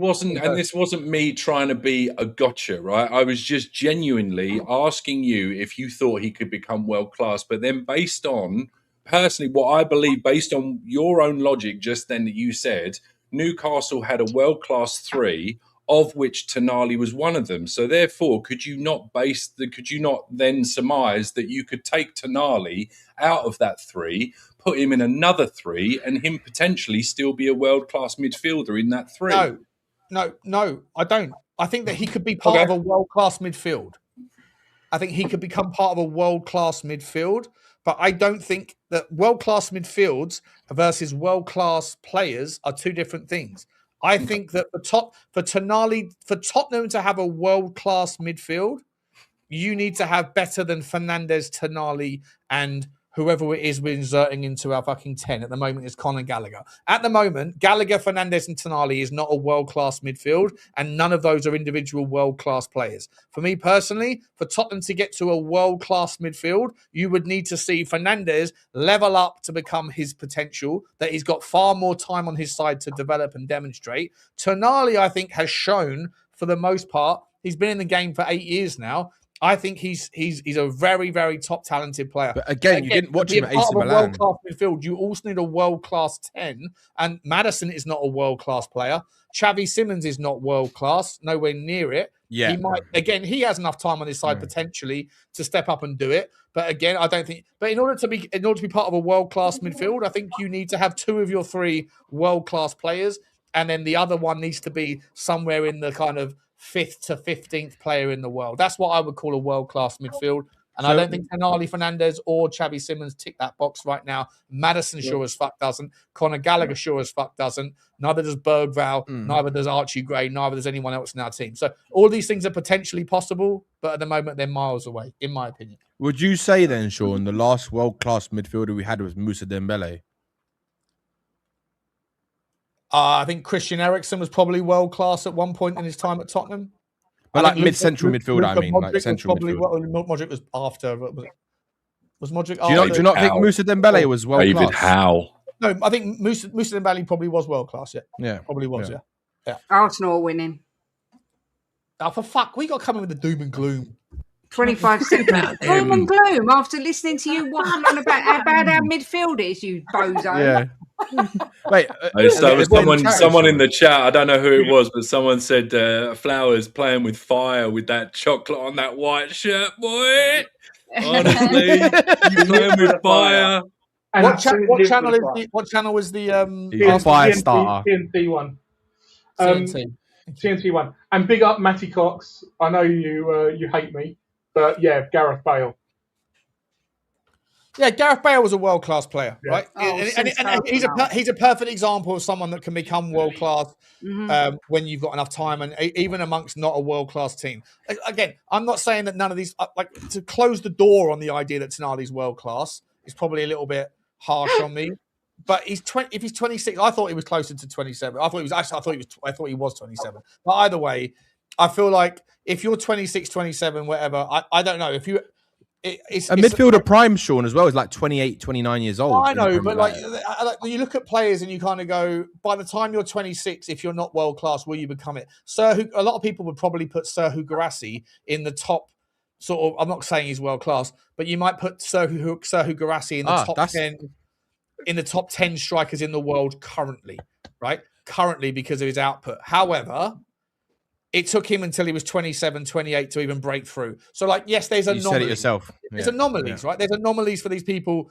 There are, generally speaking, I think you have to see a trajectory from 21 to 25, and it has to be like this. And I don't think that those things emerge very often. You don't really see people emerge into world class as Did you see what he did at AC Milan, Sean? Did you see how he played at AC Milan? So you're telling me there's a chance? There's a chance. It's the Pizza League, mate. It's AC Milan. It's not the same thing as the Premier League. Told out to Kaka. Still winning a title. Kaka did that when Serie A was the best league in the world back in the late 90s. Kaka was a perfect example of an unbelievable world-class player playing in AC Milan, 100%. But the Italian league back then was better than the Premier League by a mile. By a mile. The standards in that league, but that's not the case anymore. It is also temporal. It is also a player can be world-class for a couple of seasons and then drop out. It's just... You know, it wanes, isn't it? I know we all want people just to be like, all right, but you know, some players can have a couple of great seasons and they're world class in their area. What about like Michu? Michu was world class for like 2 seasons. If you know, you know. If I saw an Instagram reel, I saw an Instagram reel yesterday. Yeah, it was 1975 till 2025. It was a 50-year. Analysis of, and it was musicians sales in any particular year or any quarter of any particular year, and it went over this temporal sort of shift, and it showed like certain people that would come up and it would get to number one, like the guy who said "Wop na Gangnam Style," right? That guy became the number. That guy came out of nowhere, right? For a certain never gonna give. That guy came out of nowhere for a couple of years, right, and smashed everybody, and then just fell off a cliff again, never to be seen. People like Elton John, people like fucking Queen, people like Michael Jackson. They might not have had as many sales in any particular year or any particular quarter as some individual people, but they were world class in the kind of category of world class musicians. That's kind of negative, though, right? Let him have his moment. He was world class in that moment. 100%. But James, do you think that Sandro Tonali has the potential to become a world class midfielder, even for a 3-year period, even though he's 26 now? Absolutely. You do, yeah? Yes. Go on, James. That's what I like to hear. My plumber. My flower. He carried that midfield in Newcastle in ultimately a defensive, and that ain't his game. A lot of people forgetting. People thinking, oh yeah, but Eddie Hall was really defensive. He played really defensive. That ain't his game. Look at I know it's pre-season friendlies, but if you're going to take positives from Tel, Solomon, and so on, some of those passes in that game yesterday were a joke. World class. Were a So that means he's world class then, Sean? World class. Just world class passes. World class things. James, Shackles are off. Hold the fuck on here a minute. It depends. It depends. I'm here for it, Shawnee. let me kind of land here. Your example of world class is top 5. Is that correct? Top 5 in the world in your position. But is what we kind of generally laid out. I don't know if that's the be all and end all. I think that's mental, by the way. Absolutely mental. That's just my definition. What's your definition of world? Because you could say, I think football nowadays is shit compared to 10 years ago. No, of course, 100%. But within their own years. But you could have said Messi was a left winger, Ronaldo, Ronaldinho, Henry. All of these guys are playing at the same time. Neymar. Does that mean everybody else, barring them 4 or 5, are not world class? No, just football's fallen off. That's what I'm saying. So you can't pick top 5 in their positions because does that mean Scholes, Gerrard, Lampard? They're not world class because you had Xavi, Iniesta, Kaká. You have to draw a line under the sand, right? If you even in that period, if you're going in that period, and you're right, there was a lot better back then. If in that period, the top 10 left wingers in that particular period were fantastic. If you then drop down to top 10 left wingers in world fucking football, you're already including Yan Diamandi as world class. And it's ridiculous. I'm not. That guy didn't even have a shot on target in the World Cup. Just saying. So name the top 10 best players that are left wingers in the world. Yeah, but I don't rate world class like you. I don't put a number on it and go, well, you have to have top 5. You need to for the sake of the argument. No, you don't. You need to for your argument. No, you don't. Look at a footballer. He could be the best left winger in the world. And if he's still shit, he's still shit. For me, you don't have to be in the top 5 to say, right, you're world class now. You need to have some boundary. Otherwise, if the level drops to like Sunday League, are we still saying Sunday League is world class because they're the top 5 at that level? No. Obviously, you're being ridiculous with that statement, right? But like you're the one making it. I'm just answering you the question about the statement that you made. So your answer was ridiculous. Okay, if your question is ridiculous. World class, is it? They wouldn't be Sunday League if they were world class, would they? You fucking donut. What are we doing? I'm saying if the levels dropped, the top 5 players still are not world class, right? If all of a sudden the levels drop by 10%, 20%, they're not world class. Footballer to me is somebody that is world class, technically on the ball, can control the ball. Okay, so on that basis, then there's no world class players playing football right now when you consider the standards that were around 20 years ago. Is that what you're saying? I personally would say maybe there's 4 or 5 world class footballers today. Yeah, I measure world class as Xavi, Iniesta. Sandro brilliant fucking gotcha moment. Enjoy this one. No, you ain't. You're going to fucking. Sandro Tonali is never going to be world class, is he? Sandro Tonali is world class. There's no on your own by your own fucking gumption just then. If the fact of the matter is that the standards have dropped, and world class used to look like Tonali would still be playing. Yeah, better than all of them. He's never going to be world class, is he? Tonali's better than Lampard and Gerrard. Shut your fucking mouth. 100%. Look, all I'm saying is people that don't know ball, i.e. Sean and so on, you will see what a proper footballer is when this season gets underway. He is top. Yeah, I agree. If Top, he's not yeah. world class, that's what I mean, said. That's all I said. no, listen. I said if. I said if. Calm down. Nah, you're winding me up. Calm down. Winding me up.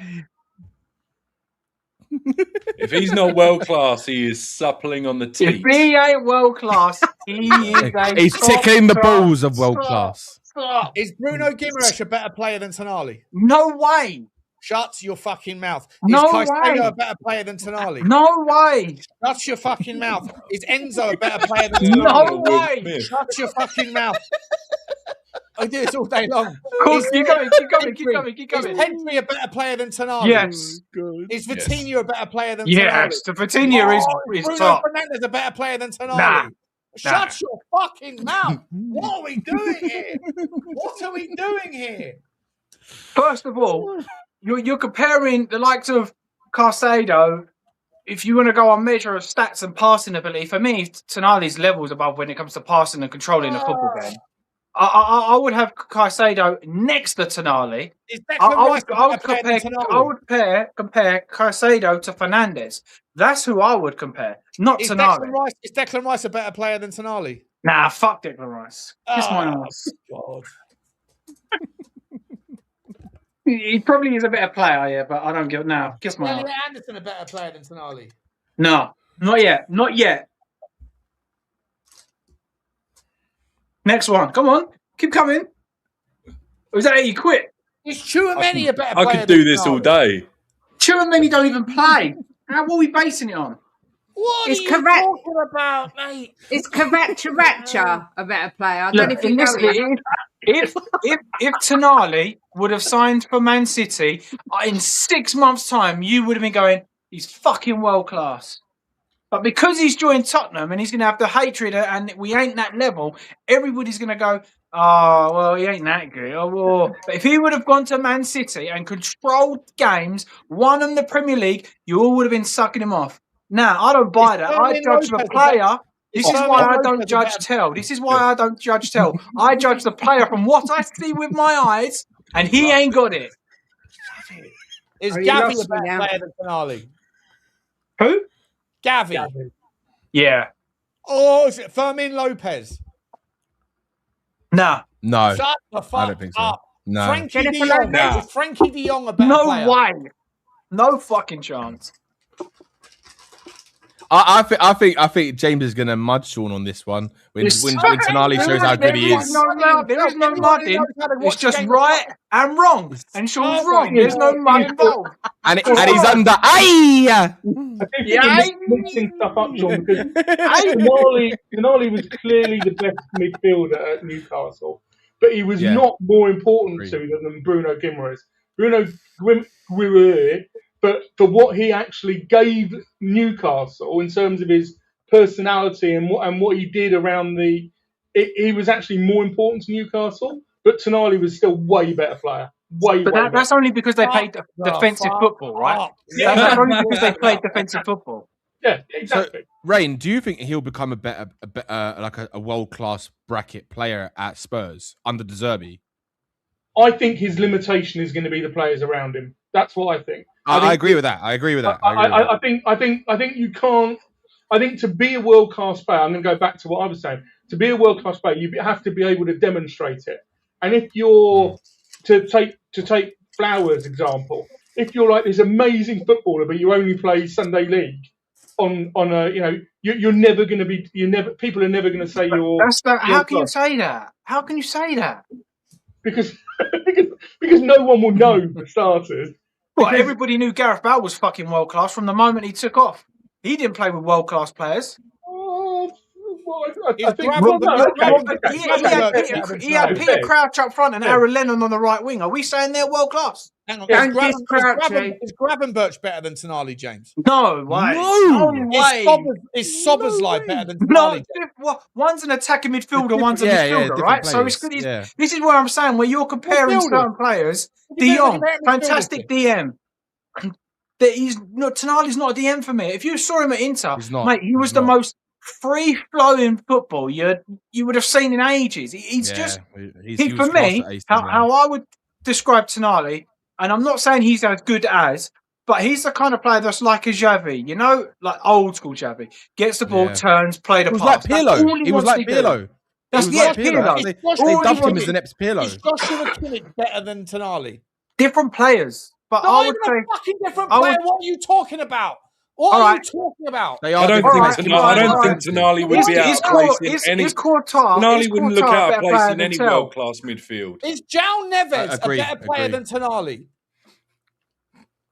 Is Enzo Fernandez? Is Fabian Ruiz? What are you talking about? What are you talking about? I'm talking about world class, mate. You're talking about top 5 players. Do you know what's going to be funny? You're both going to mud each other by the end of the season because Tonali's going to show he's world class and Tel's going to show he's one of the better wingers in the Premier League. So you're both going to mud each other. What happens when at the end of the season's done and Savio's top goal scorer, top assist, and Tonali's world class? I'm going to see him with my massive. I'm going to repeat for the sake of repeating myself. I do not think Tonali would look out of place in any world-class midfield. Go on, Drew. Does Tonali start at PSG? You tell him, Drew. That's the only club for me. That's the only club he doesn't start for. Yeah, that's the only club for me he doesn't start. Having a fucking laugh. Yeah. You think Tonali starts for Bayern Munich? Yeah, 100%. Oh my good God. 100%. Does he start for that lot up the road, Sean? He does. He starts for Arsenal. Not under Arteta, but if Pep went there, yes, he would. Well, he would have gone to Man City if they didn't have exactly. So he nearly went to Man City. He even so said he it could himself. get into City, the greatest team of the last 10, 15 years, but he can't get into anywhere else. You're saying he's not better than Odegaard? Is that what you're saying? Man City plays with a single 6. Odegaard. He's not a 6. Tonali's not a 6. He doesn't start for Man City then, does he? For fuck's sake. Yes, he does. What are you on about? Oh, my God. Jesus Christ. I think Sean hasn't seen how good Tonali actually is. Sean doesn't way. I've watched him. He's a very good player. Somebody send some clips to Sean. Somebody get some YouTube. You need to watch him at AC Milan. He was ridiculous. He was ridiculous. So what I would suggest, mate, is get yourself on the Spurs hub. Go through a few bits and pieces. You'll be well alright. Trust me. Trust me, mate. And I'll tell you what, just before I forget, everybody, don't forget to smash like, subscribe, and get yourself over to the Spurs Hub. Join the Spurs Hub and see what an elite. I now feel the full force of what Sava says when Sava says Tottenham fans have delusions of grandeur. Okay, I love Tonali. He's a quality player. No, you don't. You think he's shit. Going to elevate us, but he is not a fucking player that walks into Barcelona, Real Madrid, Bayern Munich, PSG, or any of those teams. None of our players do, including him. And if you think that, come off it. Fucking hell! Come off it. Who are the top 5 teams? I mean, I don't do world class like that because I think they're stupid. But it doesn't suit your argument. No, you have to be in the top 5 players in that position to be world class. It's the most stupid debate and argument I've ever heard of in my whole life. I'm about to fucking throw my computer. I'm literally about to throw my fucking computer out the window listening to you. Fucking please do. Brilliant. Just leave the stream first so we can take over and talk proper football.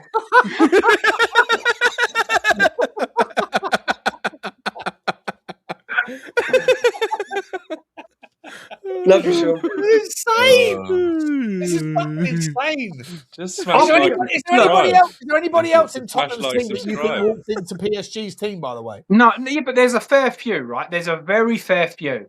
And for me, PSG are the best elite midfield duo I may even ever seen, to be honest. I think together they're just a joke, man. Which two? Which two are you talking about? Vitinha and Neves. Vitinha, yeah. Oh, mate, yeah. But barring them, Yeah, who Vitinha's else class. did you say? Barcelona? Did you say Barcelona? PSG. Yeah, but who else? Who else wouldn't he get into? The usual teams: Real Madrid. Madrid, PSG. Madrid. Who are Madrid's starting midfield three? At the moment, I haven't seen their pre-season, but Schumann obviously. I would have thought, wouldn't he be Bernardo think he Silva, Tchouaméni, and Bellingham? He's better than Tchouaméni. Bellingham's more of an attacking I don't think midfielder. Tchouaméni's. I think he's overrated, to be honest. Yeah, same.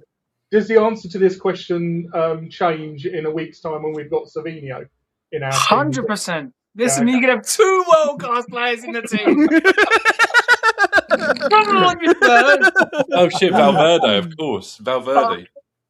Valverde, Camavinga. I mean, he's better than Valverde. What are you on about? Valverde would cost you 100 million quid to get him.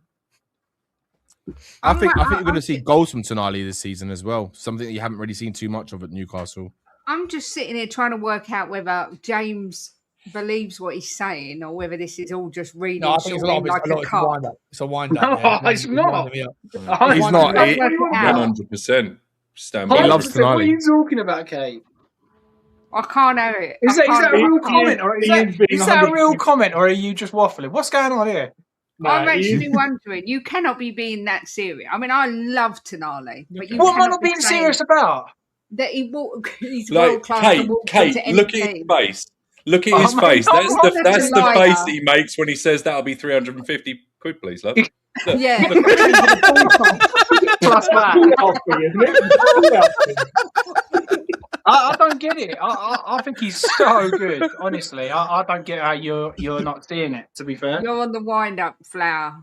I don't get it. You're on the wind-up flower. I'd like to be on the wind-up flower. What are we doing here? I think he gets into every team in the Premier League. To be fair, You think he walks into every team in the Premier League? yeah. I think, as it stands, the only team he doesn't walk into right now is Man City's because they've got Rodri. For me, as it stands, they're going to sell Rodri, so he would get in. The only team he doesn't get in my opinion, is Arsenal because Arteta's defensive manager. Anybody else in charge, he gets in there over Grammarish. I think it's more indicative of he's the right. quality of footballer than anything else that you're saying. I think that. he's right. And I can't disagree with you. Of course you do, Drew. We know football. Do you know what I mean?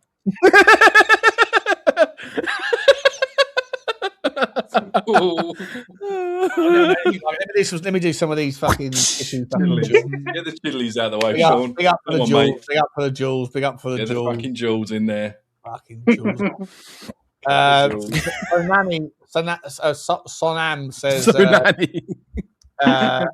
this and Firmino, but don't want the scum to win either, so can't even hate watch. By the way, him not being even in the lineup, does it make any difference? That's about Savinho. Is he on the bench? There? Is he on the bench there? though? Is he on the bench? Not in the No, squad. I don't Not in the think squad. he's in the squad. Not in the no. squad. Sorry, That's tomorrow. great. He's gone. That He's is coming great. to Spurs, boys and He's girls. coming to Spurs. And by the way, That's two world-class players. I did put out a tweet, right? Just so you know that my takes are not fucking prejudicial. I did put out this tweet yesterday, which showed this one. Let me share it with you lot. I mean, you are rather Did Sizzy partial respond to to you, a dark Sean, by the way? tone. No, he hasn't responded. Did Sizzy Can't help but be pumped by how pumped he is to join us. Still think the price is way over any demonstrated value, but it is what it is. Kudus is going to have to earn his spot over Savinho and Tel. And this was Look at this. but this And what? So Dominic Solanke responded. What was that? What? No, just because of the Because the anime Because thing. the old fucking manga. But that's Sizzy, is it? It's because of that Chavinho. So Savinho, he knows he's coming to Tottenham. He knows he's coming to Tottenham. He's definitely coming. I've never seen a player twerk so much I'm for going to another support him club. as long as everyone's under the right understanding here. There's no misunderstanding that both of them can play on either wing. Both of them prefer the left wing, but the Mathys Tel is fucking bookmarking that spot on the left wing is Mathys Tel. Savinho warned over to the right because that's where he sits in the stack rank. Okay. You got Savinho on the right, you got Mathys Tel on the left. We can cook together as long as Savinho knows. I can't take you seriously. As long as he knows his fucking place. As long as he knows his role, James. You. No, I can't take you seriously.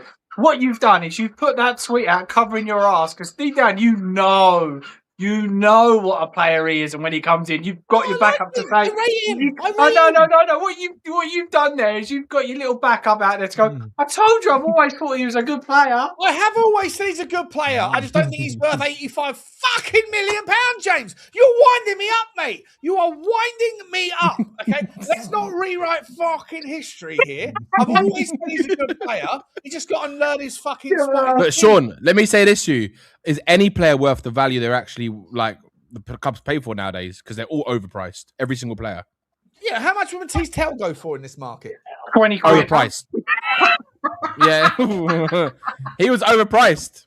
Rain's right. 20 million is what he should go for. 2-0. Wait, that's what- Oh, it's 2-0. Oh, Havertz. Come on, I'm going to say as well. I'm looking at the Man City team, and I'm desperate for nobody get injured because we are a Doku or Semenyo injury away from not getting Savinho in my book. Man City are fucking like Arsenal are going to walk this league not because they're great, but because everyone else is dog shit. Wait until we get 3 players in. I think Tottenham could finish second in the league this year, but about 30 points behind Hold Arsenal. on. Osimhen, Savinho, and Gakpo were winning the league. You've just said Tel is going to be playing left wing, and you think we're going to win the league with Tel playing left wing? Yeah. Are you fucking winding me up? Are you right? Big up to Snap. Spurs 6659 says world-class show. Appreciate you, mate. Hope you enjoyed it. I try my best. Matt C says they are reeling you in like a carp, Sean. They might be reeling me in, but I think they believe this bollocks. It's like a big salmon. I lost the last one. I was 5 jewels from James. Big up to the jewels. I think Tottenham could easily finish in the top 5 this year. I think Arsenal are going to walk the league. I think they're going to walk it. But I think that every other team is there's so much changing at every team. Every team's got a new manager. Every team's got new players. Every team doesn't know what they're. There's it's not been an impressive window by anybody. Tottenham's had the most impressive window, I think. We've got a lot of gains to catch up. But Mathys Tel's going to be Golden Boot winner, and and you're all going to be crying into your fucking. We've won the fucking window. I've always wanted him to be a good player. I just never knew. I haven't seen it yet. Yeah, exactly. The opportunity that's me sending my backup tweet. Do you know what I mean? Always thought he was a good player, but I just didn't see it. And also, all of these Johnny-come-latelys from last season, right? They're going to have one eye on Europe this season. The opportunity is there for us to nick in. But exactly. The problem is at the moment we have Tel, Richalison, Solanke, and Mikey Moore. That is a bottom 17 front 3. The rest of the team could be top 7, top 6, whatever you want to put it. You average it out, we're a bottom half table with that front 3. I'm sorry. So James, if we get right, just say if we get Gakpo, Savinho, and say Mikitadze, where do you put us? They're the 3 that come in. Savinho and Mikitadze. And Kudos is back, yeah. Yeah, all the players are fit. Where do you think? Oh, fucking we're going for gold, bro. That's it. We're going for it. You know what I mean? Savio gets us top 4 on his own with Tonali. Then you start adding the Gakpos and no, to be honest, we need. I would really. I mean, the sun catching carps has gone to your head. That's a question for everyone. If we were to sign. Look, it looks like we're going to sign Gakpo. It looks like we're going to sign Savinho. And if we do sign, say, Mikitadze, with the window, with everyone fit, where does that team finish? I'm struggling to move past the everyone is fit thing. Just say, I know, but if they are, like, I would love to see Kudos in the cam, Gakpo one side, Savinho the other side, and then Mikitadze up front. I think that is just movement for days, if nothing else. Who do you mark in that circumstances? Because they're all unbelievably good with the ball at their foot. They're all quick and quick. I think I've said it the whole time since the Zerbi's come in. Finish in the top 3. I think that the Derby is going to try and play. You just benched Tel completely, didn't you? I'll drop Tel for Mikey Moore. Fuck out of my show. had enough of him. I've had enough of him.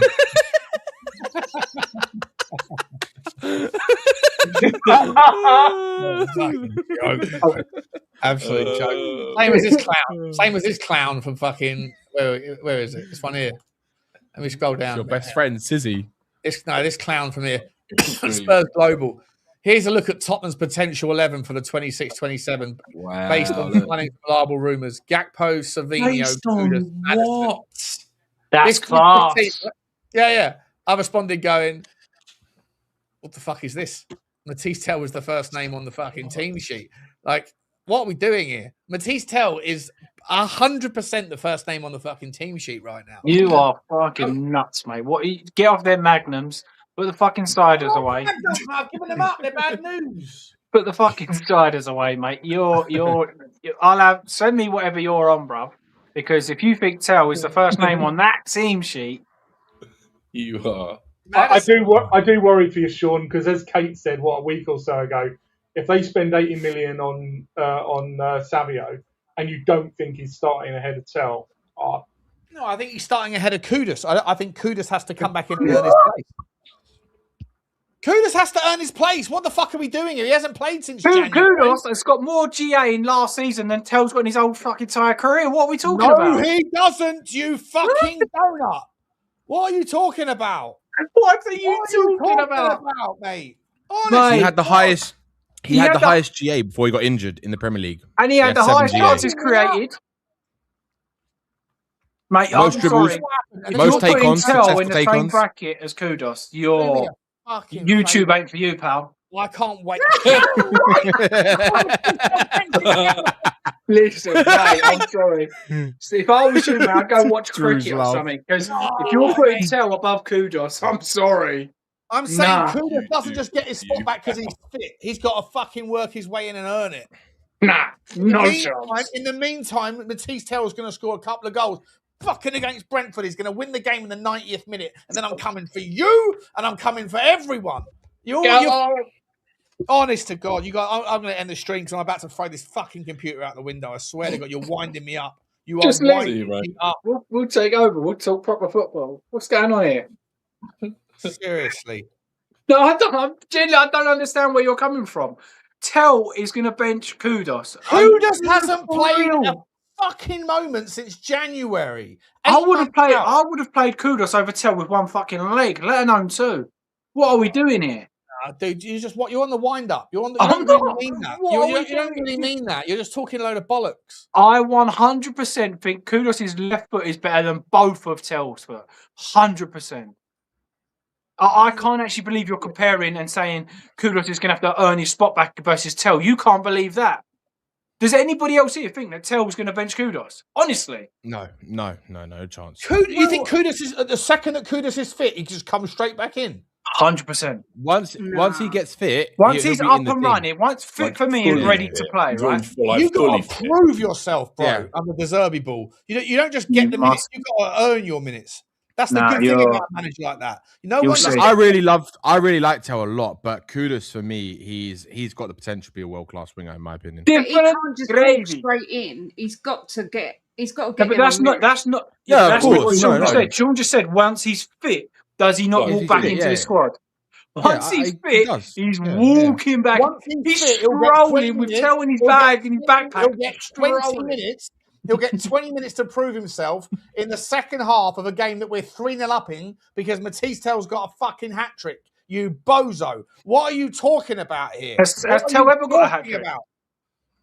Sean's head's gone. All of you are winding me up. Sean, I'm asking you a question now. Has Tel ever got a hat-trick? Genuine question. Has Kudus ever got a hat-trick? Yeah? He has at Ajax.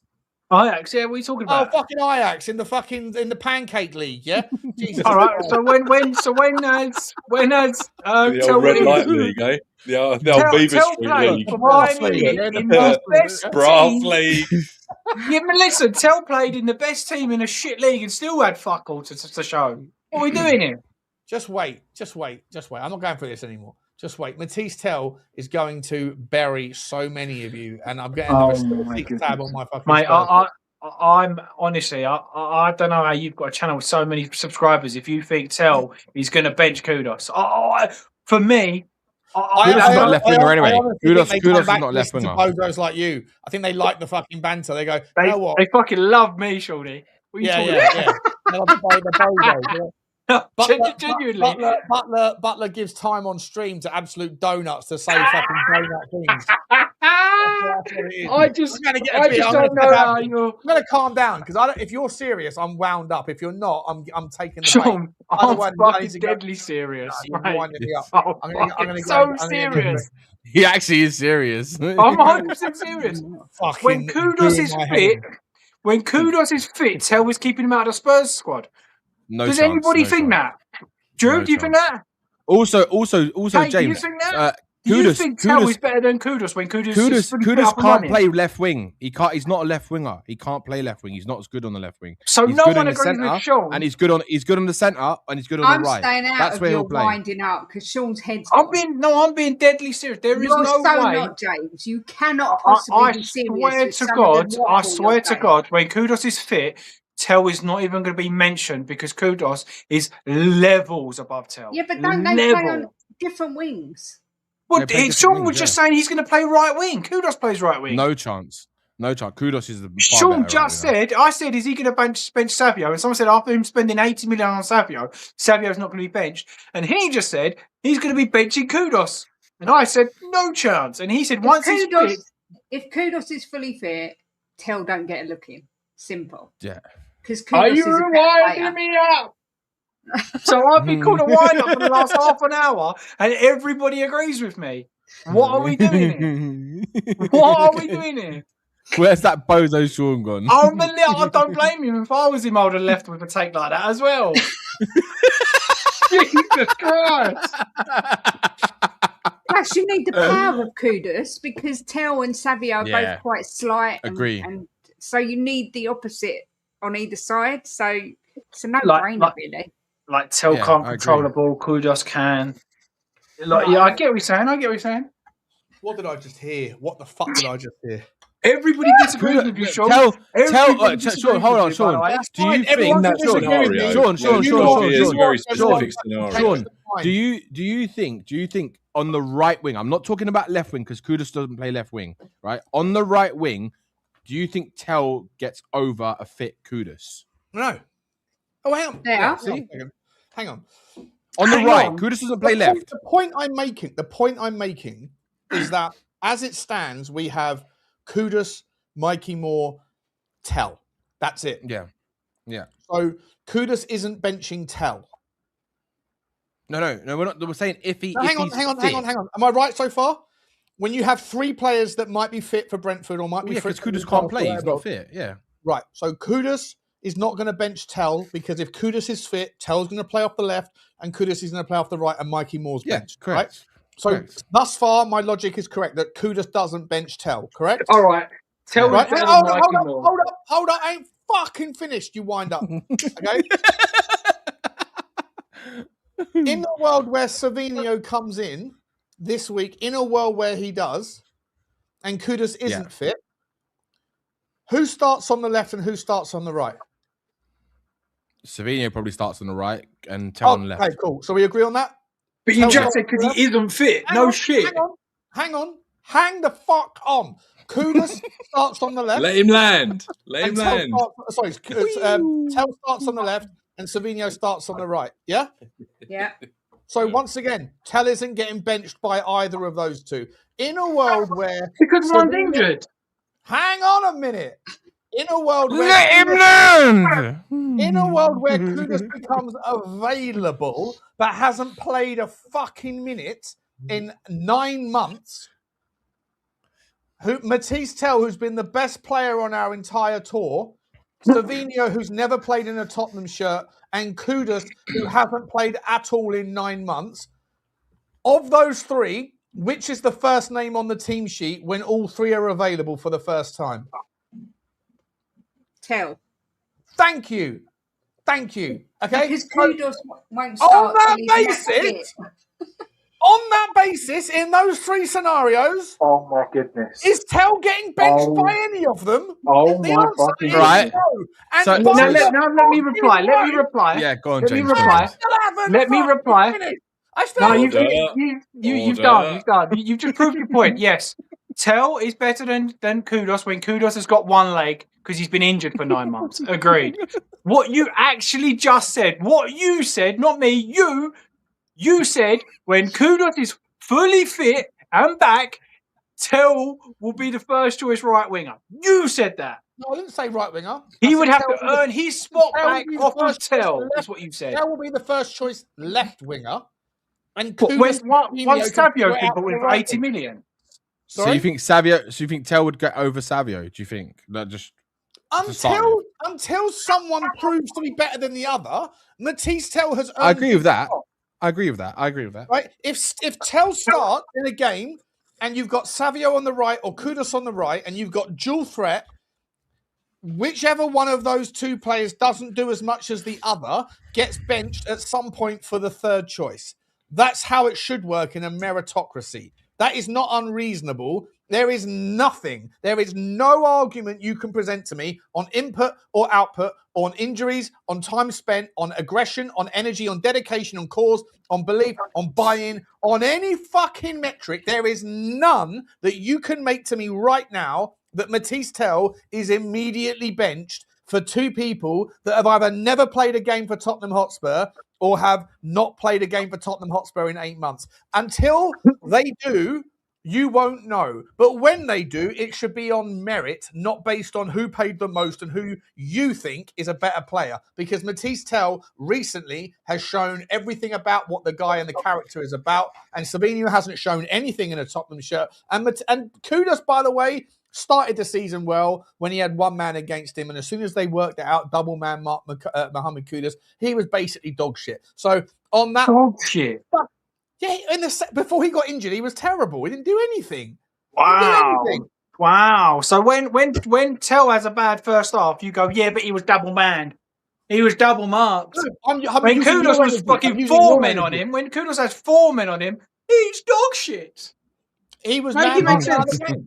Man marked out of the game. But Mathys Tel still gets more fucking output than Kudos when they're man marked out of the game. We'll see how it goes. No. The only way Tel gets in is if they play Kudos centre, Savio left, and they leave that right spot open for Tel. If Kudos and Savio are fit... I'd be happy with that, though, to be fair. He doesn't get in. I'm sorry. I think Tel's just as good on the right. Tel is nowhere near the level of Kudos or Savio. I'm sorry, I just don't... What is he? How is Tel not the level of Savino? Based on fucking what are you talking about? Fucking based on my eyesight. What are you talking about? Your eyesight that shows him fucking doing pirouettes on a fucking football pitch, but every time he gets into a fucking good decision, a good position, he's only got 1 foot and he smacks it out into fucking touch. What are you talking about? Disagree. What are you talking about? You literally come on a stream like a few days ago going, cool, I've seen Savio play for City. He looks really good, doesn't he? He's had a far fucking worse pre-season than fucking Mathys Tel. All day, every day, and twice on Sunday, you fucking bozo. Mathys Tel has smashed the pre-season compared to Savino. Well, Savino played 2 games. He didn't play for him because he's trying to force his way out of the club. He's pissing off everybody in that club to get out. You will see, Sean, I'm sorry, mate, and I understand why. You're suffering with Tottenhamitis. You're rating players now that are crap because we've got no one better than that player. When we sign better players, you're going to go, he ain't too bad, actually. You'll do the same with Tonali. You'll go, well, I always knew he was good, but you'll do the same. If I was with you right now, I'd give you such a palm to the fucking face. I swear to God. No, I'm not having it. I'm sorry. What is this, James? What is this little Sean voice you're putting on? Do the voice. No, I'm not doing it. I'm not doing it.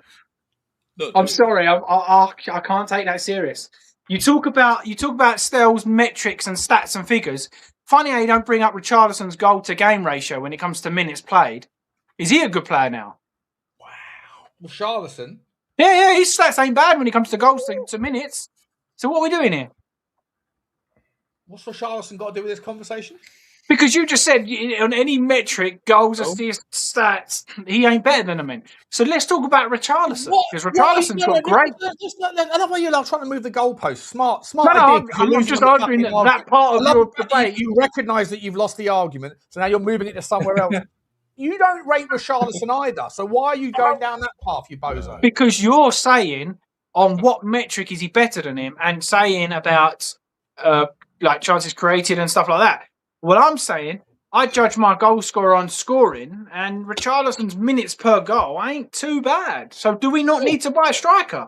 Cool. That's fine. If that's the argument you want to make, I'm glad. I'm happy to have it. Cool. On that basis, then cool. Let's stick with Richarlison. Now back to Tel. What's your point?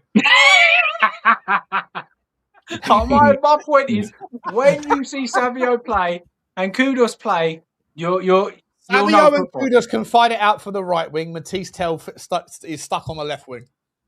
You just said that when someone asks you if you think that they're going to bench Savio, they're going to pay 80 million for, you just said, no, but he's going to be taking Kudus' spot. There's going to be variety. There's going to be moments. There's going to be fucking. There's going to be changes. No, I agree. He's going to get 5 minutes at the end of the game, and I hope he scores in those 5 minutes. He ain't getting any more than that. I feel like you've been cooked well and truly, and just because I see a couple of people in the comments saying, but everybody agreed with me, even on the panel. Everyone agreed. It's not everybody though. It's people like Matt C in the chat, Matty Cox, who's repeating his message 10 times, and you see it 10 times and think I haven't seen it at all. Let me get up. Saying Sean's lost. Listen, Mathys Tel is going to bench, and then he's going to bench everyone, whoever else comes in of the three of them, and then at some point in the season, read the chat. Read the chat, bro. Read the chat. Now put your glasses on. Put your glasses on. There you go. I have actually got glasses. That one comment. Yeah, there's 15 before that. He'll leave. Like no. Sean, Sean is ignoring the point. Goalposts. Sean's moving the goalposts. He's saying you're ignoring the point, Sean. Your chat is speaking. What's he want to say? Flowers has got an unhappy face. Sean's an angry face. Yeah. I'm happy. What's that? Now we're just trying to attack on everything now. You see, I don't know what is you want from the chat, mate. I'm just pointing to the chat, and the chat are telling me that you're fucking acting like a bozo, bro. And that's fine. Mate, you will all see.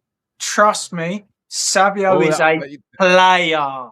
And if you're comparing, I'm not saying he's not a player. If you're comparing Tel to Kudus, I am more than Sean, happy your chat is saying do a poll.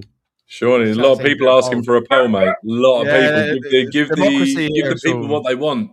The problem with the poll is that you can't actually see the names associated with the votes, so I can't take receipts. I can't take the receipts of people that voted against Mathys Tel because Sean, after this, just do another tweet. After this, just do another tweet saying, "I really like Savio. I think he'll be a great player. He's just got to prove himself to me." And then you've covered your back. Then you've got the receipt. Can sit on the right hand side as much as he fucking wants. Good luck to him. And Mathys Tel can sit on the left. And then when Kudus comes back, Kudus will get 10 minutes. Then he'll get 20. Then he'll get 30. In all serious, all joking aside, then he'll get 90. This is what I would hope would happen.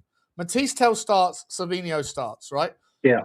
And whatever happens. Hopefully they both do really well. But again, just for what it's worth, I am not in any way, shape or form undermining that I think that Savinho's a good player. I just happen to think that Mathys Tel is a really fucking good player. So, that doesn't mean that Savinho isn't a good player because I rate Mathys Tel more, but I do. I rate Mathys Tel more than Savinho. That's my take. Either way,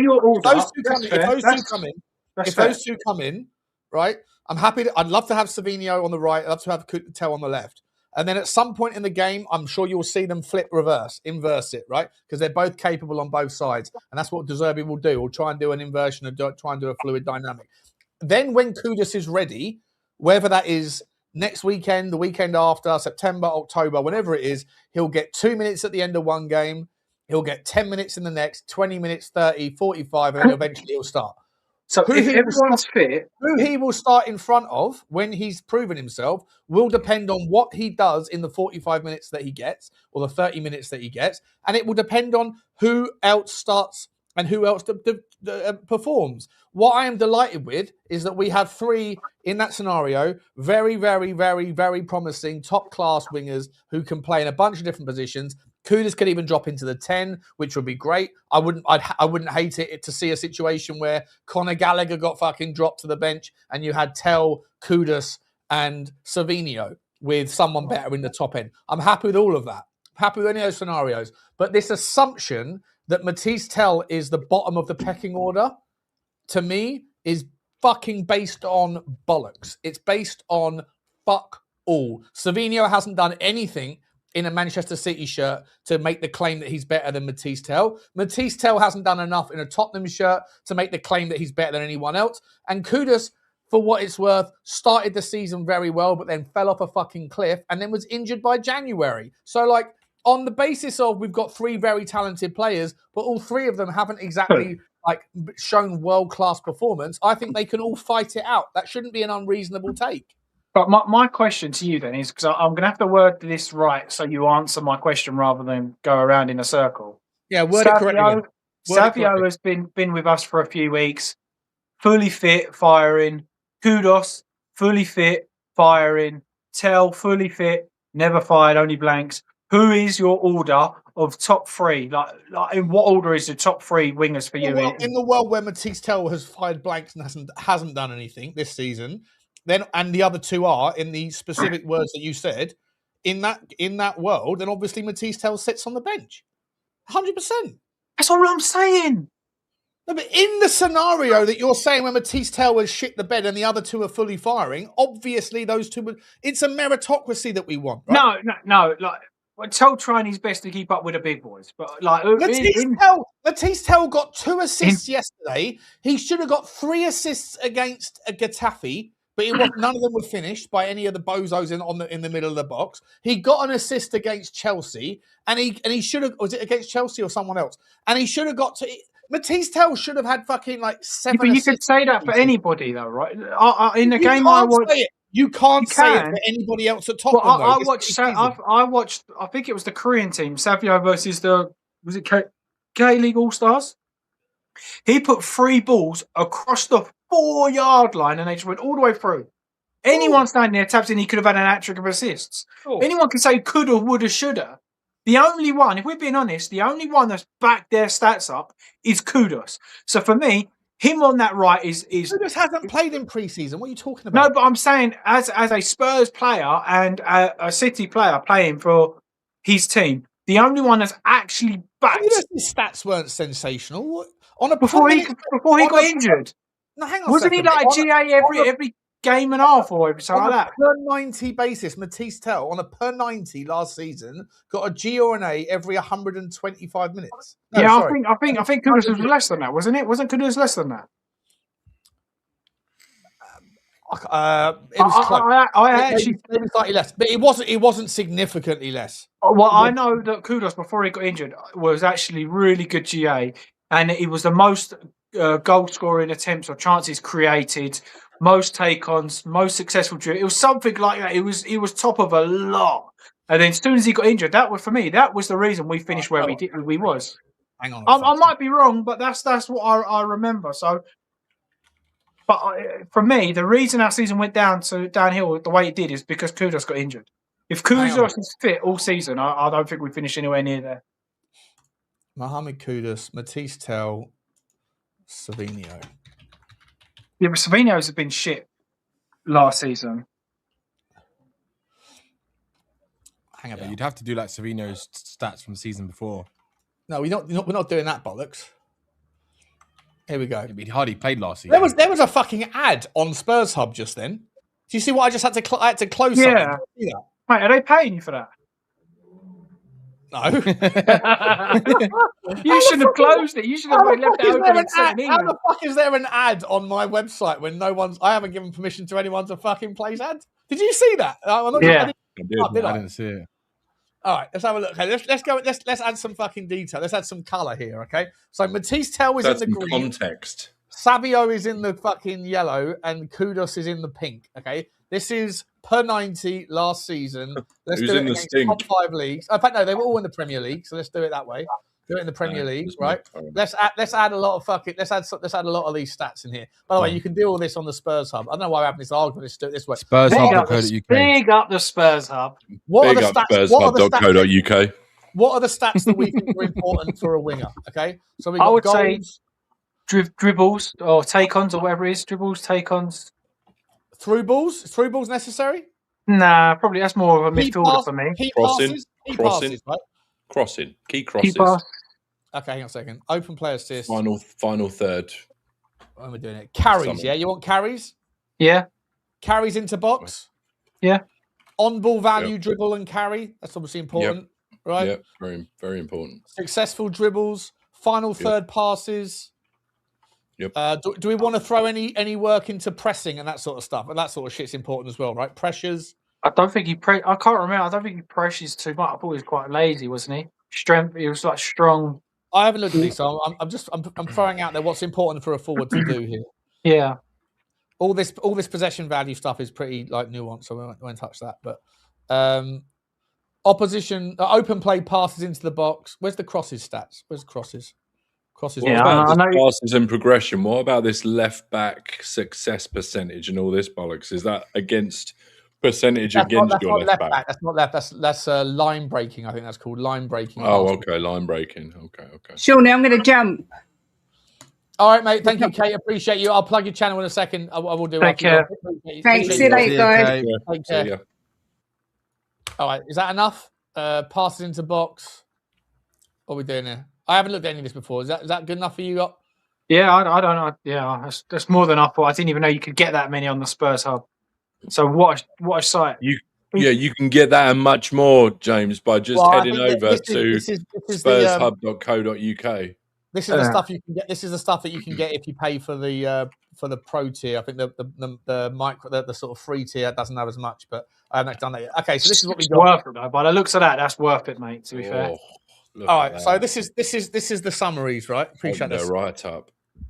Carries blimey. That's a good site. Hang on, carries. Get rid of that one. Oh, I like what I see. So, of the three of them, if I'm entirely honest, just remember that red is Mohamed Kudus, yellow is Savio, green is Tel. Well, mate. You see, look, Tel, Kudus, Oliveira. I feel like Kudus is the worst of the three. Open play assists. Fucking hell, sign Tel up. No, look, I think Savio, if you look at it, carries, on-ball value carries. I think Savio comes out marginally. This is on a per 90. He didn't play that much last year, right? If we were to change it to seasonal, so look at what happens on the season. It changes a little bit. But either way, Mathys Tel. Painful.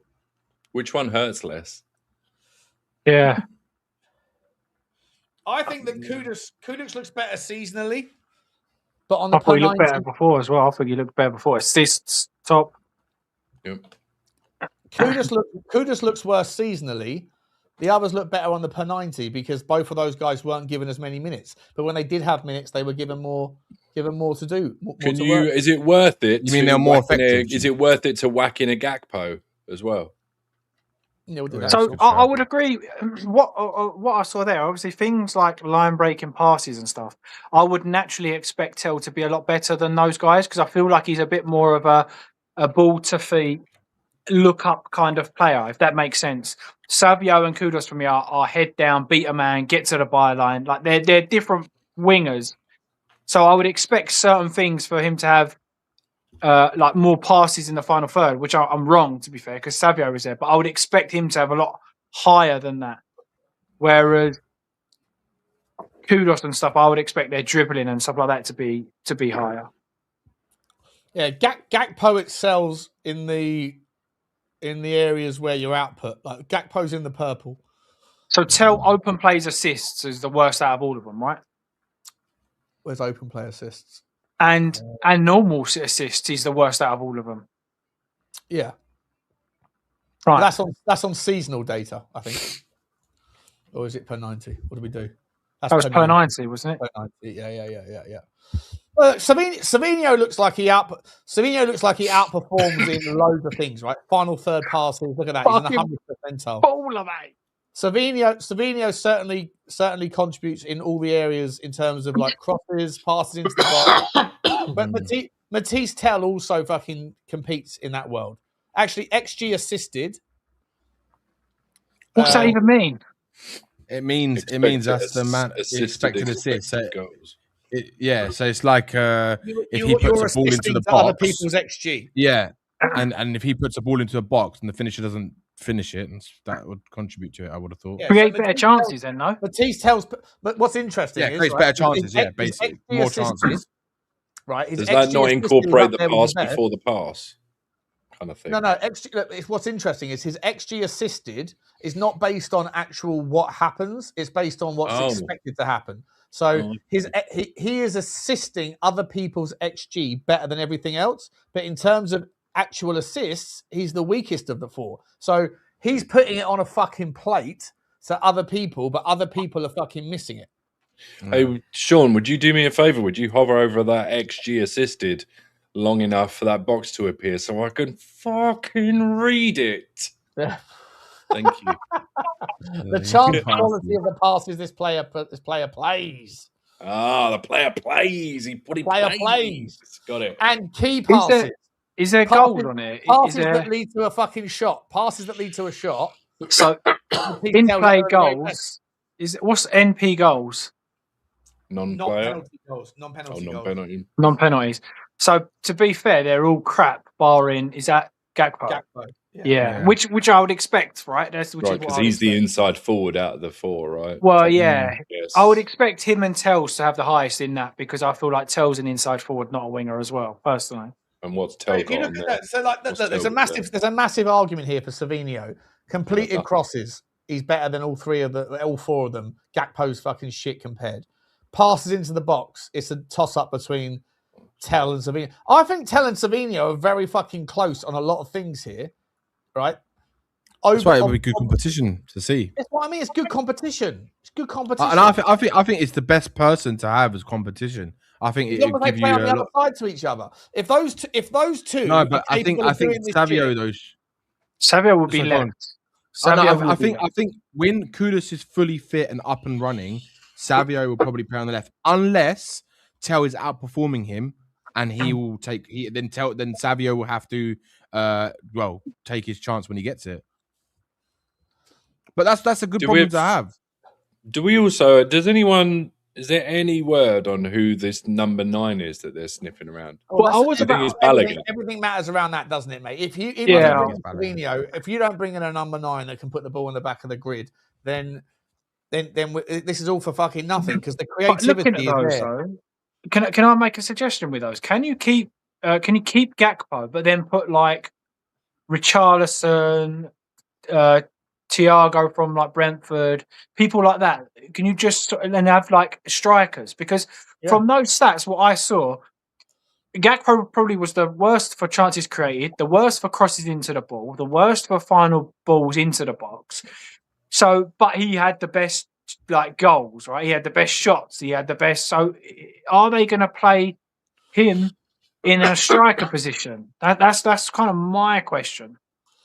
All right, let's go for Gakpo, Richarlison. That's fine. Just do it like that. That's Thiago and Brian Brobby, yeah? Yeah. And again, breaking it down, everybody, using SpursHub.co.uk. SpursHub.co.uk. SpursHub.co.uk. And it will be ad-free. Yeah, get yourself over there. Free version, obviously. I'm going to find out what the fuck is going on with that fucking advert thing. So Brian Brobby immediately looks like a fucking donut, right? Brian Brobby doesn't stand out. Yeah. Well, I mean, depends, right? Because we just based all this on winger stuff, and now we're looking at inside forward box stuff. So we've got to change the game, Sean. Yeah. We've got to change the game. Just pick like inside box goals. I don't want final third passes. None of that. Just literally like goals, assists, shots on targets, chances created. Right. Mate, I've got to take my hat off to you, mate. You are a donut, but this is a fucking decent site. It's fantastic, isn't it? I tell you what, is there a way, Sean? Like that. It's decent. Is there a way, Sean, cheeky idea where you could do, babe, like, is it called like a macro or something at the top where you could basically just do like a standard attacker, midfielder? Yeah. And that would be a good idea. That's what I told him to do ages ago. I've done that. I've done that already. I've done that somewhere on here. Done it. I'm not sure if you can do that with comparison data. So if you're looking at, you can definitely see it when it's just looking at individual players. Doing it with So what colours are what? Sorry. Oh, there you go. So Robbie's in the green. Gakpo's killing it. Rodriguez is who the fuck is Rodriguez? Richarlison's Andrade. Rodriguez must be Igor, wouldn't it? Igor, yeah. Igor, And then Thiago, Rodriguez. Nascimento. The obvious standout is the blue. It's Richard. Fuck off. I told you. That's why I genuinely, Telling you, I bro. actually would prefer Richarlison. No, it's the purple. It's the purple guy. The guy in the purple's the most well-rounded here. That's what I said to you, though. Assist, XG assist, non-penalty goals. Take out Robbie and Rodriguez. pass? Take out them two frauds. Sean, what's LB pass? Line-breaking passes. Oh, line breaking pass. And you've got So to think Gakpo's as well. quite- You've got to think as well. Gakpo has played on the wing as well. So quite this good this line non-penalty goals, assists, assisted GA, shots. He's on the wing, so he's not even in the box like Richarlison is. I would expect Richarlison to have more touches in the box, but it's close, right? It's bloody close. Shots on. I cannot Shot to believe touch ratio. I can't believe Richarlison's conversion. That's crazy. Richarlison's conversion is like the 96th percentile.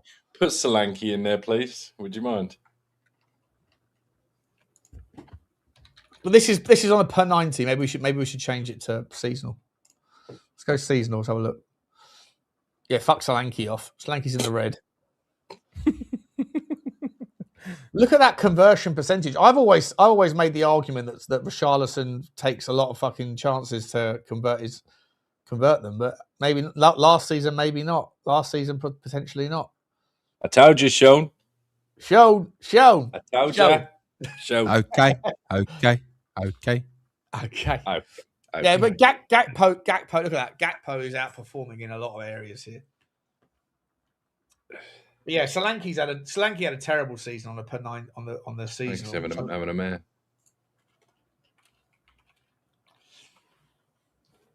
Yeah. There you go.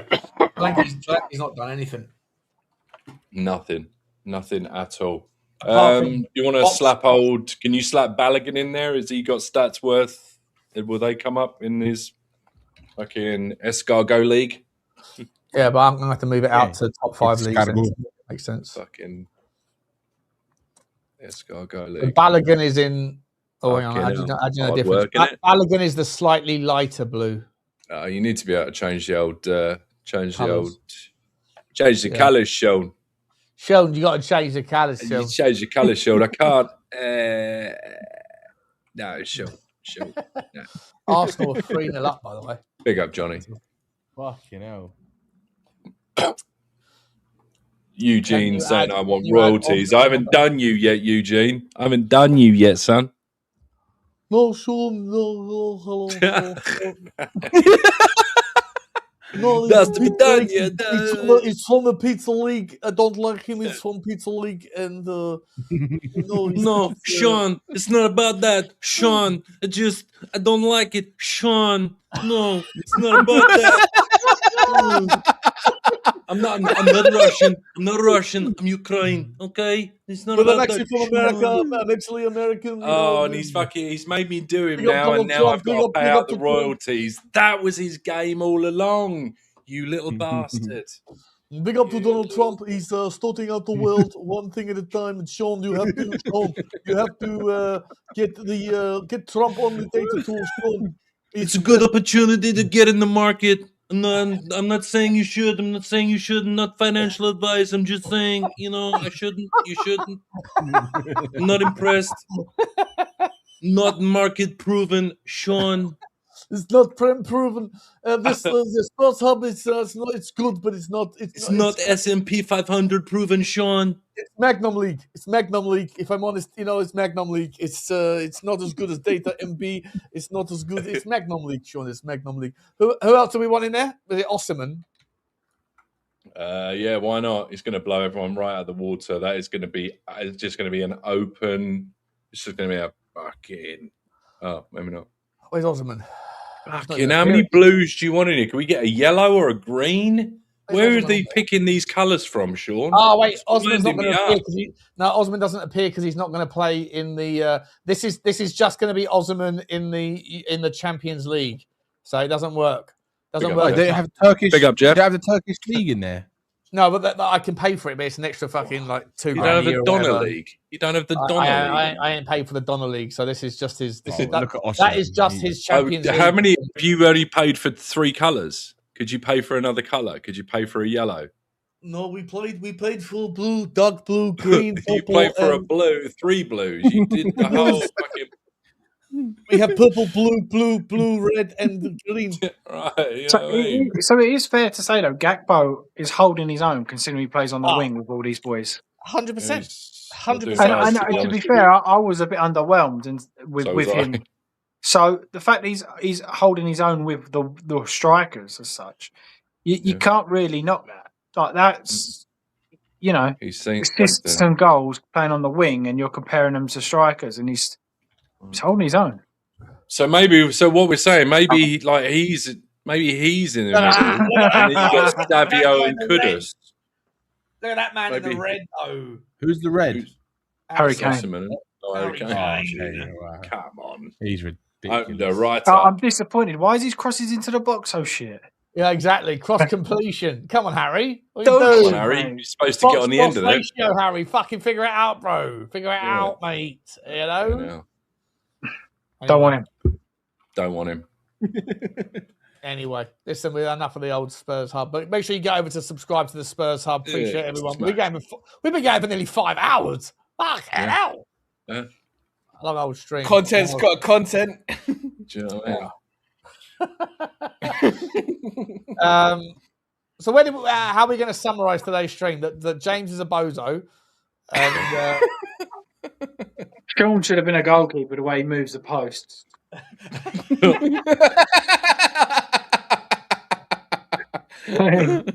No, to be fair, look, all seriousness aside, I would be so All seriousness happy. aside, Seriousness.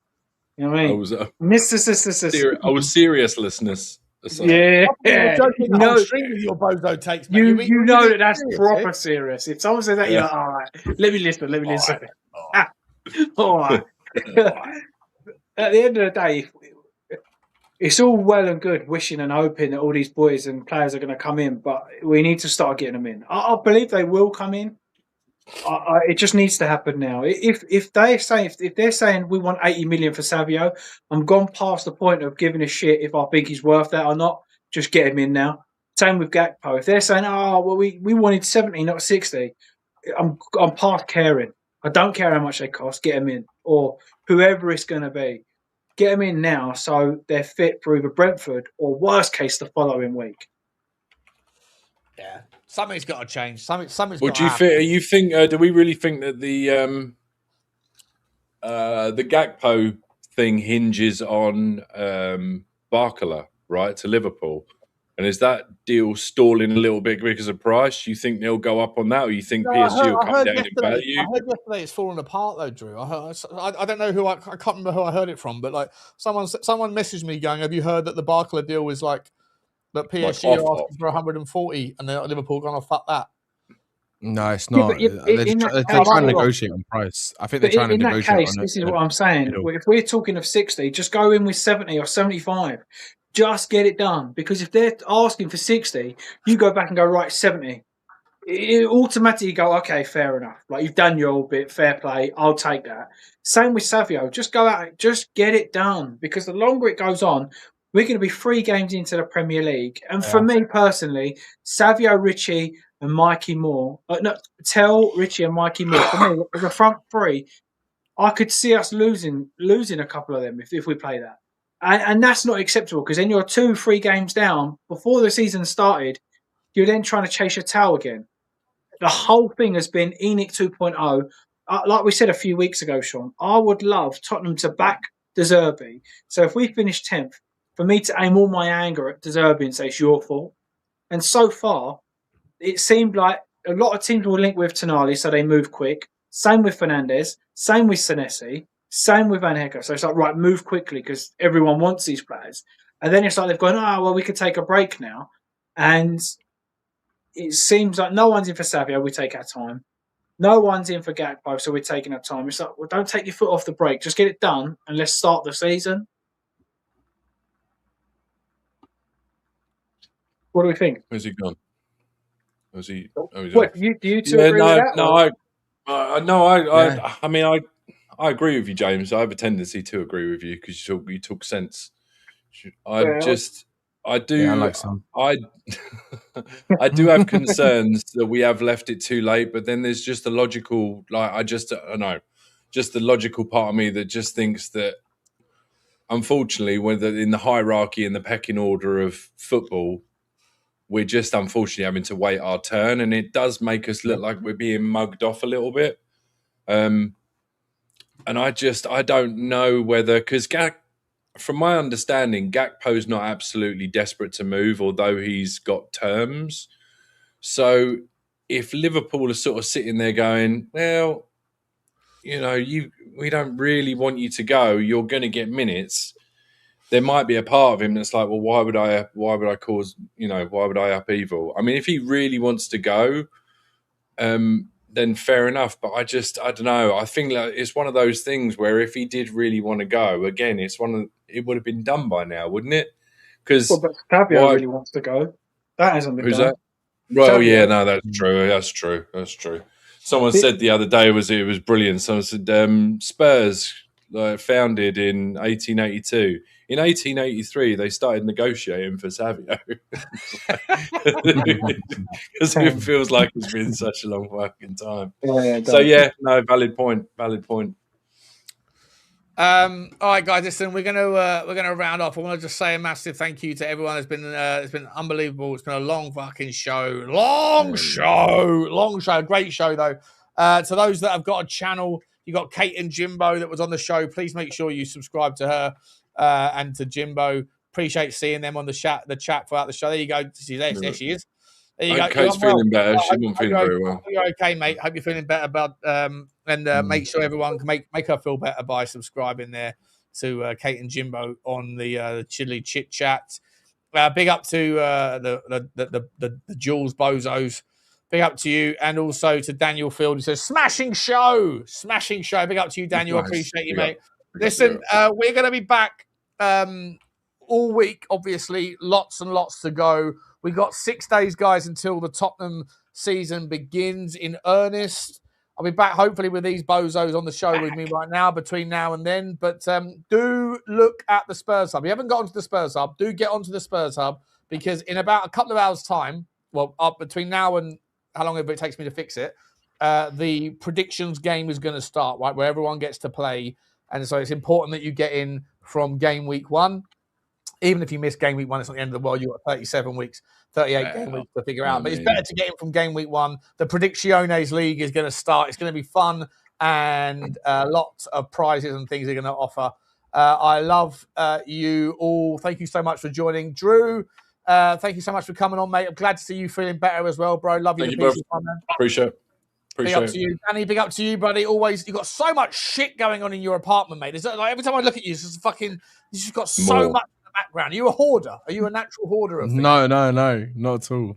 I've just got a lot of shit. I've got a lot of stuff that I've got some equipment that came this week. So I like the fact you bought yourself a new one of these mics, and you got the same mic as I have now. Yeah, it's good. This is a quality mic. It's amazing. Yeah. Thanks for having me. Good fun. Thank you for coming, mate. Thank you for coming.